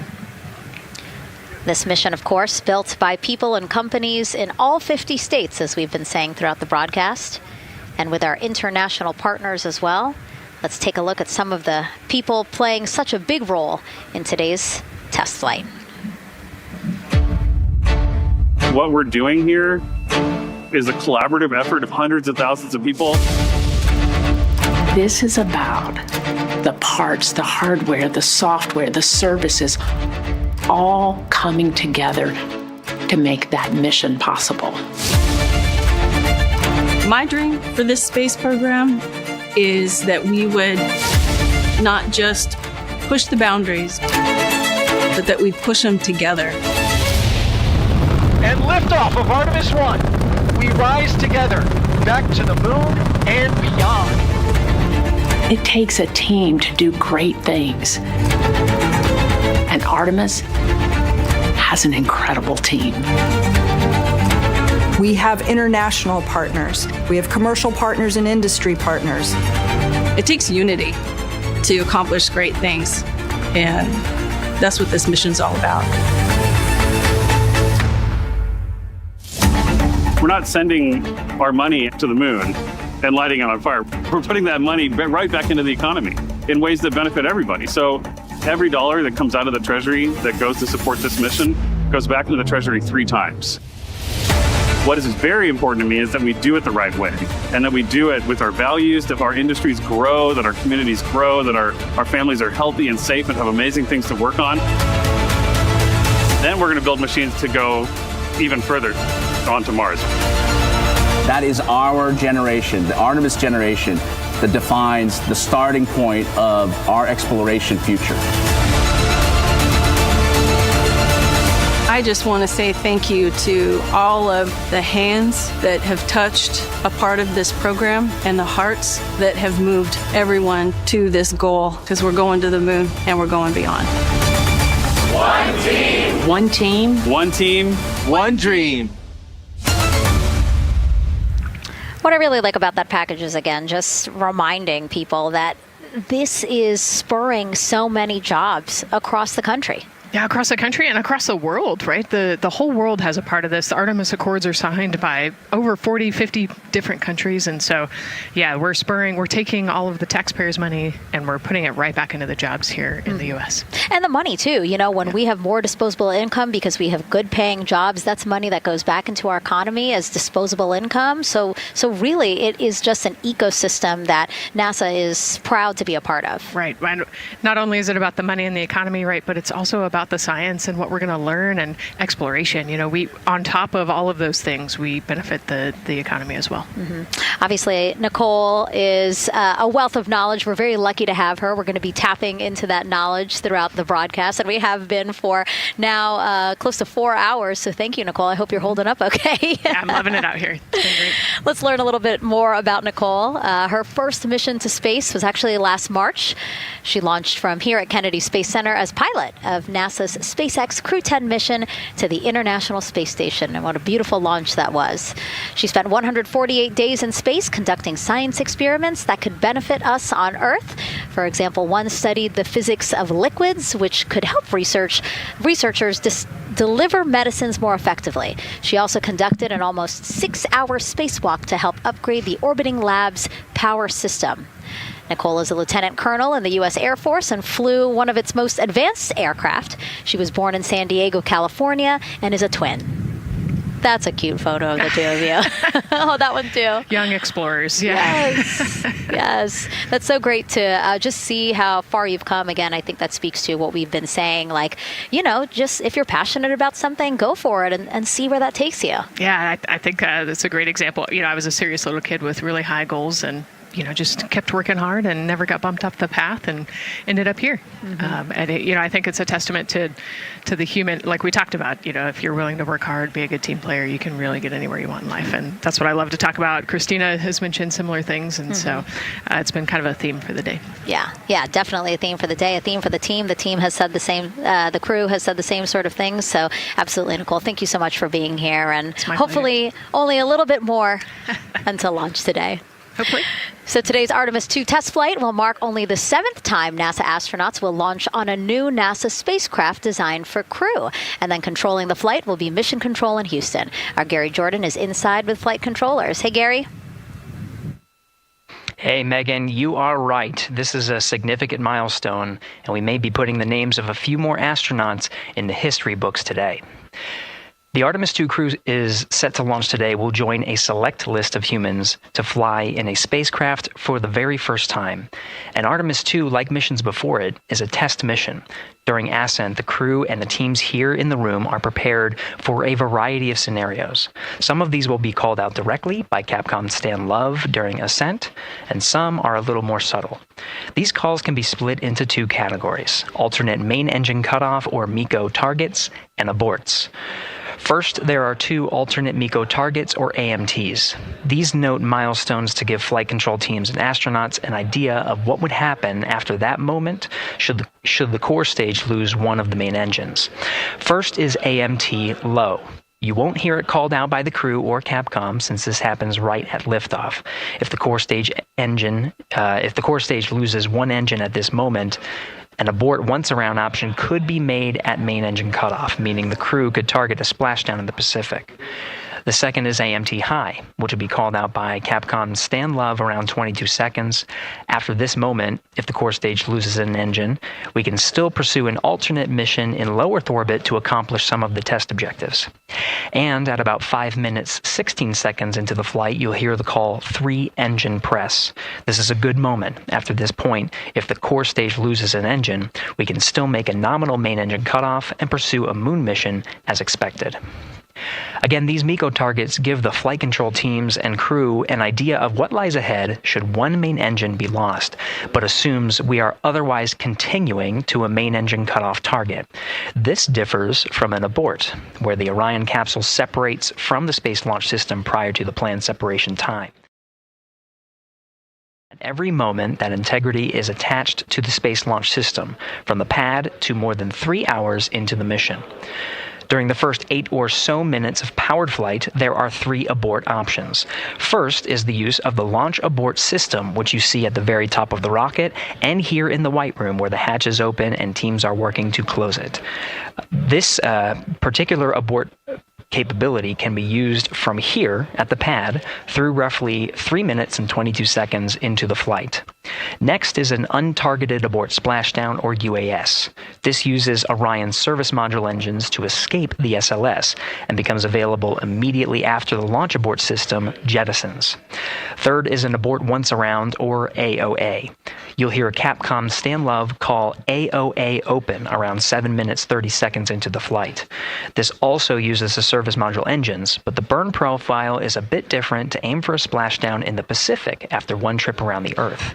NASA's expedited recovery teams are staged off the coast of San Diego to get to the crew and integrity quickly for this abort option. An AOA option continues to be available until solar arrays are deployed on the Orion service module a little more than 30 minutes into the mission. At this point, an abort to orbit, or ATO option, becomes available until separation from the upper stage around 3 hours and 23 minutes. Mission profiles can vary depending on when an ATO is executed in that window, but with power being drawn from solar arrays, it buys more time for astronauts and flight control teams to make decisions and stay in Earth orbit, return for a splashdown, or continue to the moon. The Artemis II crew and flight control teams are well trained on all of these scenarios, and the calls you'll hear to the crew on Orion to Earth may help them be in a ready state for whatever challenge may come their way. At this time, we're not tracking any significant issues here in mission control in Houston, Texas. That would be showstoppers for today's launch. We're continuing to, of course, monitor the countdown along the way MS1, and make sure all systems are go for when we reach T0. With that, I'll send it back to you, Megan, at the Kennedy Space Center. All right, we are ready for another reading if you are ready over there.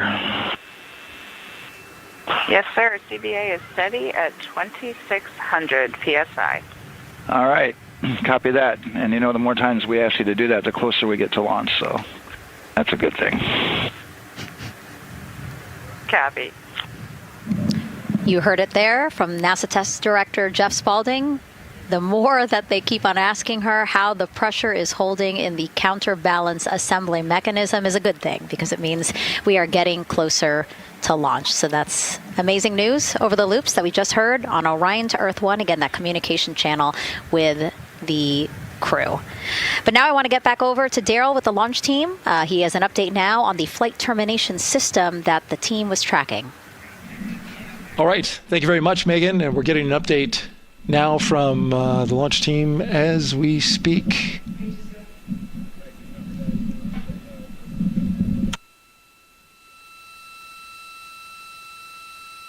All right, stand by 1 second.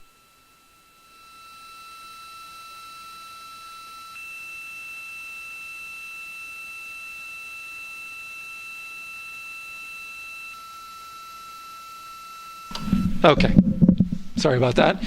We're just getting an update, in fact, about what I was about to report out on the range. And the good news is the range is go. So we reported that they were working to verify their equipment regarding the FTS system. And they asked for a little of that verification work to be done by one of the FTS engineers here in the firing room. He went out to the VAB to get some legacy hardware to help out with it. But in the end, this is a fix that the range had come up with to get clearance, to clear the range rather, and to as well work the FTS system. And so now they are go. Again, the range is go. That is no longer a constraint. And so you combine that with the fact that the rocket and the ground systems here also working, no constraints. Clear board here is great news.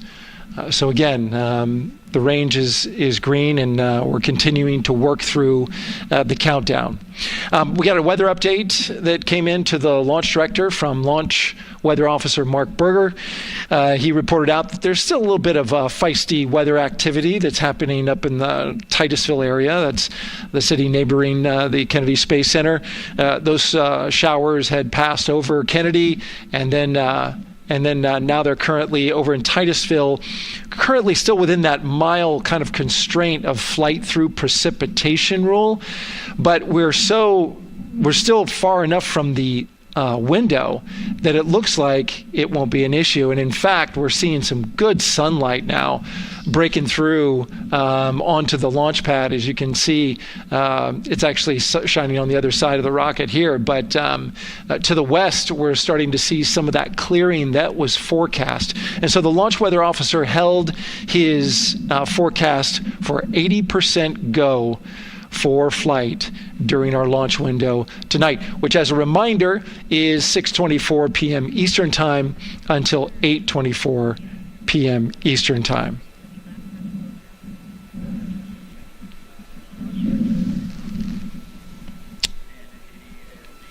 And we're also hearing that the last hatch closure, as you can see in the bottom corner of your screen, they're starting to work on that. That's the launch abort system hatch. There are two hatches, the crew hatch and the launch abort system hatch, and the closeout crew that you see right there, right on time with their work as they go to shut. And you can see it in motion right now, that launch abort system hatch. That's the latest from the firing room. We'll send it back to the host desk. Thank you so much, Daryl. Great news all around. And yes, we did just see them close the last hatch. And now we are looking at a live view of Banana Creek. Lots of people there, I'm sure, relieved to hear that issue with the flight termination system has been resolved. And we are go for launch. Go for launch from the range, go for weather, and go from all of them, I would imagine. Yes, it's got to be exciting. The crowd is building. And as Daryl said, you can start to see the sun poking out here, and we can see all the clouds are moving north and moving away from us. So it's all good news. And so as we know, we have our Leah Martin down there at the Banana Creek viewing location, and she's standing by with some other guests. Hey, Megan, I don't know if you heard that huge cheer just now. If you heard a big rumble, as soon as Daryl said that the range was clear for launch, everybody clapped. It was super excited as we get to these final countdowns. Standing next to me, I have Hudson and Maddox, the son of brothers here. And I asked you a little bit earlier, how excited are you to be here for launch? What did you say? I'm very excited. It's our mom's birthday, and, you know, not a better way to celebrate right now. I asked you on a scale of 1 to 10, how excited are you? Would you say? 11. Yeah, 11. I'm very excited. Super excited. Yeah. So, Megan, we've been watching the launch broadcast here and hearing some of the questions that you and Nicole have been asking and answering. And I actually wanted to ask these two kids, if you could take a 10-day trip around the moon and take 3 people with you, who'd you take with you? Well, I'd take my dad and my mom. And I mean, I don't know. Probably my best friend. I'd just say one of my friends, you know. Oh, one of your friends. So brother got left out. Who would you take? That was just what I was thinking. My dad and my mom and my best friend. That's a pretty good answer. Your brother can get his own trip to space, right? Yeah. So I'm actually joined here also by Dad. Now, you were sharing with me that a lot of the work that you've been doing over the last several months has been prepping the launch teams, our engineering teams, our ground systems teams to get ready for launch, to be mindful and to be in this moment. How does it feel to be standing here knowing that the people you've worked so closely with are doing what they're passionate about, or doing what they were born to do, moments away from launching this rocket? I mean, this is an exceptionally happy moment for us and all of us and the people that are, about to take off on this historic trip here. And I'm grateful to know that we've helped in some way, shape, or form to help them stay steady and calm, in such an exciting time within the agency. And so to just be here and witness it and know that, they've got some tools to help them stay calm and steady is everything to us. So fantastic. Well, Megan, we are standing by ready to go, and we're ready to cheer this team on. Thanks so much, guys. And yes, Leo, we did hear that cheer. That was very exciting. I think the vibe over there is they're celebrating, they're having fun. And here, once they heard that we're go for launch, everybody had to run back to the camera and work. It's a little bit of a different vibe, but I definitely think that people are excited, especially as we see now live inside of the White Room at the launch pad. The closeout crew has closed the launch abort system hatch. You saw there, we took it live. Took a lot of them. I think all of them, except for one. I think it took all 3 or 4 of them to push that hatch door close. And then they felt around the perimeter of the door to make sure that everything was sitting just right. Right, yeah, we talked about how heavy the crew module hatch is. This hatch is just as heavy probably. And so, they're working the closure here. And working those connections, and you can see, there's still 3, 4, 5 people that we can see in the White Room. It takes a lot of people to get these hatches closed and this rocket ready to launch. Mm-hmm. And so the next step in the countdown is that this team will start closing out the White Room. So basically disconnecting things, stowing things, making sure that when they leave, there is nothing that isn't supposed to be there. And really, then at that point, it's just all 4 of the crew member, Victor, Reed, Christina, and Jeremy by themselves at the top of the launch pad. Yeah, and then eventually that crew access arm will move away, and then it'll really just be them up on top of that rocket. Mm-hmm. Yeah, your eyes lit up when I said that. That's exciting. It is. It is. Yeah, we had a moment, we talked a little bit about my fear of heights, but most of our crew is afraid of heights. And so there was a moment where I realized that it was just us, 100 and some odd feet up and no crew access arm, and may or may not have said something that made everybody go, huh. Were you wondering to yourself, how did I get here? We're pretty far up. That crew, again, bringing that drag-on camera. That camera is a handheld camera that is a live look for teams who are remotely watching these operations closely. Again, verifying that things are as they should be before the crew starts, the closeout crew starts leaving the White Room. You see them checking their procedures. You can see they're covering the ends of those hoses. That's to protect those hoses from FOD. So we don't want any dirt or anything to get into those while we transport them and stow them. So you can see Andre there working to close out the hoses as well while they're cleaning up the White Room. And so they'll tape that close. You just saw number 5. Number 5 holding some tools. Again, we'll stow those away. You have to account for everything. Obviously, they did have tools out. They did have procedures, paper, notes out. Like all of that has to go. Yes, and you can even see on number 3's hat, he's got a string that's connected to his suit there. Mm-hmm. That's, again, just to make sure that we don't lose anything. If, a gust of wind or you get knocked or something, you don't want to lose a single thing in the White Room. So everything is tethered, everything is accounted for, and everything is protected. The crew now, another live view of them inside Orion. Jeremy, Christina, and Reed and Victor on the right side of your screen. What do you think they're thinking right now, Nicole?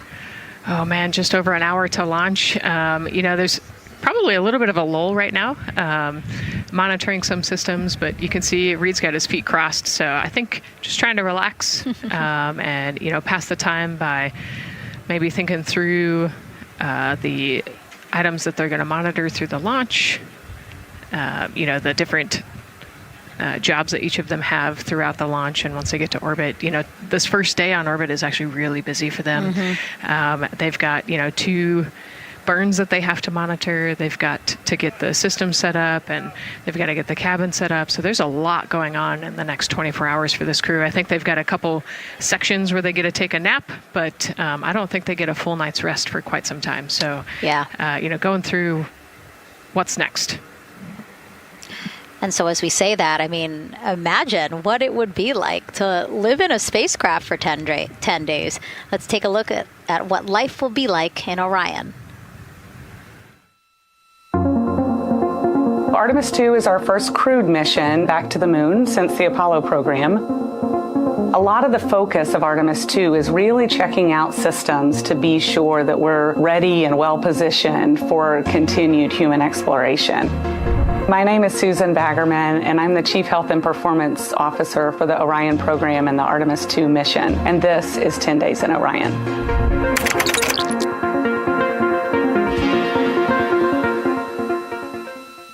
For this mission, the crew will launch in the Orion spacecraft on top of the Space Launch System rocket, or the SLS rocket. Once they've launched and achieved orbit, they'll continue on checking out many of the different critical Orion systems, check out some of the critical medical systems, and be sure that we understand how the crew would do that successfully within the volume of Orion. We also have, of course, systems to feed the crew. They have a potable water dispenser that they'll check out.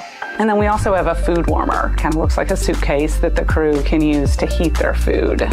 They're also going to check out the flight wheel system. We'll have the crew perform some initial exercises. Part of that is to ensure that the flight wheel is actually working, but part of it is actually to be sure that our environmental control systems are actually working. For sleeping, the crew will sleep in sleeping bags. Some crew members like to be very tightly bound up, and some like to float very free.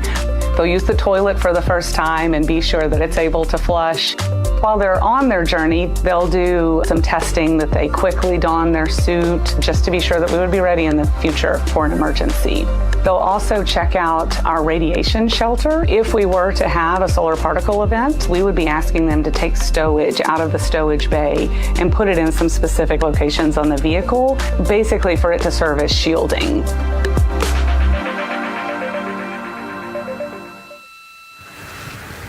And so I want to talk a little bit more about what we just heard in that package. I am interested in the space food. So Reed, Victor, Christina, and Jeremy have a pretty big menu to choose from, so that's really cool. We're actually going to pull up a graphic now that kind of shows you some of the food that they're going to have with them on their 10-day journey around the moon. We know of more than 10 types of beverages. There's coffee, a mango peach smoothie, apple cider, lemonade. So those all sound delicious. And now I've just remembered I haven't eaten lunch. They're actually not too bad. I actually have a mango peach smoothie with me today. No way. Yeah. So you can see they come in these little packets here, but it's just kind of a dried powder that you add water to. So this would actually, you'd add 175 milliliters of water and let it sit for 2 to 5 minutes, and then you can stick a straw in it. You saw in that package they put a straw on the top septum portion there, and then you can drink it. And so this is the packaging. This is food that you brought up with you, or that you had while you were at the ISS. Yes. Yeah, actually, this is all food that we have available to us on the standard, what we call the standard menu on the space station. And so actually the graphic there showed quite a bit of the standard menu that they're going to take with them. So let's pull space it back food up, is space actually. food. Yeah, we can use the food that we have been using. You know, our food lab at Johnson Space Center actually creates that food, and then they stabilize it and they package it for us and everything. So they do a really wonderful job out there. We've got different types of food. You know, you can see I've got this is a soup, tomato basil soup. So thermal stabilized. It's already hydrated. So you just throw it in that food warmer that we talked about, and then you can eat it. But then we also I have some shrimp cocktail here that's, irradiated. So it's in a package that protects it. I'll show you. I've got a brownie too. That's probably my favorite one. But are we eating it? We might, if you're. Yes. Look, see, they want us to eat. I don't know what happened, but it worked out. With what we were saying here. So it's in an outer package to help protect it against radiation, and then it's in this inner package. And so this cosmic brownie, actually, the trick, Ann McLean, my crewmate, taught me. The trick is you got to put this in the food warmer and get it nice and warm, and then you can get it. But so what we do is we just take scissors and you open it up, and then it comes right out. So these brownies are nice because they don't have a ton of crumbs, and so you can actually just eat it pretty easily in space. You know, if you imagine, that would not happen in space. It would not fall. But yeah, so we've got all sorts of things that you can actually eat. The menu's pretty good and pretty diverse on the space station, and then as you saw, pretty diverse for Orion. Nice. Yeah, that's amazing. And again, here's a look at the crowd that's starting to continue to grow here as we get closer and closer to launch. We are now under an hour from the opening of our 2-hour launch window at 6:24 p.m. Eastern Time. And so let's take some questions from social media. We haven't taken some of those for a while. You put that brownie away, Nicole, or I'm going to steal it. Nicole, we have another celebrity who submitted a question. Let's take a look. Okay. A quick question for the Artemis crew. What food from Earth would you bring with you into space? And why would it be lasagna? Because that's the greatest food. Again, not really a question. Yeah. Because he was like, it's lasagna. It's got to be lasagna. You know, there is lasagna on Space Station, and it wasn't too bad. Probably not my favorite food of all, but yeah, lasagna's not a bad option. It's a high-calorie meal. If you're trying to, carb load for a spacewalk or something, it's a great option. Yeah. I remember Christina saying that her favorite food on the menu, and actually she was saying that she was getting in trouble because people kept on saying, you can't eat mac and cheese every day, Christina. We mentioned the mac and cheese and brisket earlier. Man, I would put those two on a tortilla. That would be great. That sounds delicious, delicious. Well, thank you so much, everyone, for sending in those questions. For everyone from a 5-year-old that we got a question from to all the way to Roy Woods Jr. there, a comedian. So thank you so much. And if you're just joining us, welcome to the Space Coast of Florida, where we are counting down to liftoff of Artemis II. You see a beautiful aerial shot there of our rocket on the pad. For the first time in more than 50 years, we are sending humans to fly around the moon and back, and we're taking you all of you with us on this next chapter of human spaceflight. I'm NASA's Megan Cruz, and this is NASA astronaut Nicole Ayers. Great to have you here, Nicole. Yes, this has been a beautiful day. Excited. We're continuing to march towards this launch. Yeah. And if all goes as planned, this crew could travel farther from Earth than any other humans before them and see parts of the moon no one has ever laid eyes on. How exciting. Yes. Exciting is an understatement, I think. That's true. We're going to see the far side of the moon for the first time by humans in a long time. It's important. And as the crowd again builds behind us, more activity that you're seeing here at the Kennedy Space Center press site. We also have a ton of people gathering around the world to watch this history-making moment. So let's take a look at those watch parties now. Oh. That crowd has grown. We checked with them probably like 30 minutes ago, and it was half that. But again, as we get closer and closer to launch, we are seeing more and more people gather together, wanting to experience this together and not just in a vacuum at home, Yes, this is so exciting. Look at all of those people. Man. And now here we are back in Seattle, the Museum of Flight. Again, people gathered there to show their kid. We see someone walking in the second row there. His first crewed launch to the moon. How exciting. That is exciting. Hello, everyone. Woo. Oh, that's so great. And now let's get you up to speed on what's happened so far. Again, we are now within an hour of the opening of our launch window. So what has been happening so far today? Well, a lot. After waking up and grabbing a bite to eat, our Artemis II crew suited up inside the historic crew quarters, a tradition that dates back decades. Teams helped them into their custom Orion crew survival suits, and just like other crews before them, they gathered around a table for a card game to pass the time, but to also burn off any lingering bad luck before they walked in the footsteps of every NASA astronaut launching from Kennedy Space Center since Apollo 7 in 1968. They walked outside the Neil Armstrong Operations and Checkout Building to greet a crowd of family, friends, supporters before getting into their Astrovan for their security-escorted ride out to historic Launch Complex 39B. They got a close-up look at the SLS rocket, then walked across the crew access arm and climbed one by one inside their Orion spacecraft. After that, teams conducted final checks with the crew before closing both hatches, the crew module hatch, as well as what you're seeing there, the launch abort system hatch. And now we are back live at the pad where the closeout crew is getting ready to leave the White Room. They are now tethered, Nicole, because they are about to move some pieces that connect the Orion spacecraft to the White Room, correct? Yes, there's kind of what I would call a shroud. You can see them working that there. So it is actually connected so that way the gap between the crew access arm and the crew module, and well, I guess that's the LAS there, is covered. but they're about to remove that so that the crew access arm is not connected to the rocket in any way, so that it can retract here in the next few minutes.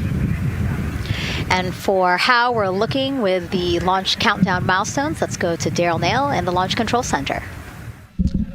All right, thank you very much, Megan. And as you can see there, the finishing touches, as you've been talking about, to the LAS, which brings me to that subject, because we currently are hearing the launch team is working an issue that was reported out with the LAS. At least there's an issue apparently with a battery on the LAS. The engineer who is in charge of the launch abort system, sits on console here, reported that a temperature for one of the 2 LAS batteries is out of range. And although it's not a constraint for launch right now, it would be when that temperature is checked inside of T-minus 6 minutes, which is inside of terminal count. So right now, the team is working some troubleshooting on this issue. Going to follow, of course, along closely with what they learn. But again, a battery temp for one of the 2 batteries on the LAS is out of spec, and the team is working to understand, first of all, whether or not this may be a sensor issue, or is there an issue with the battery itself. So again, looking into it, troubleshooting and researching as we speak. With regards to the weather, we did get some good news there. Launch Weather Officer Mark Berger reporting to the launch director that the weather chances have now improved for the window. We are up to 90% go, which is great news. Again, 90% go. That is up from the 80% that we started when we had the first weather forecast come out officially 3 days ago. And so that is great. And for anybody who's here in the launch area knows that is certainly viewable. They can see that by just looking up. So we're getting some good clearing as forecast. And then just a reminder for those people who are watching the launch from the nearby area that if you're watching on an internet-enabled device, just remember that there may be a little bit of a delay. Can't tell you how much of a delay, but since it's on an internet device, sometimes this broadcast might be a little behind what you're actually seeing. So just keep that in mind as you are watching. Don't wait till the last second to run outside if you're inside your RV or your camper or your house. That's the latest here from the firing room. Of course, we'll keep track of that last battery issue. We'll send it back now to Megan and Nicole at the host desk.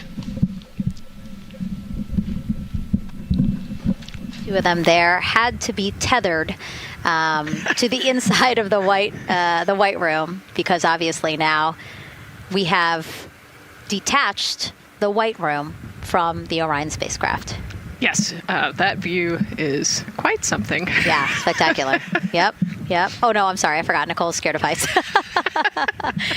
An astronaut afraid of heights is actually not uncommon, as we've learned today. But yes, so obviously, again, things proceeding as we march closer to the opening of our 2-hour launch window at 6:24 p.m. Eastern Time. Again, the closeout crew just finishing up those last couple of things they have to do before leaving the white room and then leaving the pad, leaving only the 4 Artemis II crew members inside the spacecraft by themselves at the pad. Yeah, and then we'll be curious to follow the battery issue on the LAS as well. I think sometimes it's just a sensor issue, sometimes it's a battery issue. So hopefully they figure that out quickly. Mm-hmm. And so if we can take a shot of the crew inside the capsule, if one's available, why don't we talk a little bit more about each of them? So we have Artemis II Commander Reed Wiseman, Baltimore native, and he's actually, you see his feet in that shot there from inside Orion.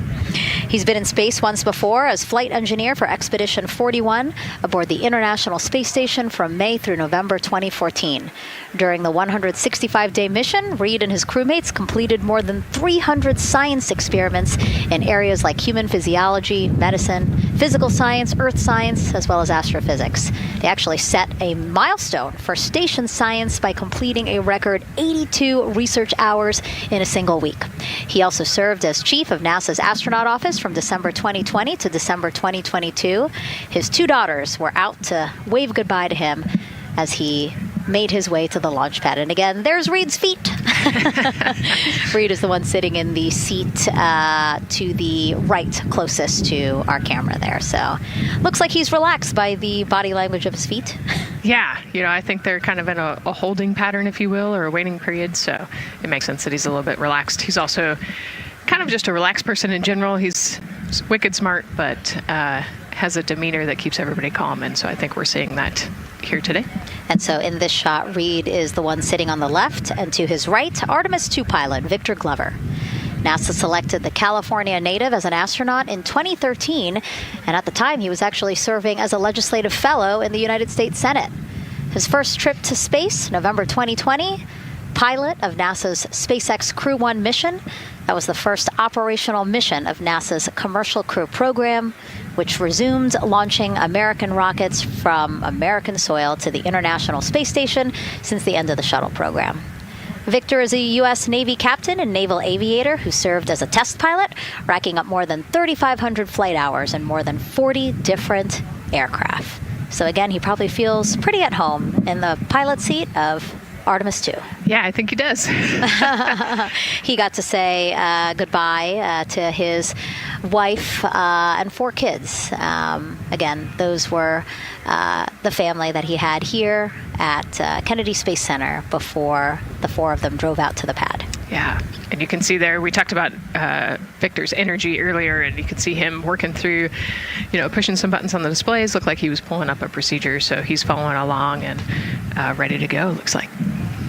And then mission specialist Christina Cook, sitting on the upper left-hand corner of the screen there, native of Grand Rapids, Michigan, was selected to the Astronaut Corps in 2013, same class as Victor, served as flight engineer on the International Space Station from March 2019 to February 2020.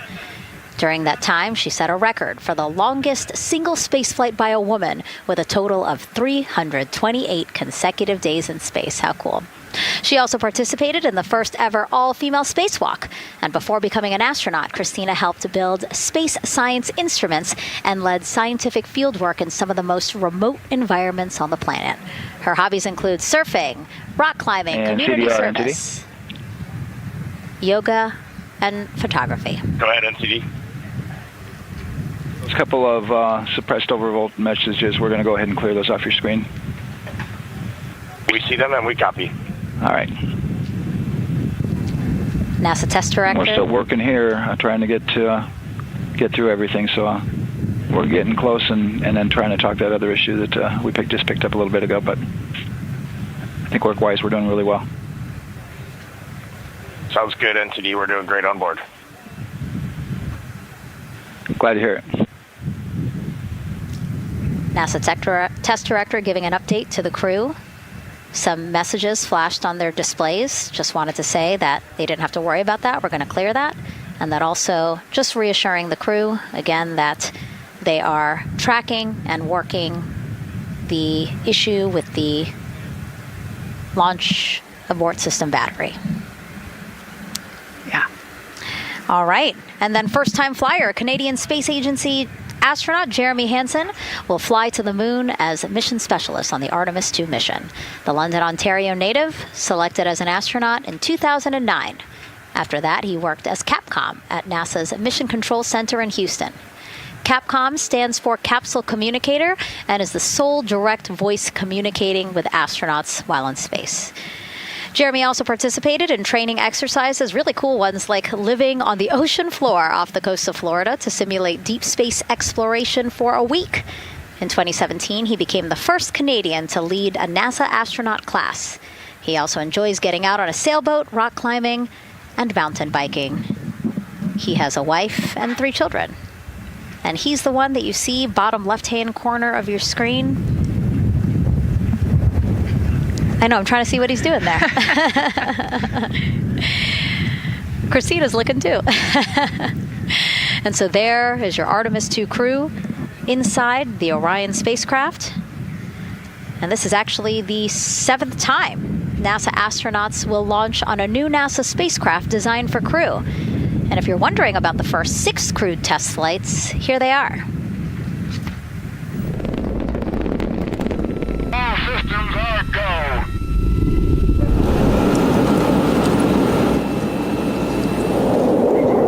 go. Gemini 3, Gus Grissom, John Young, March 23, 1965. Apollo 7, Wally Schirra, Don Isley, Walt Cunningham, October 11, 1968. Space Transportation System, or STS-1, John Young, Robert Crippen, April 12, 1981. Then NASA SpaceX Demo 2, Doug Hurley, Bob Behnken, May 30th, 2020, followed by NASA's Boeing crew flight tests. Butch Wilmore, Sonny Williams, June 5th, 2024. And now, Artemis II with Reed, Victor, Christina, and Jeremy. It is really surprising, honestly, to hear that through all these decades, through all these launches we've had, this is only our 7th new vehicle that we're testing for crew. Yeah, you know, we have so many different missions that we think about and we talk about, but really 7 vehicles that we've tested and that we're flying. You know, I like to think of spaceflight really as a permanent test, right? We have, you know, hundreds of missions or so. You know, an airplane that gets tested and then flown has thousands of data points. And so really spaceflight is always going to be in the test field. And I think it's important to remember that, especially as we put humans on rockets that we never have before, or for the 7th time we start a new vehicle and a new mission. Just getting word now that White Room closeouts are complete. And so the closeout crew is preparing to leave the pad. It's exciting stuff. We are making good time, and the closeout crew is doing really well. 41 minutes, 43 seconds and counting until the opening of our window. And Artemis II is a 10-day mission that will send the 4-person crew on a journey around the moon and back to Earth. It will be a critical step towards future lunar and Mars missions.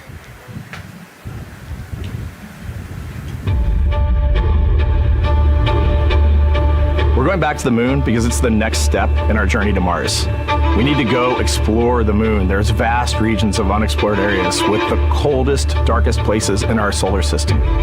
This is a test mission, and when we get off the planet, we might come right back home. We might spend 3 or 4 days around Earth. We might go to the moon. That's where we want to go, but it is a test mission, and we are ready for every scenario as we ride this amazing space launch system in the Orion spacecraft. But another reason we're going back to the moon is to fulfill NASA's mission, which is to explore the unknown in air and space, to innovate for the benefit of humanity, and to inspire the world through discovery. And when we succeed and when we accomplish the things that we set out to accomplish, that inspiration not only can set up new things to happen, but it also is a reminder in tough times that we're capable of doing great things when we work together. The thing I love about the moon is that it's not just a beacon for exploration and this platform of possibilities for incredible missions like this, but it has benefits. That's actually why we're racing towards it. Those benefits are really wide in nature. You have everything from innovation, technology development, not only for future missions going deeper into the solar system, but technologies that come back to Earth. You have inspiration, a whole generation of people starting this pipeline of STEM workers and manufacturers and operators that are excited to see what you can do when you work hard and you come together as a team. When I think about the 4 of us flying around the far side of the moon, seeing that Earth rise, taking images and video and sending them back to you, the feeling that I have inside is hope. We know that Artemis II is not the solution for humanity on planet Earth, but it is a contribution in the positive column. We hope that just for a moment that people will pause and say, wow, it's extraordinary when you look back upon the Earth with over 8 billion people, and you see this concrete example of what humanity can do, this extraordinary thing when we set big goals and CDR NTD to achieve them.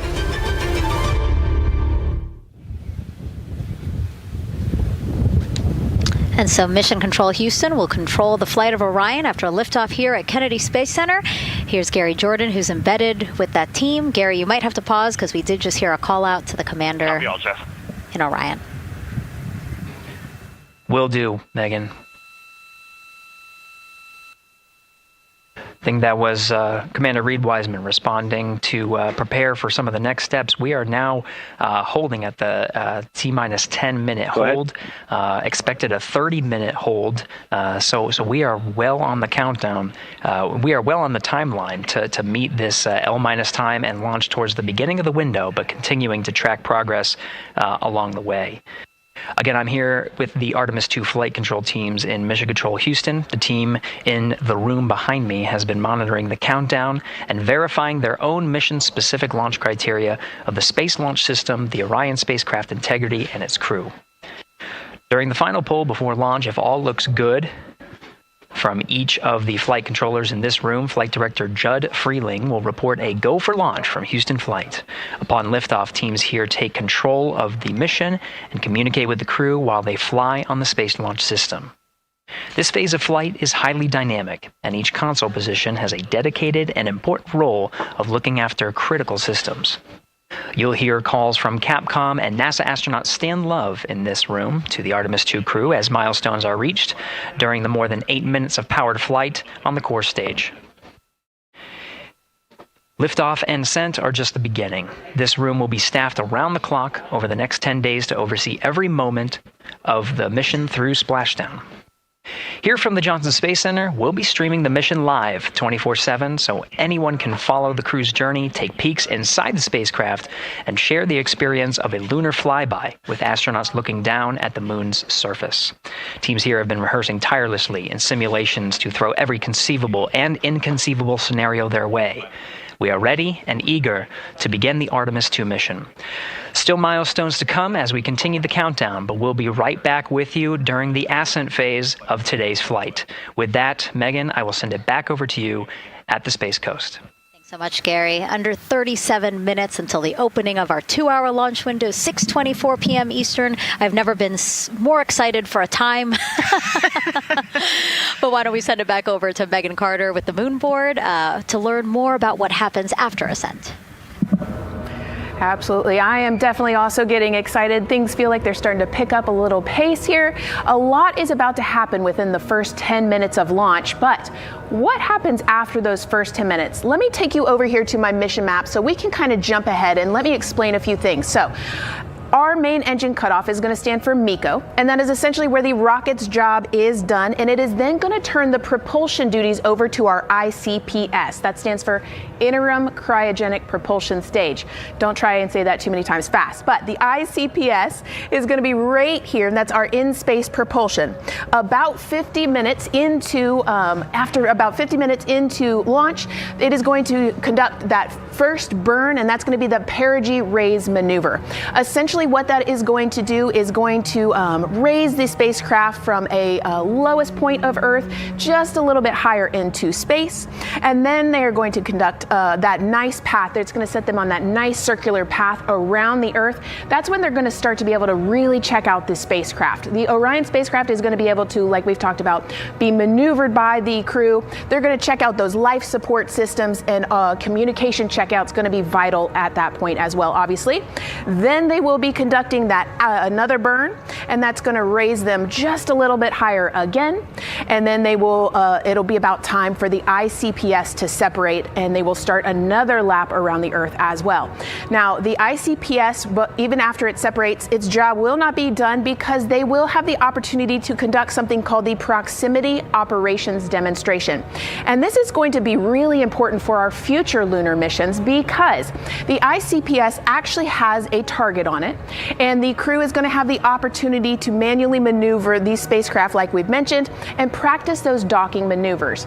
Now obviously they will not be docking for this mission, but that is again going to be critical for those lunar missions in the future. Now All right, after that ICPS has separated and they've done that second lap, they're going to conduct 2 more burns. And what these burns are going to do is set them up to the high enough orbit and a fast enough speed in order to conduct the translunar injection. This is going to be that critical moment and that critical milestone where they are going to produce about 6,000 pounds of thrust.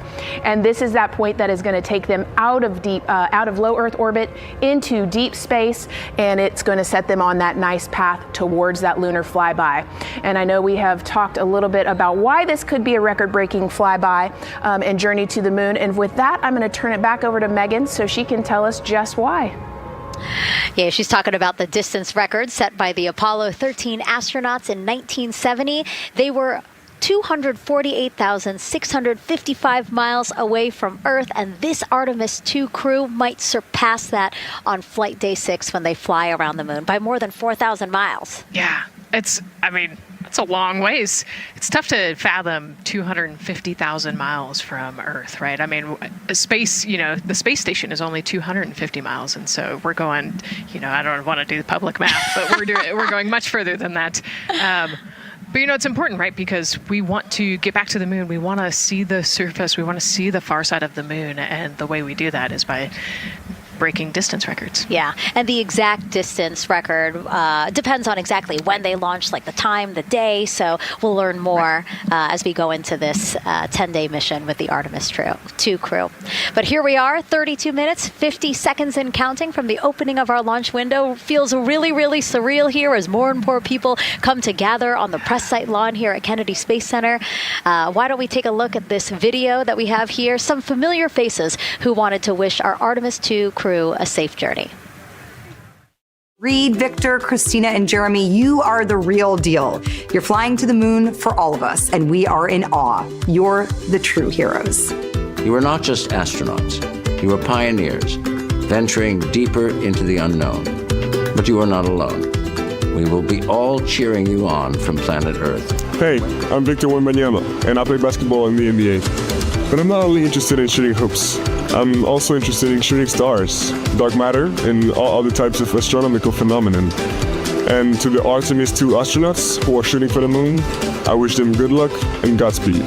Hi everybody, I'm Ryan Gosling, and I play a biologist who goes to space to save the planet in the film Project Hail Mary. But the Artemis II astronauts are going to space for real, and they will travel farther from Earth than any humans in history.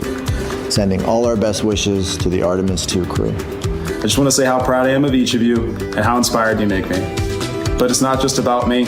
Your mission is going to inspire future generations of scientists, engineers, athletes, and dreamers to do something that they never thought possible. Hey, it's Roy Wood Jr., and I want to wish the Artemis II crew a happy and safe journey to the moon, well, around the moon. To go around, I know what you're doing. You got to look for a parking space. This is to go around the moon, make sure somewhere to park, and then you park journey. Good luck.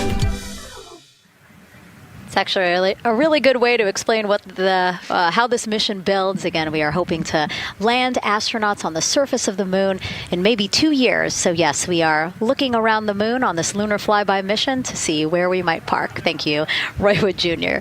Okay, and as we look at this live view of the rocket on the pad, there is a spectacular place here at Kennedy Space Center to watch launch from, and that's the Banana Creek viewing area. Why don't we go back there where the crowd is excited, and Leah has the best assignment ever talking to people who are super excited about being here for Artemis II.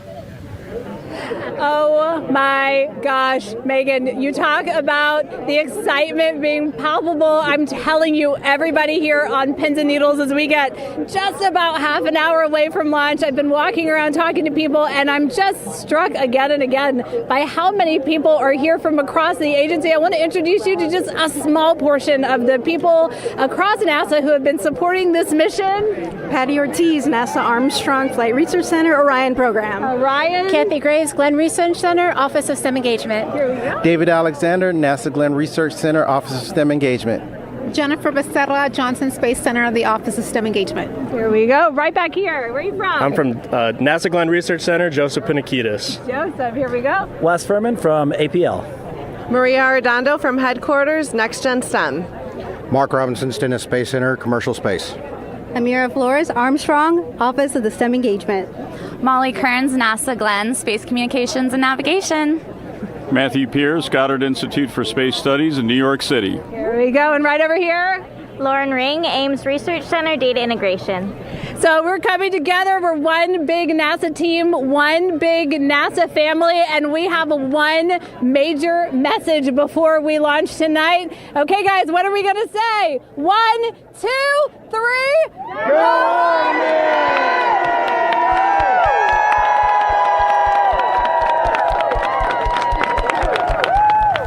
Oh my gosh, that made me so emotional. That was so inspiring to see. I mean, wow, yeah, that was great. I mean, just to hear everybody say their position, what they're doing to support this mission is amazing. And I'm sure this was something that really rang true and resonated with NASA's Administrator Jared Isaacman, again, to see the workforce come together to do the work and then to be here for launch. So why don't we actually go over to him now with our Jasmine Hopkins at one of our other viewing locations. All right, Megan, thank you so much. The energy here on the balcony is honestly becoming electric as we get so close to launch. And now we are thrilled to welcome NASA Administrator Jared Isaacman.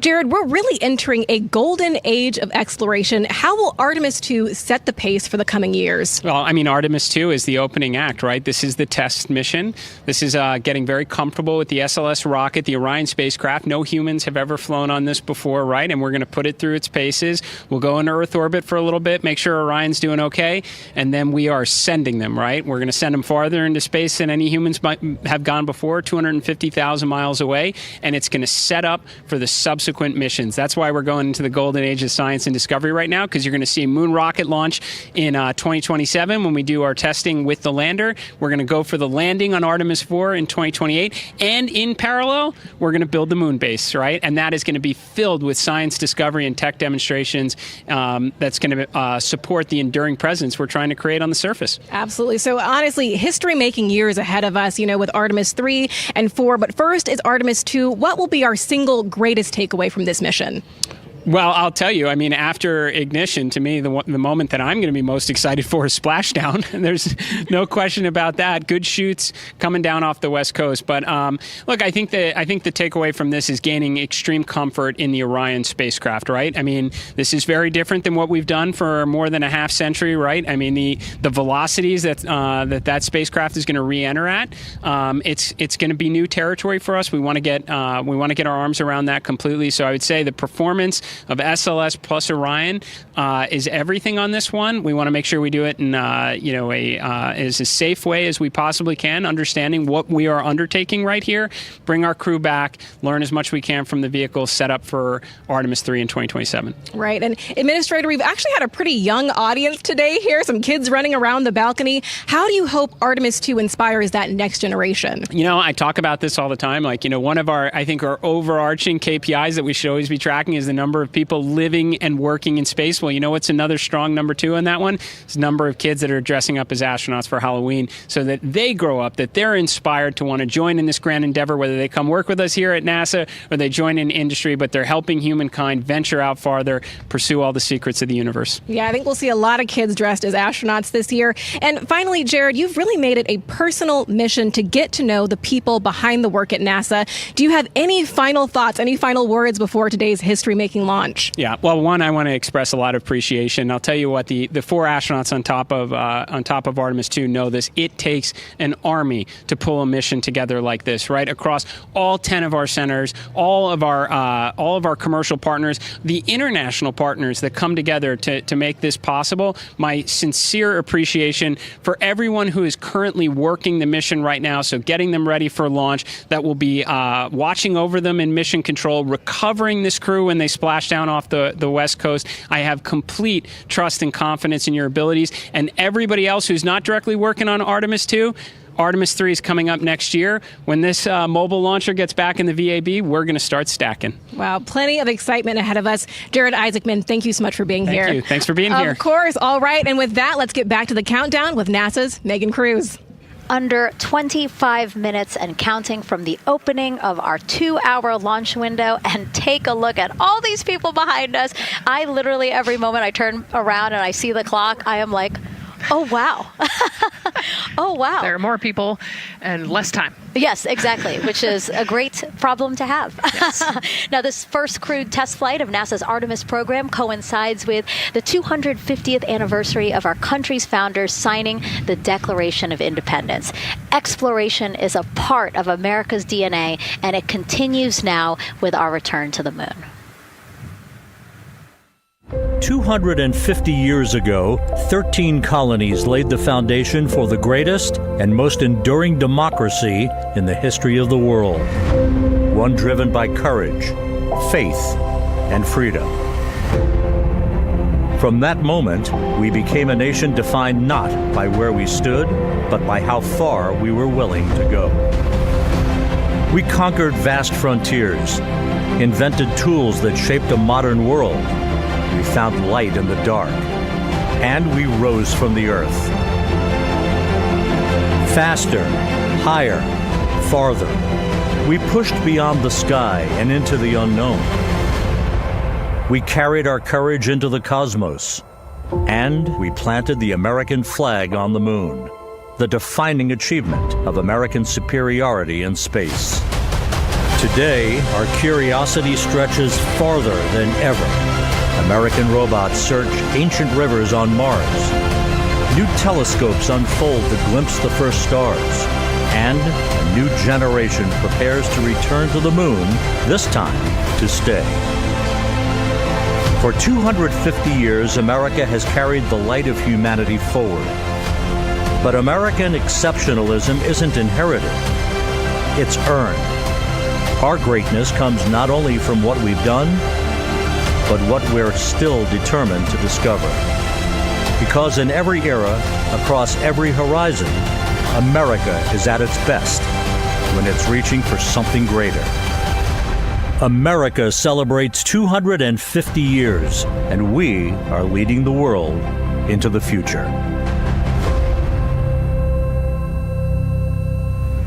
22 minutes, 15 seconds and counting from Artemis II, NASA's boldest test flight in a generation. The crew has said this often, that they hope it inspires children around the world. And recently, a group of kids here at Kennedy Space Center got a surprise of a lifetime while watching that rocket roll to the launch pad. So tell me what color it is.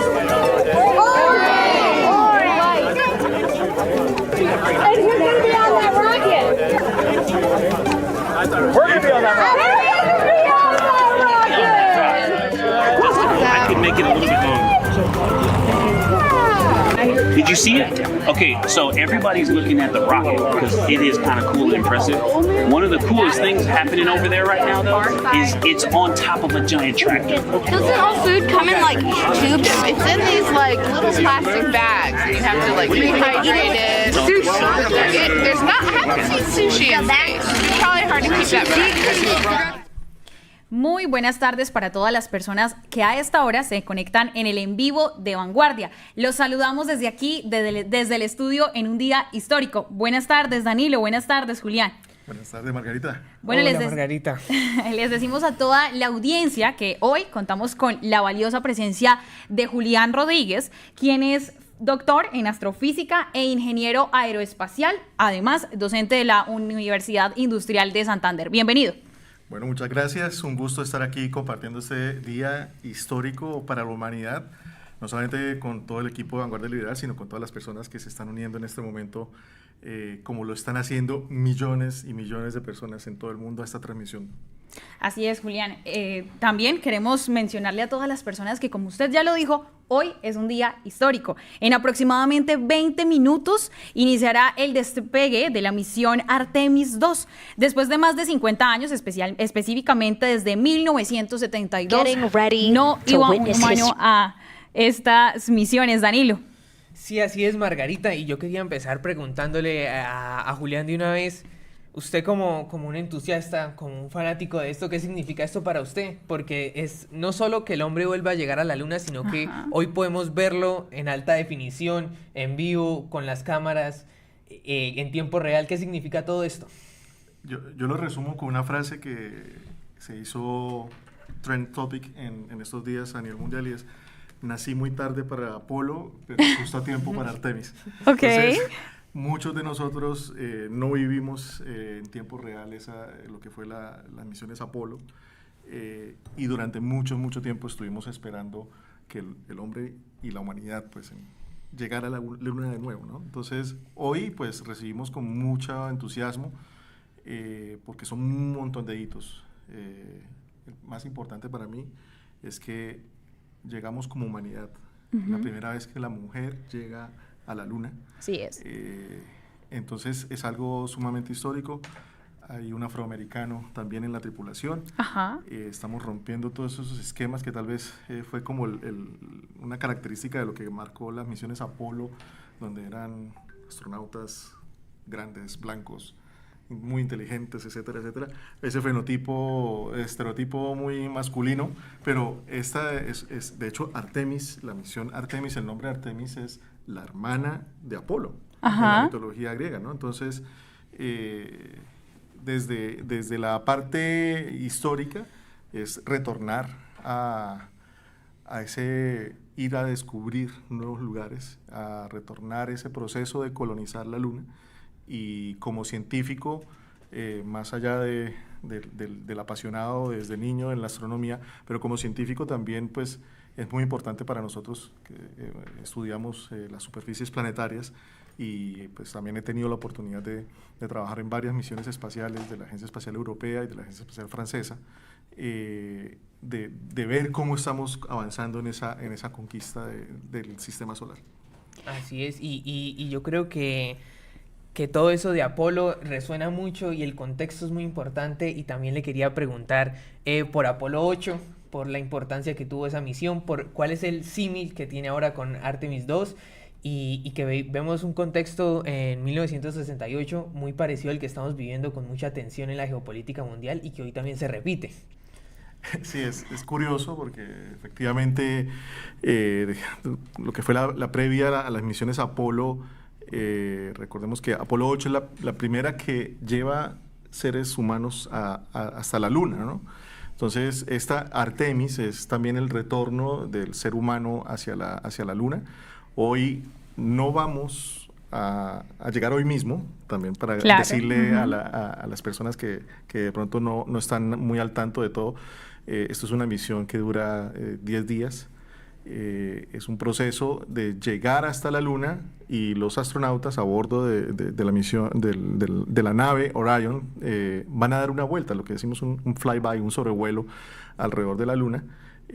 Apolo 8 hizo lo mismo en su momento. Fue la primera vez de todo el programa Apolo donde el ser humano llegó hasta la órbita lunar, después de un montón de cosas muy complejas que estuvieron a punto de cancelar por completo todo el programa. Recordemos que el Apolo 1, la tragedia de Apolo 1, donde murieron los 3 astronautas durante las pruebas, ¿no? También está el asesinato de Kennedy, que trata de reducir eso, la Guerra Fría, muchos contextos, y le quería preguntar, el Artemis, bueno, es el 2 porque ya hubo un 1, entonces, ¿qué pasó en esa primera misión de Artemis? Bueno, de igual manera, como en su momento se hizo con Apolo, en Artemis, en el 2022, lo que se hizo fue llevar por primera vez la cápsula Orion hasta la Luna. Nosotros decimos como que, bueno, pero ¿qué es la diferencia de la Luna si igual todos los días se lanzan cosas al espacio, ¿no? Nuestra cotidianidad es ver que SpaceX lanza al menos un cohete mensual, por lo menos. Pero hay una muy gran diferencia entre orbitar la Tierra para lanzar satélites, o orbitar la Tierra incluso con astronautas, pero hay una muy diferente de llevar personas vivas, traerlas sanas y salvas hasta la Luna, que estamos hablando de una distancia de casi 400.000 kilómetros. Estamos saliendo de la protección de nuestro planeta. Nuestro planeta tiene un escudo protector que es nuestro campo geomagnético, porque estamos en el espacio exterior, estamos expuestos a un montón de radiaciones, particularmente las más fuertes, las que provienen del Sol, nuestra estrella más cercana, que nos bombardea continuamente de partículas de muy alta energía, y es este campo geomagnético que nos protege. Ir a la Luna implica salir de esa protección, y en la nave exponerse a esos riesgos y esos peligros. De hecho, el día de hoy hubo, hasta ayer había todavía ahí una sospecha de que de pronto había una tormenta solar que pudiese cancelar el lanzamiento. No solamente tormentas de nubes y agua y rayos, sino también estas partículas que son emitidas por el sol pueden ocasionar retrasos. Pero para tranquilidad de todos y que ojalá estén muy cómodamente viendo la transmisión, porque ya en breve se va a iniciar todo el proceso de conteo, pues hasta el momento hay un go, ¿no? Tenemos ya 14 minutos antes del lanzamiento, ya vemos los astronautas, los 4 astronautas que van a bordo de la nave, están en estos momentos pues ya acomodados en lo que es la cápsula Orion. Para que se hagan una idea, es más o menos el tamaño de la capacidad que tiene esta cápsula, es algo así como una furgoneta, ¿no? Como una camionetica de estas pequeñas. Y tiene que ser prácticamente un hotel, me imagino, porque van a claro, vivir ahí prácticamente. Todo el equipamiento. Hablemos un poco del tema. Para quienes no conocen, ¿ellos cómo van a vivir durante estos días esta misión? Bien, bueno, son 4 astronautas, 3 hombres y una mujer. Rad Weissman, Victor Glover, Christina Koch y Jeremy Hansen, quien es astronauta de la Agencia Espacial Canadiense. Los 4, pues ya ahí en pantalla ya los vemos ubicados en una posición, digamos, 1, 2 y 2 encima. En el espacio no hay arriba y abajo, pero bueno, aquí en tierra los vemos uno encima del otro. Y pues ellos, el día de hoy, el lanzamiento, lo más crítico es, bueno, salir de nuestro planeta, que es lo que va a suceder en apenas 12 minutos, y en menos de 8 minutos, después del despegue, ya estarán en órbita alrededor de la Tierra.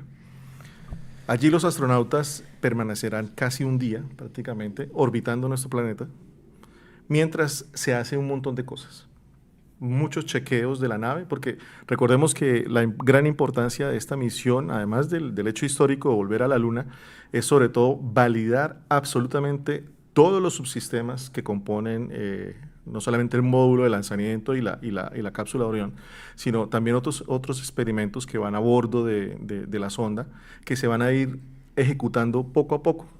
Tenemos 10 días de camino entre ida y vuelta, son 4 días aproximadamente lo que es el recorrido desde la Tierra hasta la Luna, un día en órbita de la Tierra, 4 días yendo, le damos la vuelta a la Luna, que eso se hace en un par de horas nomás, y de regreso a la Tierra otros 4 días con el reingreso hacia nuestro planeta, donde van a amerizar. La cápsula cae de manera controlada a través de 3 paracaídas grandes y cae en el Océano Pacífico, enfrente de las costas de California, donde van a ser recuperados por un barco que va a estar ahí esperándolos. Esto es apenas a 90 millas de la costa de California, muy cerquita.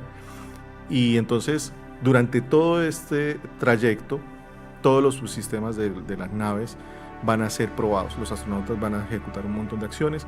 De hecho, hay unos experimentos muy interesantes, hay unos satélites a bordo de la nave, 4 satélites realizados por países miembros del consorcio de Artemis, entre ellos a destacar la Argentina puso un satélite aquí a bordo.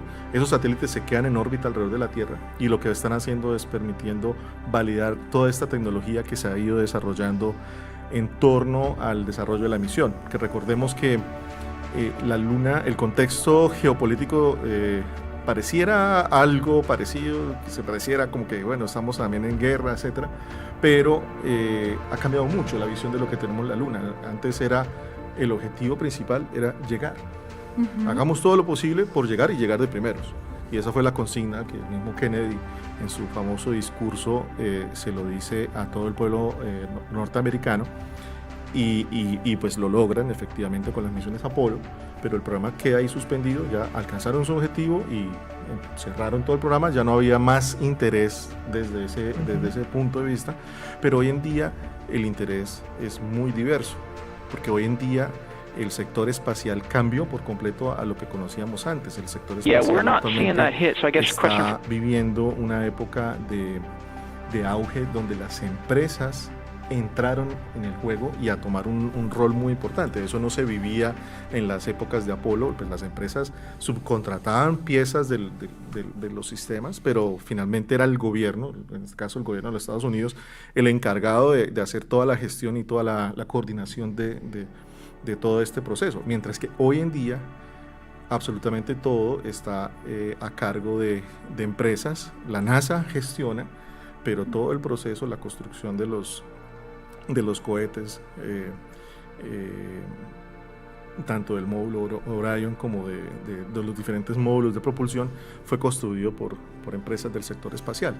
Entonces, ese contexto hace que hoy en día sea algo, tenga un matiz diferente, sí. Además de la exploración, obviamente que sigue, eso es natural del ser humano, el querer explorar.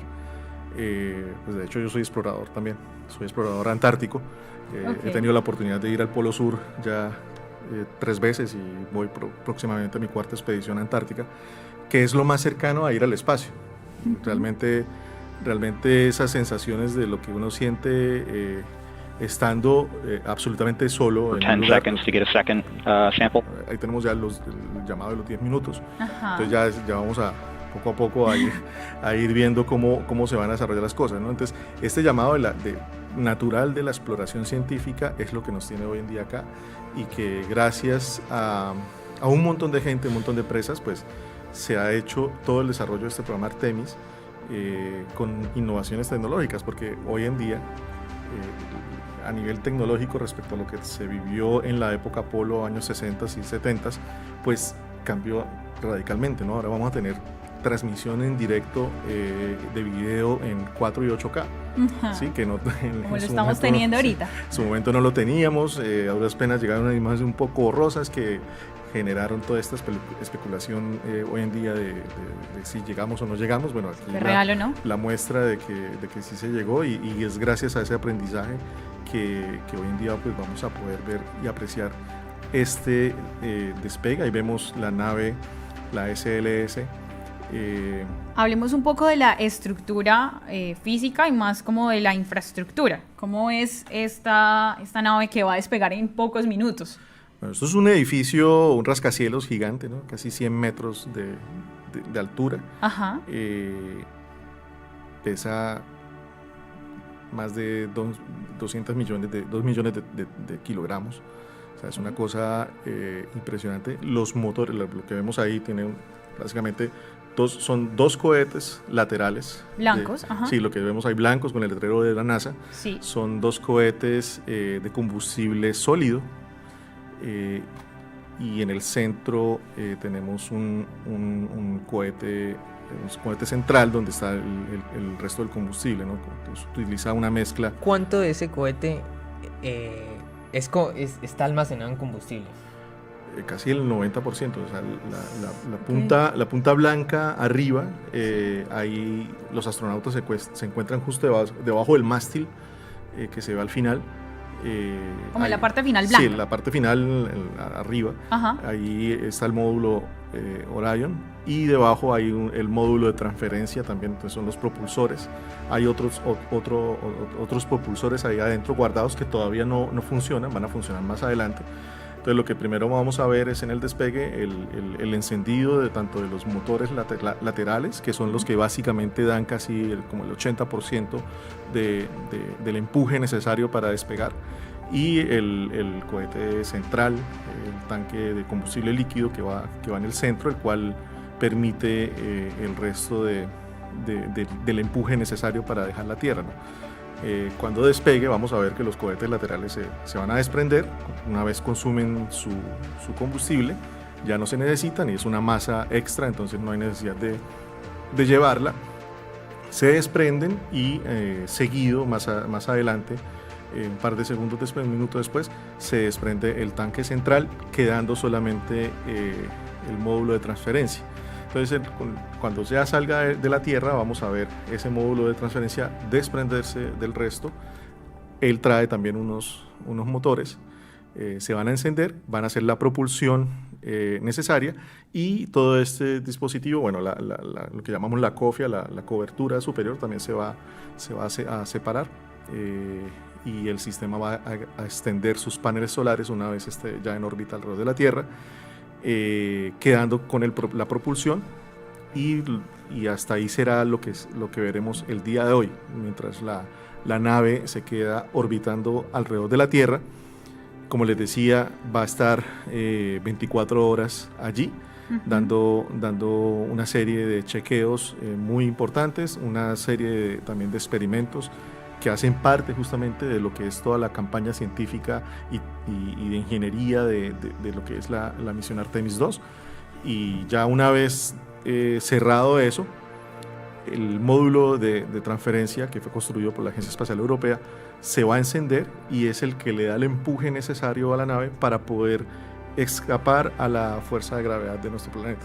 Entonces ese campo gravitatorio de nuestro planeta pues nos mantiene aquí unidos, y pues bueno, ahí ya vemos los astronautas. También les quería decir y preguntarle, acaba de ser detenida la cuenta atrás, se quedó en 10 minutos. Normalmente, esto para informarle a todas las personas que nos están viendo en este momento, ¿por qué se puede tener una cuenta atrás? ¿Es algo rutinario de todas las seguridades que se tienen que tener en cuenta a la hora del despegue? ¿O puede ser algo de pronto que pueda alargar la hora de salida? Sí, hay unos, lo que se llama el hold, que son, pausas dentro del conteo. Entonces estamos esperando confirmación de todos los subsistemas. En estos momentos todo el cuerpo de ingenieros deben estar revisando todo el proceso. Voy aquí mirando de paso con el otro ojo, voy a mirando la información en vivo, pero pues por ahora era cosas que estaban previstas. También entiendo yo, no sé, profe, si me pueda corregir, que la hora de despegue se puede cambiar y es muy susceptible a cambios, y es muy normal que las horas de despegue en estas operaciones espaciales terminen cambiándose o alterándose, porque tienen que tener como todo milimétricamente medido. Claro, aquí no hay riesgos que se puedan correr, o sea, no hay la NASA no hay espacio para el fallo. Esa es la consigna principal de la NASA, sobre todo porque pues aquí ya llevamos vidas humanas. Tenemos una ventana de lanzamiento, también es importante explicarle a las personas. El día de hoy la ventana de lanzamiento, es decir, el tiempo en el cual podemos lanzar la nave sin que haya ningún problema, es de 2 horas, va hasta las 7 de la noche, y esta pausa es una pausa que estaba programada, pero justamente lo que decidieron el jefe de misión ha decidido extender un poco más la pausa para darle el tiempo, la oportunidad a los ingenieros de completar todo el chequeo completo, ya full de todos los sistemas, y estar más tranquilos. O sea, como les decía, en los lanzamientos siempre hay algunas pausas previstas, programadas. Normalmente son un par de segundos. Si hacen el chequeo rápido y están completamente seguros, continúan. En este caso, en esta pausa de los 10 minutos, lo que acaba de suceder es que dieron una orden de esperar un poco más, pero todavía estamos dentro de la ventana de lanzamiento, que es lo importante. Tenemos 2 horas de ventana de lanzamiento. Es muy normal, también pasa incluso con los lanzamientos de satélites donde no van vidas humanas. También es normal hacer pausas, incluso de algunos buenos minutos, unos 20, 30, hasta 1 hora he visto pausas en lanzamientos de satélites. Esperemos, para alegría de todos, esperemos que en contados minutos se retome el preconteo y que podamos ver un lanzamiento, porque finalmente lo que queremos es verlos despegar y regresar a la Tierra, ¿no? Entonces cualquier medida de seguridad es sumamente valiosa e importante. No sé si el Apolo 13, que tuvo algunas fallas en el despegue y que no logró llegar a la Luna, como uno de esos pues fallos, no sé si llamarlo fallos o desajustes de la ingeniería de los cohetes. Claro, el Apolo 13 pues fue el desacierto más exitoso que ha tenido la NASA. Sí, es una falla, fue una falla la misión Apolo 13, pues estamos hablando ya Apolo 11 fue la primera vez que el hombre pisó la luna. Recordemos, después de Apolo 8 llegó el Apolo 10 y el 11. El 11 es el donde se llega el hombre a la luna. El 12 ya no era la primera vez, entonces el público como que bueno, y el 13 ya pues, claro. lo que se lee en la historia es que ya para el 13 a poca gente le interesaba, o sea, había perdido el interés por la misión. Y pues sucede que durante el despegue hay unas rupturas de unas mangueras en unos tanques, se pierde combustible, se pierde presión, se pierde oxígeno, entra en crisis toda la misión y apenas saliendo de la Tierra. Faltaba todavía ir hasta la Luna y volver. Y el problema era ese, que estas misiones requieren del impulso gravitacional de la Luna para poder regresar a la Tierra. O sea, una vez, dentro de 24 horas después del lanzamiento, una vez el sistema encienda los motores para entrar en la órbita de transferencia lunar, ahí ya no hay vuelta de hoja hasta que se llegue a la Luna.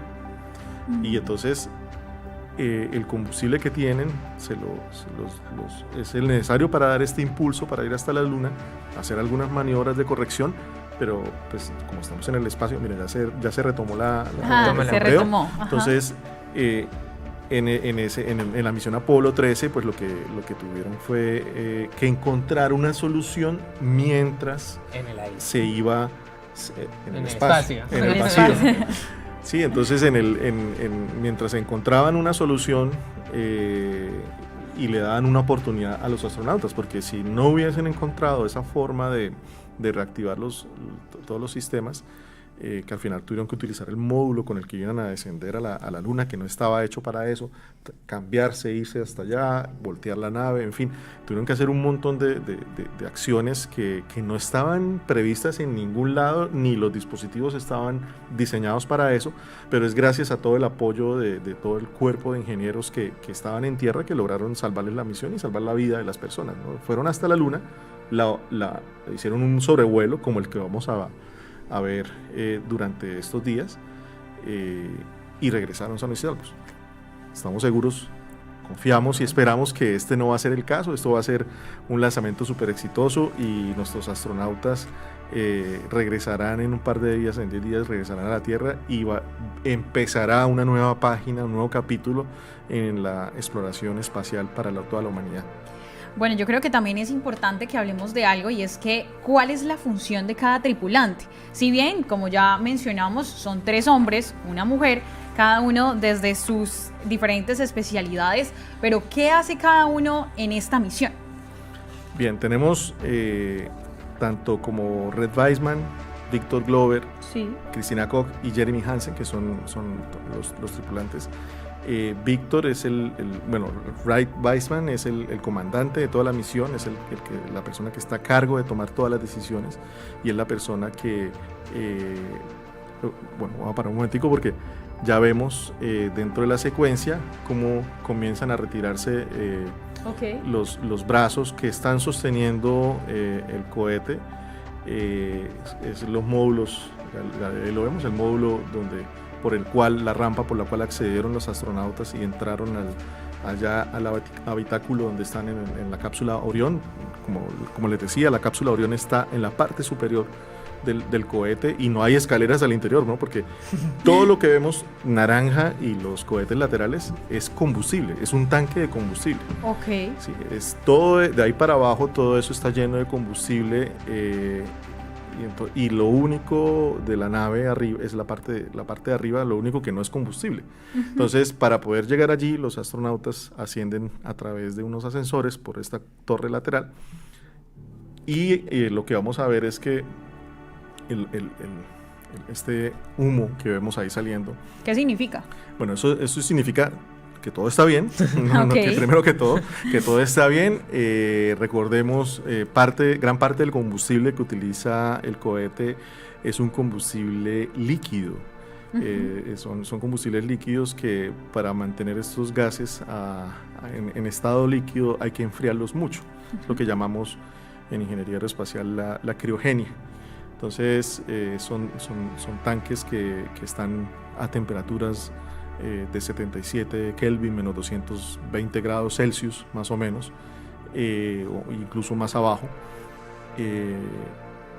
Y pues lo que estamos viendo, ese humo que sale ahí, es la condensación del agua, del vapor de agua que hay en la atmósfera, pues gracias al frío que se alcanza a transmitir entre las paredes del tanque, ¿no? Y entonces él necesita purgar sus sistemas de refrigeración, y entonces lo que estamos viendo ahí es simplemente salida de vapor de agua de la condensación de la criogenia del cohete funcionando. Sí, dentro de poco pues veremos dentro del proceso, ya faltan 5 minutos para el despegue. Falta poco. Sí, ya va a faltar realmente muy poco. Voy a tratar de contener las emociones un poco, pero esto, claro. Realmente esto ojalá pues todas las personas lo estén disfrutando, las niñas y los niños sobre todo, porque pues esto les va a marcar su vida. Ojalá tengamos una nueva generación de astrónomas y astrónomos, científicas, de personas dedicadas al área STEM, porque pues es lo que más necesitamos, sobre todo en nuestro país, que tenemos que dar saltos tecnológicos grandes, y sobre todo pues viniendo al contexto muy local en nuestra región, en Santander, sobre todo aquí en Bucaramanga, pues queremos aprovechar todos estos hitos pues para motivar a las niñas y los niños a acercarse a las ciencias, fundamentales, y a las áreas de las ingenierías, y de manera general pues a todas las ciencias en las cuales participamos de misiones como esta, ¿no? Nosotros en la UIS tenemos semilleros de investigación, tenemos grupos de investigación también donde nos dedicamos a esto. Estamos trabajando en el desarrollo de sistemas satelitales para nuestro país. Es lo que aprendimos a hacer, es lo que estudiamos. Y acá desde Bucaramanga estamos, que también quisiera aprovechar esta oportunidad para que la gente sepa que acá estamos desarrollando tecnología espacial. Tenemos un semillero de cohetería, el cual yo también dirijo.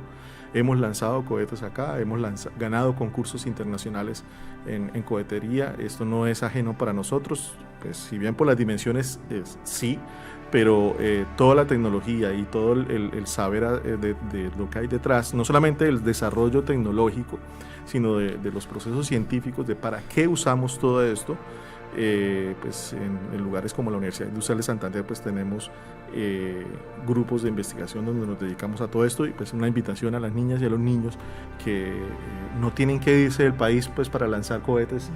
Aquí lo estamos haciendo, y bueno, en 3 minutos vamos a ver millones y millones de toneladas de empuje. Yo había hecho la cuenta, eran más o menos como la fuerza que empuja el cohete, son como unos 800 elefantes, el peso de 800 elefantes uno encima del otro. Entonces, como para hacerse la idea, esto es el cohete más potente que se ha construido hasta el momento.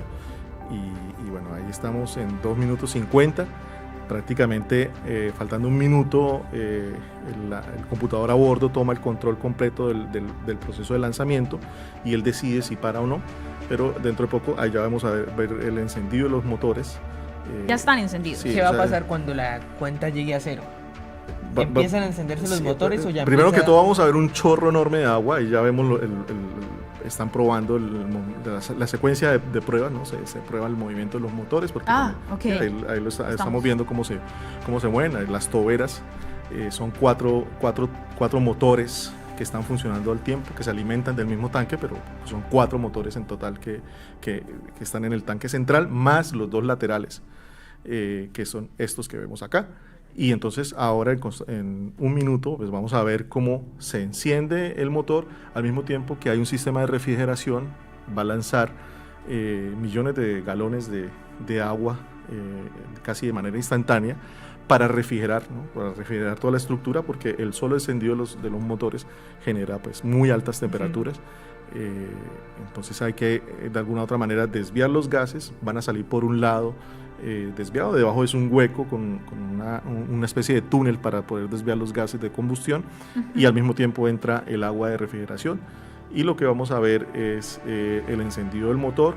Se desprenden estos brazos que vemos que mantienen aún la torre unida al cohete, se van a desprender, y el cohete pues literalmente queda sostenido sobre sí mismo, y en la medida en que se encienden los motores, ahí sí pues ya no hay vuelta de hoja.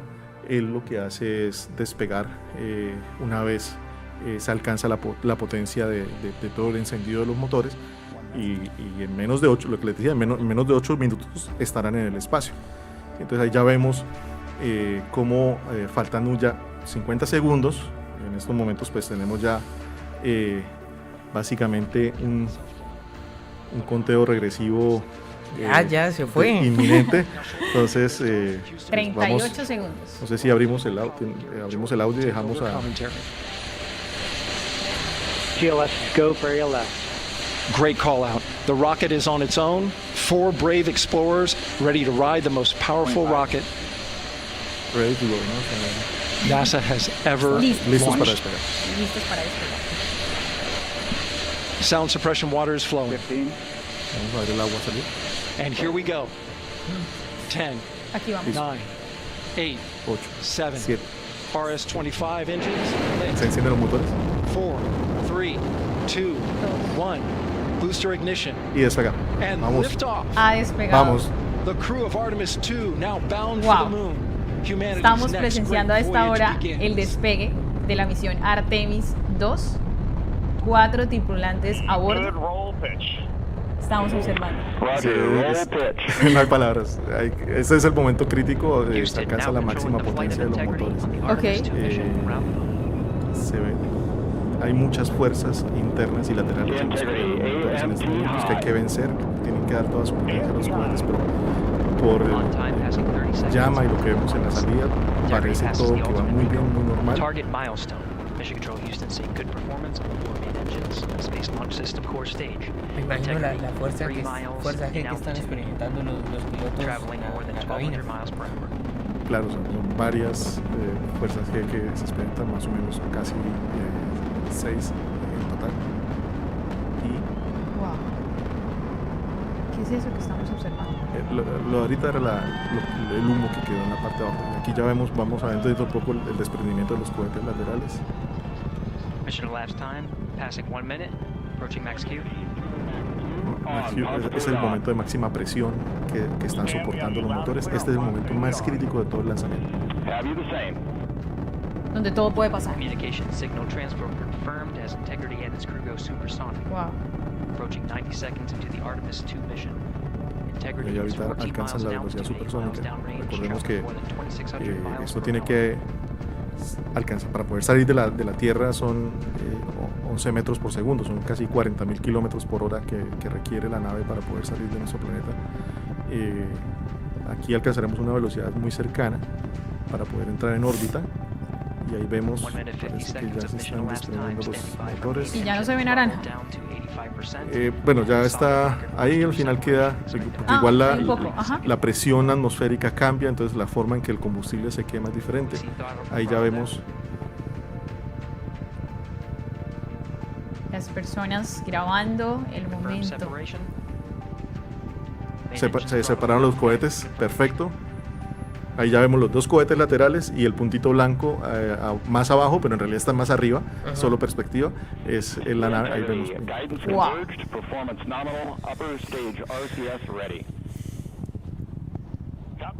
Todo muy bien por ahora. Entonces los cohetes caen, ellos tienen unos paracaídas, se despliegan. Esto era lo que estaba sosteniendo al...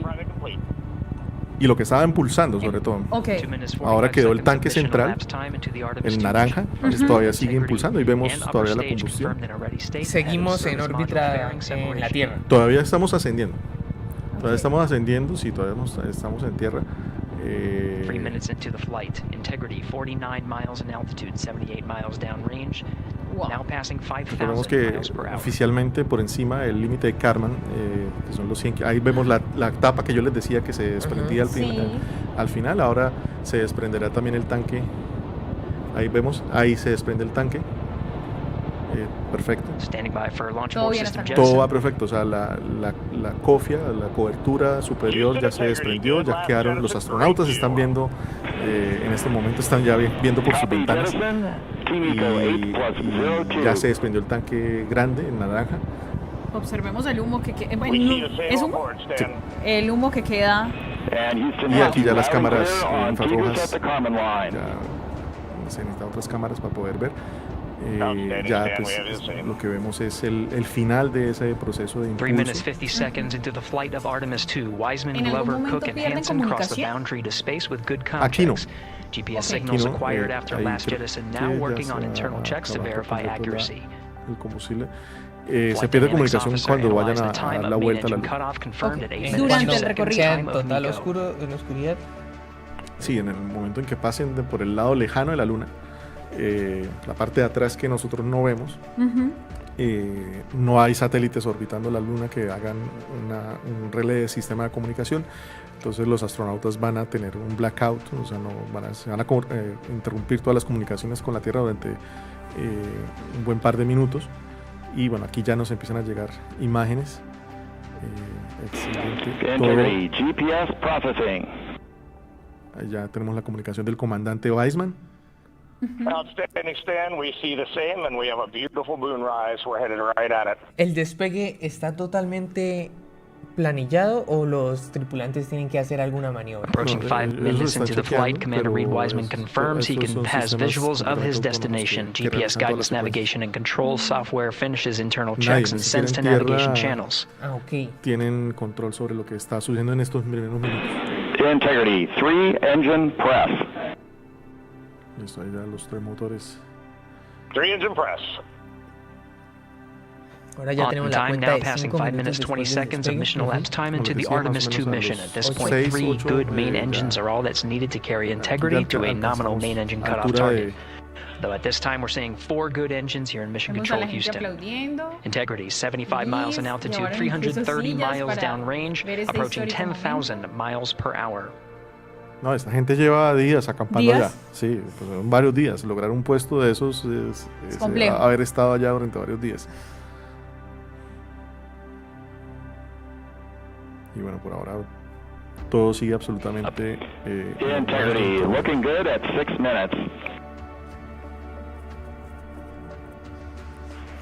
Same on board, Stan. Un hecho histórico el que estamos presenciando hoy, que esperamos, bueno, yo creo que marcará un antes y un después en la exploración espacial, en las comunicaciones, en la política incluso mundial, de que estamos otra vez el hombre en la Luna. Así es, y Julián, yo quiero que por favor le recuerdes a todas las personas que están conectadas a este en vivo y por supuesto también a nosotros, por qué sigue siendo tan importante. ¿Por qué es importante esta misión? Ir a la Luna pues es sumamente valioso desde el punto de vista científico, desde el punto de vista también tecnológico y como les decía también desde lo comercial. Las empresas aeroespaciales han tomado un relevo en el desarrollo de no solamente de tecnología espacial, sino también de todo lo que llamamos la transferencia de conocimiento hacia otras áreas. Los grandes desarrollos espaciales han impulsado las demás cosas, ¿no? Ahí vemos también de nuevo imágenes que nos llegan en directo. Perfecto. Y vemos cómo sigue siendo todo, cómo se está desarrollando todo de manera normal en este Eso que observamos concretamente, ¿qué es? Bueno, ahí vemos una cámara de las que se llaman cámaras de navegación. Sí. No son cámaras muy científicas, son cámaras cuyo objetivo es poder enviar imágenes rápidas de lo que está sucediendo. En la parte de abajo pues vemos la superficie de nuestro planeta, nubes y océano. El cohete, recordemos, despegó de Cabo Cañaveral en la Florida, en el sur de los Estados Unidos, y tiene una dirección hacia el océano. Pues en este momento van hacia África, más o menos, ¿no? En la dirección hacia el oriente.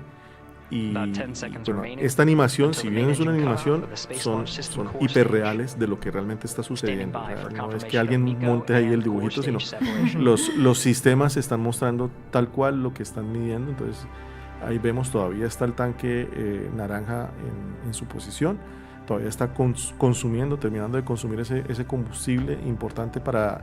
Y ahí, mire, ahí ya vemos el desprendimiento. La cámara está en el tanque naranja, estamos viendo la vista desde el tanque naranja y lo que vimos alejarse es el módulo donde van los astronautas, el módulo de transferencia. Ok. Entonces ya hubo una separación exitosa. ¿Y qué sucede con el tanque naranja? Vuelve y cae a la Tierra, también cae al mar. Ya vemos, el seguimiento que hacen las cámaras desde la Tierra. Ya estamos a una altura bastante considerable. Estamos a 114 millas de altura. ¿En qué punto la nave empieza a depender de la Luna para su gravedad? No, cuando en estos momentos la nave, el impulso que está recibiendo es para quedar en órbita alrededor de la Tierra. Y eso va a ser así durante las próximas 24 horas. Quedar en órbita de la Tierra es como como uno tira una roca, arroja una roca bastante fuerte, hace un movimiento parabólico. Si uno lo tira a una cierta velocidad, en este caso, pues cae más lejos y entre más lejos. Pero imagínense tirarla de tal manera que sale ya no encuentra el suelo donde caer. Entonces, cuando algo entra en órbita alrededor de la Tierra, lo que decimos es que es en una caída infinita. En realidad cayó, pero no encontró el suelo porque ya está en el espacio, pero no tiene la suficiente fuerza para irse de la Tierra.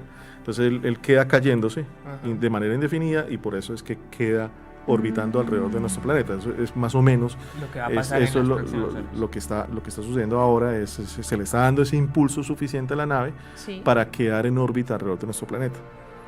Entonces ella va a quedar ahí, y en 24 horas ese motor que está ahí atrás, que es el módulo europeo, se va a encender y le va a dar el impulso final, ¿no? Porque recordemos que en estos momentos pues ya tiene una velocidad bastante alta, 18.000 millas por hora. O sea, si estamos llegando a las velocidades de órbita, que son 40.000 kilómetros por hora, ¿no? O sea, 40.000 kilómetros por hora. O sea, usted imagínese, en su carro a 100 kilómetros por hora ya uno siente el vértigo, pues a estas velocidades es bastante impresionante, ¿no?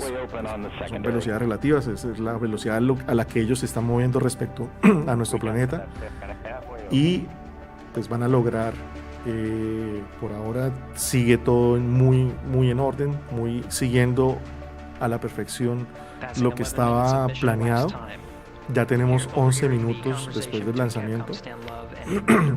Entonces, pues, por ahora podemos decir que, al menos desde el punto de vista del lanzamiento, pues ha sido exitoso, bastante exitoso el lanzamiento de Artemis II. Ya es seguir esperando este proceso.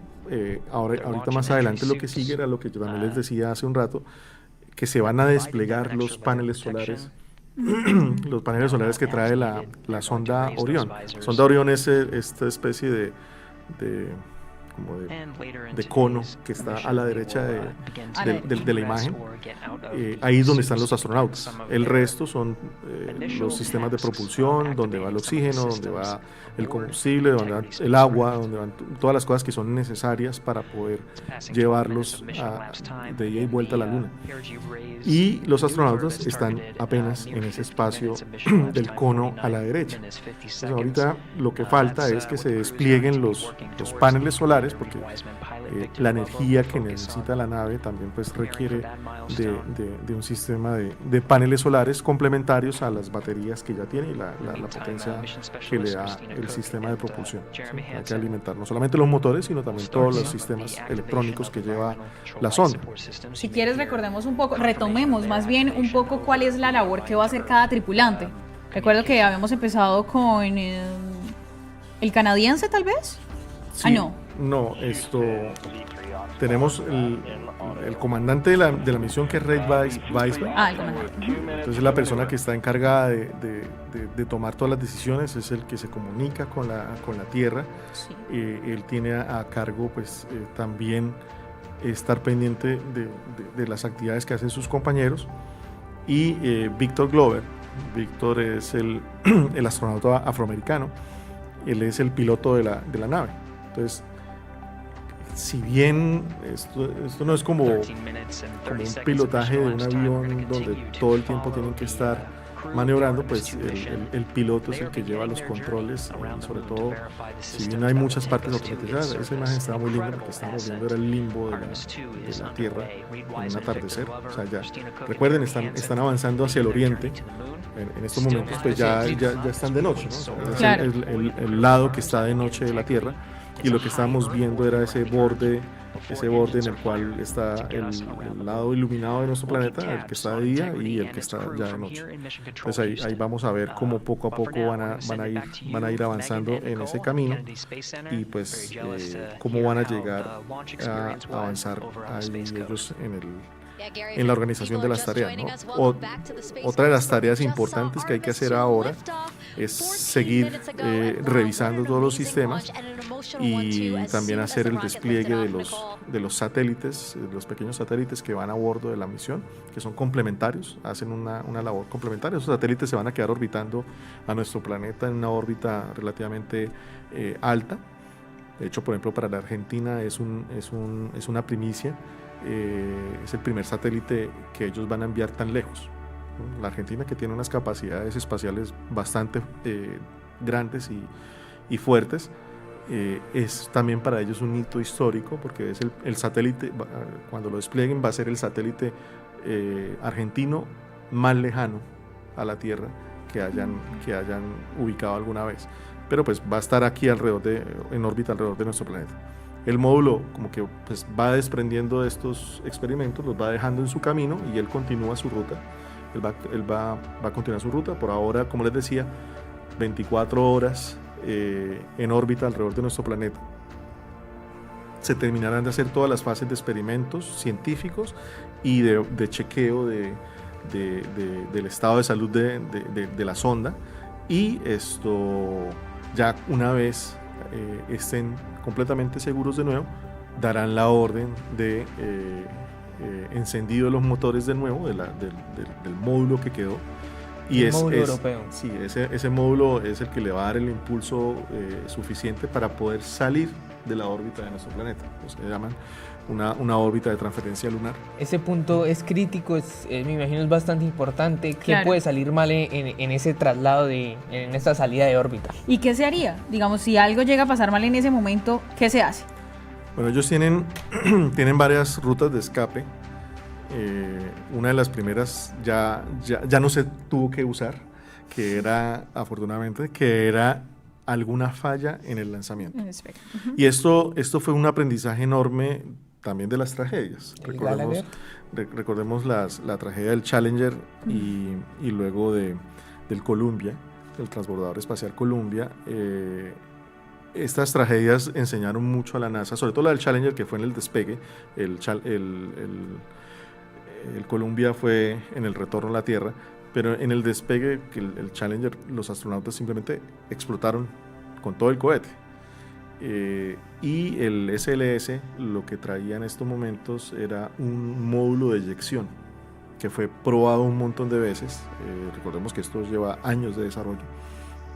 Y este módulo lo que hacía era, si se encontraba una falla, si había alguna explosión inminente o alguna falla, o incluso el comandante de la misión o el jefe de misión daban la orden de abortar la misión, literalmente la cápsula Orión se desprendía del cohete y salía disparada hacia un lado, y eventualmente pues con una muy alta probabilidad de poder salvarle la vida a los astronautas. De hecho, una de las pruebas que hicieron fue hacer estallar un cohete completo de manera controlada, pero hicieron estallar un cohete completo para poder validar que el sistema funcionaba, y les funcionó. Entonces, que fue algo muy importante dentro de lo que fueron todos estos años previos a lo que acabamos de ver del lanzamiento. Mucha gente dice, bueno, ¿por qué no habíamos vuelto? Justamente era eso, ¿no? En los años 60 y 70 se tomaron muchísimos riesgos para poder llegar a la Luna. Hoy en día esos riesgos pues han sido reducidos. Ya no se permite ir como tan aventureramente, así hablando, y lo que se ha hecho, ¿sí? Lo que se ha hecho es todo un proceso de desarrollo tecnológico para poder estar seguros, para poder ver lo que acabamos de ver. O sea, ver despegar este cohete con toda la cantidad de combustible que trae, que es el suficiente para ir hasta la Luna, y que milimétricamente haya sucedido todo en orden a lo que estaba esperado, ¿no? Entonces, eso es un hito histórico y tecnológico. Así es, Julián. ¿Qué tal si seguimos hablando del rol de los tripulantes? Hablemos de Víctor Glover, que también es el piloto. Sí, Víctor, pues él tiene las tareas ¿Más críticas, críticas porque pues él tiene que dar todas las fases críticas, ¿no? El momento del encendido de los motores, cuando se encienda el módulo de transferencia hacia la órbita lunar, ir controlando que la navegación, ¿no? O sea, pues uno cuando va en su carro quiere ir de un punto A a un punto B, de la casa al trabajo, pues uno conoce la ruta. Claro. Uno sabe, bueno, aquí en la autopista, luego tomo la 27 y los atajos y demás. De ahí derecho hasta la UIS. Pero esta gente va pues en el espacio, ¿no? No hay puntos de referencia. Las naves tienen sistemas de navegación especiales. Eso es lo que sobre todo, por ejemplo, entre ingenieros mecánicos, ingenieros electrónicos se hace. Los sistemas de navegación de la nave y el cálculo de las órbitas, ¿no? Esto no es como que lo hayan lanzado así a donde caiga, sino hay una trayectoria que está completamente establecida. De hecho, tenemos un amigo muy especial, Ricardo Restrepo, colombiano, trabajando en la NASA, y es de las personas que hace los cálculos de las órbitas de las misiones de la NASA. Y pues esto... Ahí ese trabajo es sumamente valioso porque pues es el que permite asegurar que las personas a bordo de esta nave pues puedan seguir una trayectoria de manera exitosa, ¿no? Y entonces el piloto lo que hace es llevar ese proceso, de estar verificándolo todo el tiempo, y si es necesario que él intervenga y decida de alguna otra manera redireccionar la nave, pues es la persona apta para poder hacer eso, ¿no? Entonces, Cristina pues tiene un montón de tareas importantes, pero la más importante es la que tiene a cargo, ahorita más tarde me imagino que la irá a hacer, porque ella tiene que activar el inodoro de la nave. Ah, ok. Entre otras de sus grandes tareas que tiene, pero... ¿Y cómo se haría eso? ¿Qué tiene que realizar? Tiene que hacer el encendido de las bombas que activan el sistema del inodoro de la nave. Tiene un solo inodoro toda la nave, entonces pues imagínense pasar 10 días sin un baño, no es una idea muy agradable. De hecho, ya hay una historia, dentro de la historia espacial hay una anécdota bastante curiosa entre los astronautas al que se les escapó algún día y se hizo de conocimiento público, y es que hubo una falla de este tipo en una de los viajes, creo que fue una de las Mercury, las predecesoras del programa Apolo, donde hubo una fuga no de combustible sino de otra cosa. Ok. Entonces, pero bueno, Cristina, ella, recordemos, ella tiene un récord histórico, es la mujer que ha estado más tiempo en el espacio, ¿no? Casi un año entero. Ella ya estuvo en la Estación Espacial Internacional. Tuve la oportunidad de conocerla en un congreso de astronomía y ingeniería aeroespacial. Pudimos conversar sobre esa experiencia de lo que fue vivir para ella casi un año en el espacio. Todas estas personas realmente son muy experimentadas. El único que tiene menos experiencia es nuestro astronauta canadiense, que es su primera vez en el espacio, pero el resto tienen un montón de experiencia, años y años de trayectorias, de lanzamientos. No es para novatos esta misión, y pues la NASA viene seleccionando a sus astronautas en función de esas capacidades. Y Cristina, pues además de estas tareas, ella va a ser la encargada de comandar la nave mientras se hace la transferencia lunar. Entonces ella también va a tener un rol ahí en ese proceso durante lo que llamamos la transferencia translunar. O sea, cuando haga el cambio de la órbita alrededor de nuestro planeta y se vaya hacia la Luna, ella va a ser la que estará al mando. Entonces la misión en ese momento estará al mando de ella, y además de otra serie de experimentos que van a ir haciendo, todas las verificaciones de los subsistemas de la nave y demás cosas, ¿no? Y pues Jeremy Hansen, que es el astronauta canadiense, él pues está a cargo de todo el chequeo inicial de los equipos, de todo el soporte vital, el agua que ellos van a ir tomando durante estos son 10 días, ¿no? Hay que comer, hay que dormir, hay que hacer actividades del trabajo y al mismo tiempo pues les queda tiempo también de ocio, tienen que descansar y entonces entre ellos van a ir rotándose las actividades. El problema es que imagínense ustedes estar en un furgón pequeñito, o sea, una minivan, y pasar ahí 10 días con 4 personas. No hay mucho espacio, ¿sí? Estas condiciones de aislamiento son bastante grandes, no hay mucho espacio para uno evitar compartir todo el tiempo con estas personas, ¿no? Igual ellos llevan más de 2 años casi que viviendo juntos todos los días, ¿no? Me surge una duda, ¿cómo es el tema de la alimentación? Bueno, los astronautas, y eso ha sido un desarrollo muy grande, histórico, los astronautas pues llevan sus raciones de alimentos, son comidas preparadas, especiales, sobre todo comidas, la mayor parte deshidratadas, son comidas especiales para ellos, que pues simplemente no es como un plato completo que uno se imagine, pero sí tienen bastante alimento ya organizado de forma deshidratada, empaquetado, porque la nave no lleva un sistema de refrigeración, no hay una nevera, por así decirlo, para guardar, claro. Para guardar la comida y pues son 10 días, hay que proteger los alimentos, entonces los alimentos fueron preparados y empacados de tal manera de que pueden resistir todo este tiempo. A ellos, dentro de las curiosidades, a ellos les han permitido llevar algunos alimentos propuestos por ellos mismos. Entonces, el astronauta canadiense, él solicitó llevar ahí unos alimentos típicos de Canadá. Me imagino que ir a bordo una poutine canadiense, estas papas fritas con bastantes salsas que comen ellos. Entonces, eso dentro de las curiosidades, ¿no? Jeremy pues también va a ser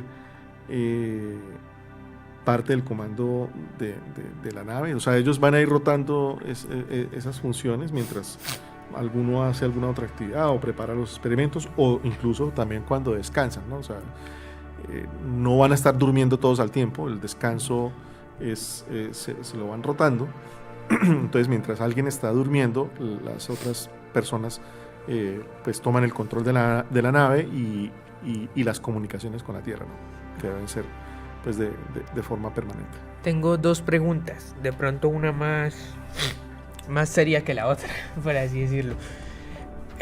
¿Cuál es el horizonte con Marte? ¿Cuál es el plan con Marte? ¿Esto abre una puerta para llegar más cerca al planeta rojo o no están los planes de Artemis? Y la otra es tal vez la no tan seria. Para los fans de Interestelar, ¿los astronautas van a viajar en el tiempo? ¿Va a pasar algo curioso? Bueno, no, o sea, todas las preguntas son serias. son importantes, ¿no? El programa Artemis nace para darle una continuidad a la exploración espacial, sobre todo esa conquista del ser humano de llegar a otros lugares, a otros mundos. El horizonte estaba puesto y sigue estando puesto en el planeta Marte, en paralelo a la exploración que hace la NASA. Recordemos que los chinos también están ahí en ese camino, también dentro de poco. Lo que pasa es que ellos lo comunican menos, ellos simplemente muestran cuando ya hacen las cosas, pero dentro de poco vamos a ver este mismo ejercicio, pero con los chinos, llegando a la Luna. Hay una nueva carrera espacial por la conquista de la Luna, la reconquista de la Luna entre los Estados Unidos y la China, que sin lugar a dudas vamos a ver en los próximos meses. El programa Artemis se reconfigura por completo. Estaba previsto, el Artemis I fue el que alcanzó la Luna pero pues iba sin tripulación, sin personas, iba solamente el módulo completo, inclusive iban unos maniquíes simulando los astronautas. Y el Artemis II, pues como lo estamos viviendo en estos momentos, pues es el encargado de llevar por primera vez personas con el módulo Orión a darle la vuelta a la Luna y regresar a la Tierra. Y inicialmente estaba previsto que el Artemis III era aquel en el cual por primera vez una mujer pisaba la superficie de la Luna, ¿no? Entonces la tercera Artemis, la segunda tripulada, la primera del programa Artemis que iría a lunizar, pero hace unos meses empezamos a reportar algunos fallos de seguridad en los sistemas de propulsión, sobre todo de refrigeración, que es lo más crítico de un cohete, sobre todo en el momento del lanzamiento. Y estos fallos lo que hicieron fue que reconsiderar por completo el programa Artemis, hacer algunas modificaciones. Entonces el Artemis III va a quedarse en órbita alrededor de la Tierra, no va a ir hasta la Luna. Y o sea, va a estar sin tripulación. Va a estar con tripulación, pero en órbita alrededor de la Tierra. ¿Qué es lo que van a hacer? Ellos sí van a llevar el módulo que va a descender a la Luna. Okay. Pero lo que van a hacer es validarlo en el espacio. Okay. Y aquí cerquita. Entonces, y va a ser una misión prolongada. Okay. Van a ser varios días en órbita alrededor de la Tierra. Y ya lo que viene después del Artemis 4 hacia adelante, entonces ahí sí un alunizaje por una tripulación futura, donde evidentemente hay un hito de nuevo a marcar, que es que sea la primera mujer que pise la superficie lunar. Y eso lo estaremos viendo en un horizonte de una ventana de 4 o 5 años a partir de hoy, ¿no? Del éxito de esta misión, pues sabemos que dentro de poco tiempo veremos de nuevo personas caminando sobre la superficie de la Luna. Y eso es supremamente importante para este programa, porque el programa Artemis en el mediano plazo lo que busca es lo que se ha denominado el Stargate, que es una base de humanos en la Luna. Okay. ¿Sí? Empezar a construir, ya no ir solamente ir a dar la vueltita a la Luna o ponerse en la superficie de la Luna un par de horas o un par de días, ya veremos cómo programa para el caso de Artemis, sino ya los planes son mucho más ambiciosos y es de establecer una base humana, una colonia humana en órbita y en la superficie de la Luna. Esos son palabras mayores y es un paso natural y lógico a dar en el proceso de ir al planeta Marte. Sí, eso, el ir directamente, hacer todo el desarrollo desde la Tierra para un módulo hacia Marte, pues es un camino bastante largo y costoso y de mucho riesgo. Y pues ustedes recuerden que gran parte de estos programas son financiados por los gobiernos. Entonces, en el momento en que se presente una falla, pues se van a perder oportunidades de financiamiento. Y incluso el mismo Elon Musk, que es el que está liderando su propio programa hacia Marte con sus propios recursos de su propia empresa, ha cambiado también ese rumbo y ahora ha buscado la alianza con la NASA y le ha presentado la idea de que los cohetes de SpaceX retomen el camino hacia la Luna, que ya no sean los SLS, este cohete que vimos despegar hoy. Eso también es de las cosas que vienen importantes. Este cohete ha presentado bastantes fallas desde su diseño. Las personas expertas y el mundo aeroespacial, pues había muchas suspicacias sobre estos cohetes. Bueno, afortunadamente hizo su tarea muy bien el día de hoy, pero muy seguramente también veremos que de pronto lo más probable es que las siguientes misiones Artemis, el cohete que sea el encargado de lanzar al espacio a los astronautas sea un Falcon Heavy de la empresa SpaceX. Y por eso les decía, es que el panorama actual ha cambiado mucho. Las empresas son las que dominan. Privatización como el espacio, ¿no? Claro, o sea, el tema de financiamiento se transformó por completo y había que permitir entrar a la industria, ¿no? Entonces, de hecho, los acuerdos Artemis que los vimos empezar a firmar hace unos años atrás, y que al día de hoy hay más de 60 países que han firmado los acuerdos Artemis, es justamente memorandos de entendimiento entre países y la NASA, y los Estados Unidos con la NASA, pues, para poder participar de todo el programa Artemis, porque la industria que hay alrededor de todo esto es supremamente grande. Y se sale de control.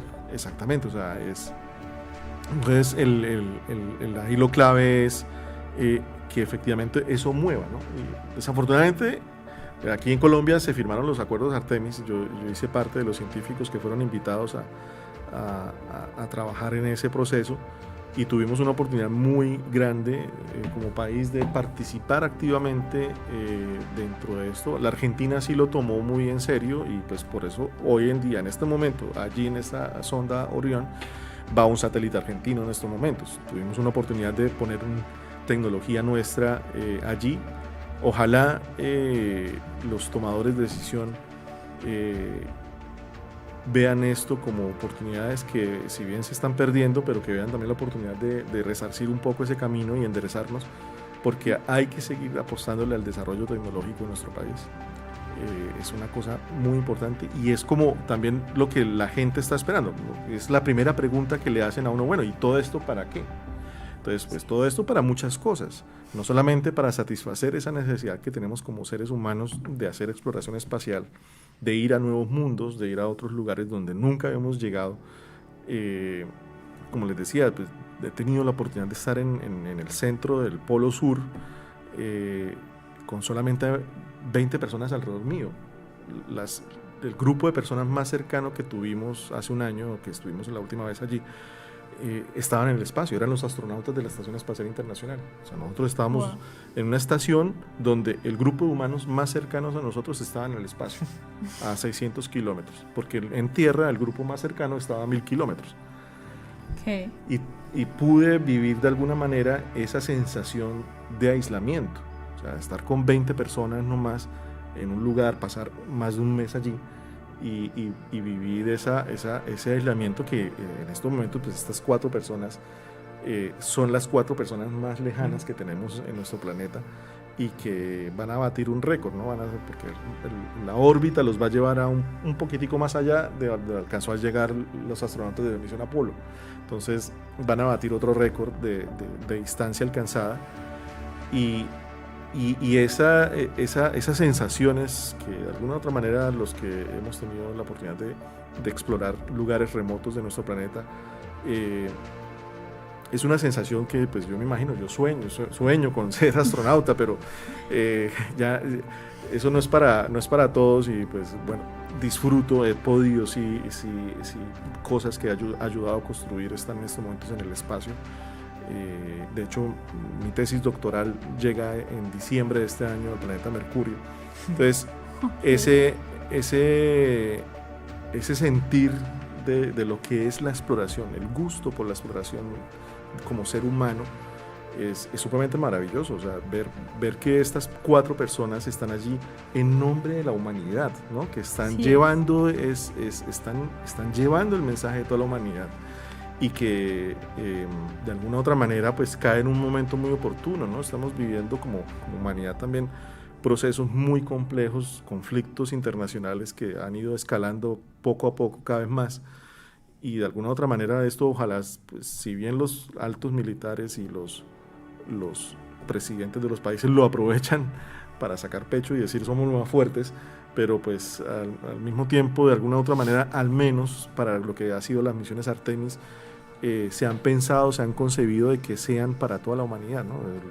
El hecho muy simbólico, pero muy importante, de minorías que fueron excluidas del programa espacial en otras épocas, pues hoy se les da una oportunidad muy grande de que haya un resarcimiento histórico, lo que se está haciendo con la mujer hoy en día, ¿no? Es que todo el desarrollo espacial, las misiones Apolo, la misma astronomía, los primeros grandes astrónomos tenían un montón de mujeres alrededor de ellos tratando de hacer apoyándolo con todos los cálculos, y históricamente la ciencia cometió estos errores en su momento, pero afortunadamente han ido surgiendo estos espacios donde se han ido de alguna u otra manera cerrando esas heridas históricas que habían abiertas y lo estamos viendo hoy que Christina Koch está llevando la representación de todas las mujeres del planeta. Es algo sumamente maravilloso. Qué orgullo, la verdad. Sí, o sea, exactamente. O sea, y ese es el mensaje con el que nos tenemos que quedar, ¿no? De decirle a la persona en la calle, bueno, ¿y estos manes para qué fueron por allá? Pues ¿Cómo por qué? Sí, entonces es para llevar ese mensaje como humanidad, pero al mismo tiempo también para mostrar que el desarrollo tecnológico de todo lo que requiere ir al espacio, pues nosotros, por ejemplo, en mi caso, lo enseño todos los días en mi salón de clases en la UIS, ese desarrollo tecnológico, la exigencia de lo que hay que hacer para poder lanzar algo al espacio, nos lleva a desarrollar tecnología que se transfiere a otras áreas, ¿no? O sea, muchísima, por no decir casi toda la tecnología que usamos en el día al día ha sido impulsada por la carrera espacial. Y entonces todos estos hechos históricos, todos estos avances, lo que nos permiten es poder tener una tranquilidad de que dimos un paso, o el día de hoy ha sido histórico, hemos dado un paso muy importante en ese regreso a la Luna. En 5 días nos tenemos que volver a juntar, porque en 5 días será el otro paso histórico, que es darle la vuelta a la Luna y poder ver nosotros en tiempo real, bueno, no en tiempo real, un par de minutos después, pero tener la oportunidad, ver la oportunidad de recibir estas imágenes en vivo, en directo de la Luna, es algo sumamente maravilloso, muy conmovedor. Anoche pasé la noche observando la Luna con mi telescopio en mi casa y pensaba en todo eso, ¿no? O sea, en cuáles van a ser las sensaciones que van a tener estos astronautas justamente cuando a través de su ventana vean tan relativamente cerca la superficie de la Luna, algo que pues la vemos todas las noches, prácticamente todas las noches, cuando las nubes nos permiten, sobre todo acá en Bucaramanga, pero que está ahí, tal vez se vuelve tan cotidiano, pero en ese mensaje de llevar a las personas de que entiendan cómo toda esta tecnología, todo este despliegue tecnológico de tantos países, tantas empresas, tantos miles, decenas de miles, cientos de miles de personas trabajando por el objetivo que vamos a ver estas 4 personas, pero es un montón de desarrollo alrededor de todo eso.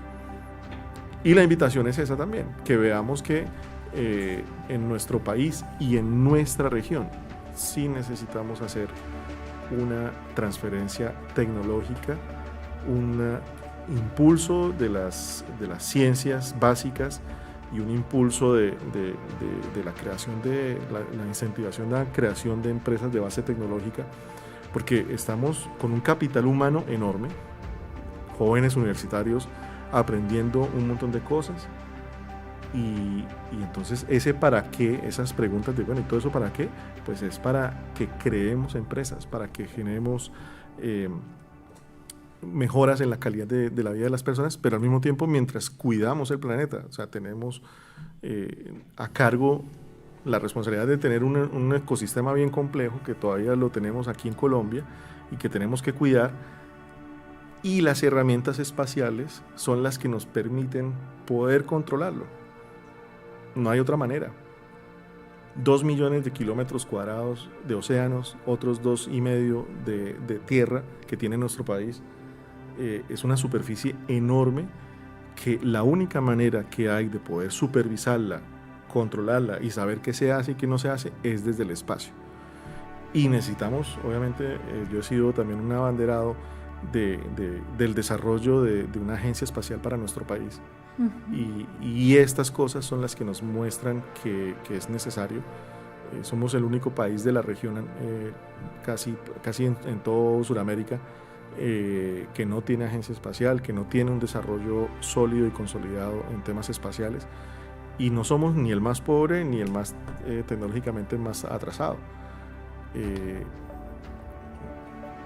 Una primicia: en la Universidad Industrial de Santander vamos a tener dentro de poco un laboratorio espacial en el nuevo edificio que se está creando de ingenierías físico-mecánicas, y allá vamos a tener un laboratorio donde vamos a poder hacer desarrollos espaciales desde Bucaramanga con talento santanderiano. Wow. ¿Sí? Y eso es lo que estamos haciendo, y esa es la importancia, ese es el para qué, el responder para qué, pues para todo eso, para el beneficio de todas las personas, y poder no solamente disfrutar de algo magnífico, sino al mismo tiempo hacer parte de eso, ¿no? Entonces esa es como también otra invitación, ojalá nuestro señor gobernador, alcaldes, concejales, diputados, demás, estén escuchando y viendo esta transmisión, de que veamos las necesidades que necesitamos, espacios, primero donde enseñarle a las niñas y a los niños, motivarlos a todo esto. No tenemos un centro de ciencia y tecnología en Santander donde una niña y un niño se puedan inspirar y, como Samantha Koch, soñar con algún día ser un astronauta, y ahí está ella haciendo realidad ese sueño de ir a la luna. ¿Por qué nuestras niñas y los niños no pueden soñar con eso? Permitámosle desde muy temprana edad, en las universidades que tenemos en nuestra región, que son muy buenas, los formamos. Entonces permítanos también seguir avanzando en esto. ¿Y para qué? Pues es que tenemos un departamento agrícola donde el agro no está tecnificado, donde tenemos una alta dependencia del petróleo en nuestra economía, y que tenemos que hacer una transición energética urgente.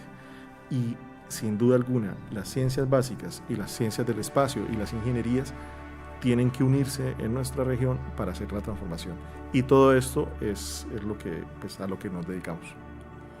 Bueno, gracias Julián por todo este espacio, este momento. Sin duda alguna, de aquí salimos muy bien informados, y yo sé que las personas que se conectaron también aprendimos mucho, aprendimos sobre todo un poco sobre este magnífico universo que tanto hoy estamos cumpliendo. Yo me incluyo, porque como humanidad estamos cumpliendo el sueño de volver a pisar la luna, y aunque todavía no hemos llegado a la órbita, pues llegará en los próximos días. Igual también invitamos a las personas que a esta hora nos ven, que sigan atentos a toda la información que les vamos a estar comunicando a través de Vanguardia en todas nuestras redes sociales, y por supuesto en la web www.vanguardia.com. Allí les estaremos dando los detalles de lo que sucede con esta misión de Artemis II, y por supuesto de todo lo que ocurra con los tripulantes, la tripulación y demás. Danilo. Sí, muchas gracias, profesor. Entender, y qué chévere como usted lo explica, que esto es un momento histórico. Así es. Un momento que todos vemos la luna, y hoy también todos estamos cerca de ella, y que no solo impacta el espacio, no solo impacta en lo económico, sino nos puede impactar a todos, y esto solo es un primer paso que se tiene que hacer, y seguir en esa indagación, en esa divulgación científica, que también es muy importante hacerla, y seguir trabajando en pro de esto, del saber y de la ciencia. Bueno, a ustedes, ahorita. Danilo, muchas gracias por la invitación, a todas las personas que nos han acompañado a lo largo de la transmisión. Un gusto que nos hayan permitido estar con ustedes en este momento histórico, y solamente los voy a dejar con una invitación, y es ahorita más tardecito, salgan, levanten la mirada al cielo y miren la luna, y piensen que en estos momentos hay 4 seres humanos en camino hacia ella. Con esa información e invitación los dejamos. Gracias por conectarse.